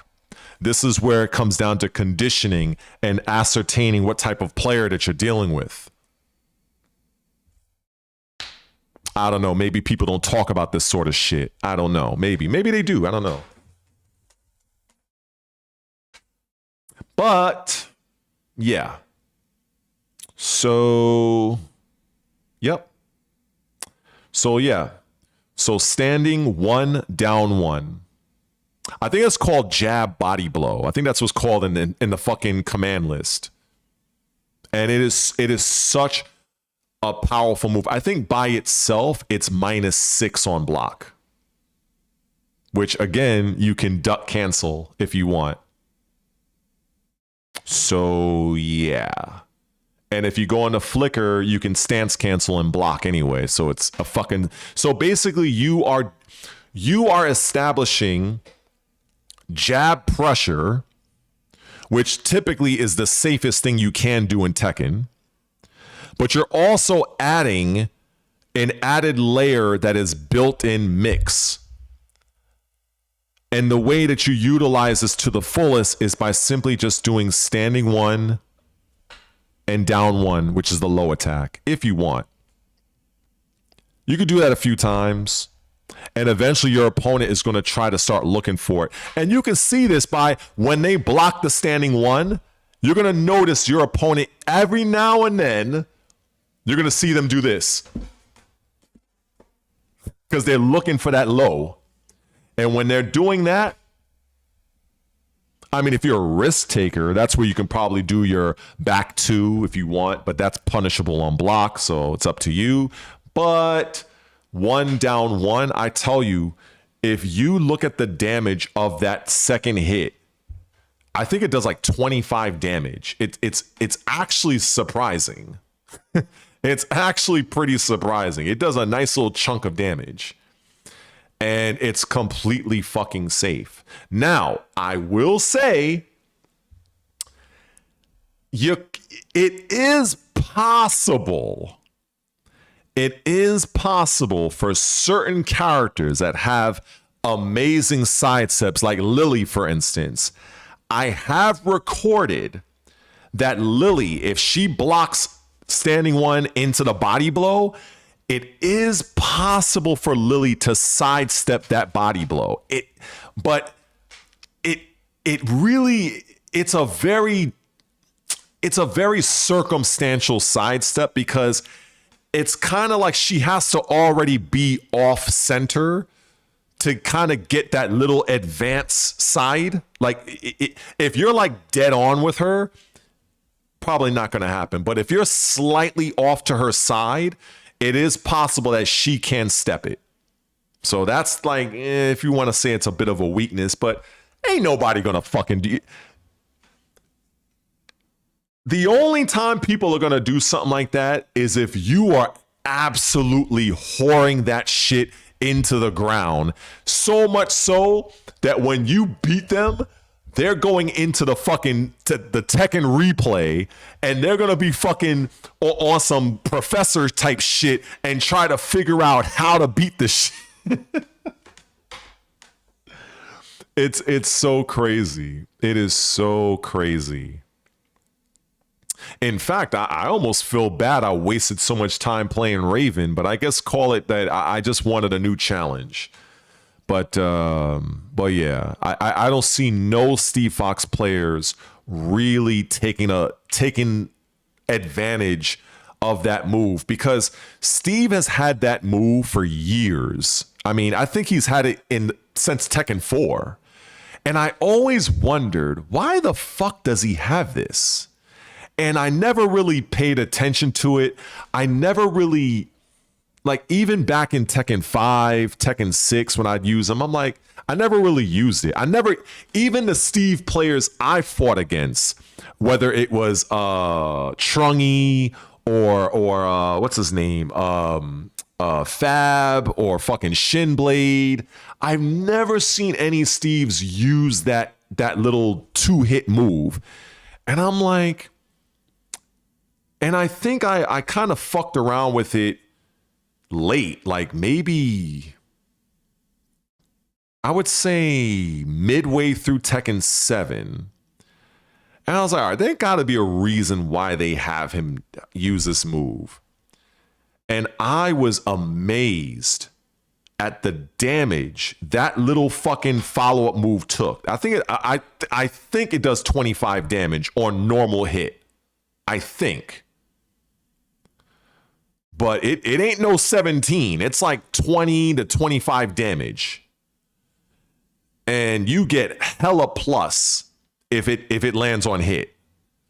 So, and it's like relatively no risk. It's no more risk than throwing out a fucking standing one. Maybe if you're fighting a nutty Yoshimitsu player that's fucking Yoshi flashing you all day, maybe. But against the rest of the cast, I mean, like literally the safest thing you can do in Tekken is a fucking standing one. So the fact that Steve has an actual move that you cannot interrupt, that you cannot duck,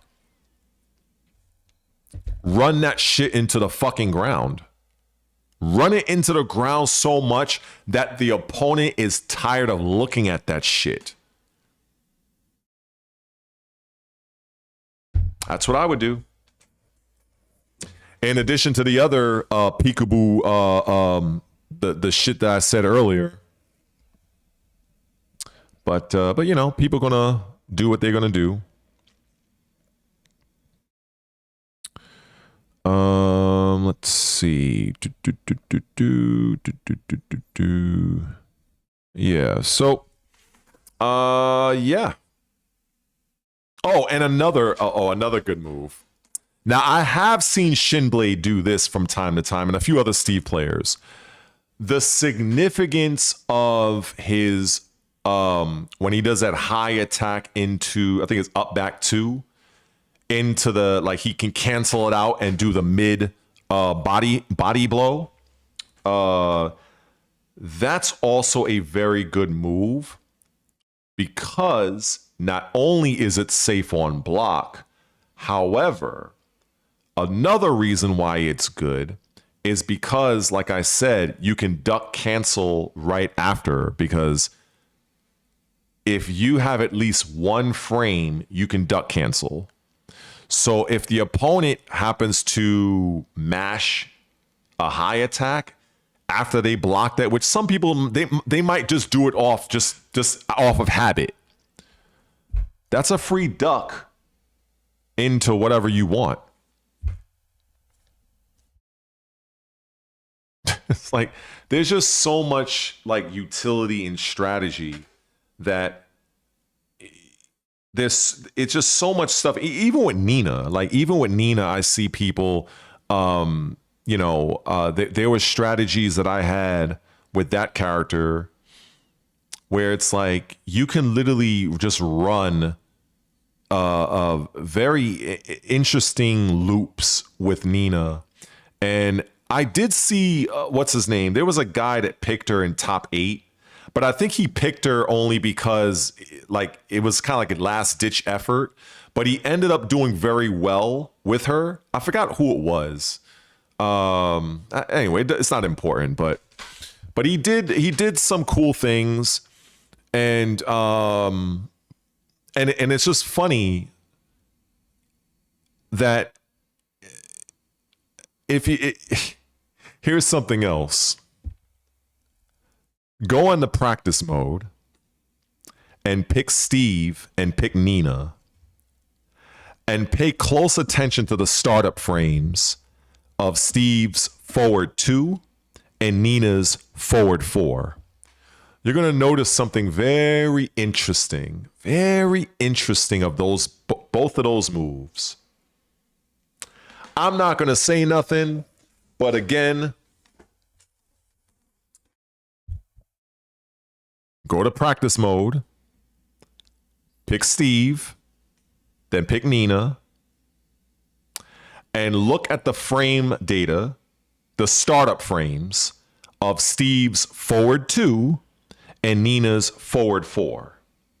You're going to notice something very, very interesting about those two moves and their startup frames. Very, very interesting. And it might paint a very interesting picture as to why both of them possesses some very unique offense options from both of those moves and the utility that they both offer and why they are the way they are in the game and the purpose they both serve. Maybe I'm saying a little too much here. But oh boy. There's just too much, man. There's just too much that I know about this game. And it just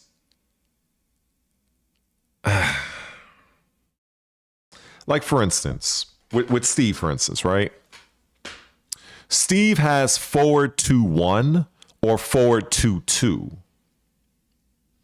There's a reason why Steve, 1, if you do forward 2, it's safe on block. There's a reason for that.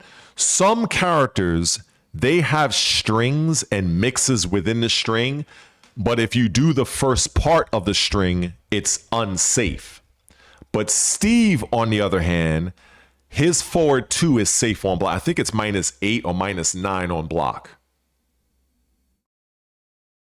And Steve, when you do forward 2-1,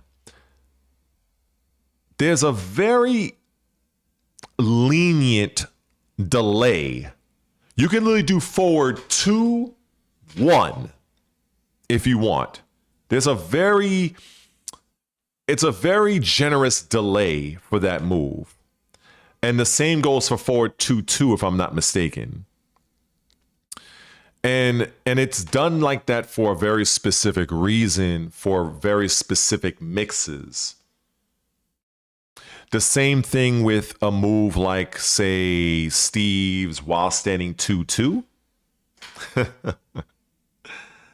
Oh, gosh. I mean,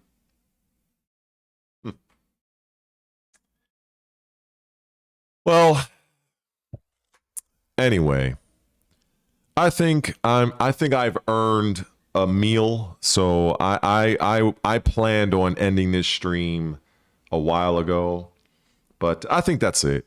You know, it's funny. Once I started talking about Tekken, I had about 19 or 20 people in this stream. I think it's very odd, very interesting. It's almost like the minute I start talking about Tekken, it's like somebody ringing a dinner bell or some shit. It's very funny to me because I was just talking about some other shit, and I think I looked, it was like 7 people in there.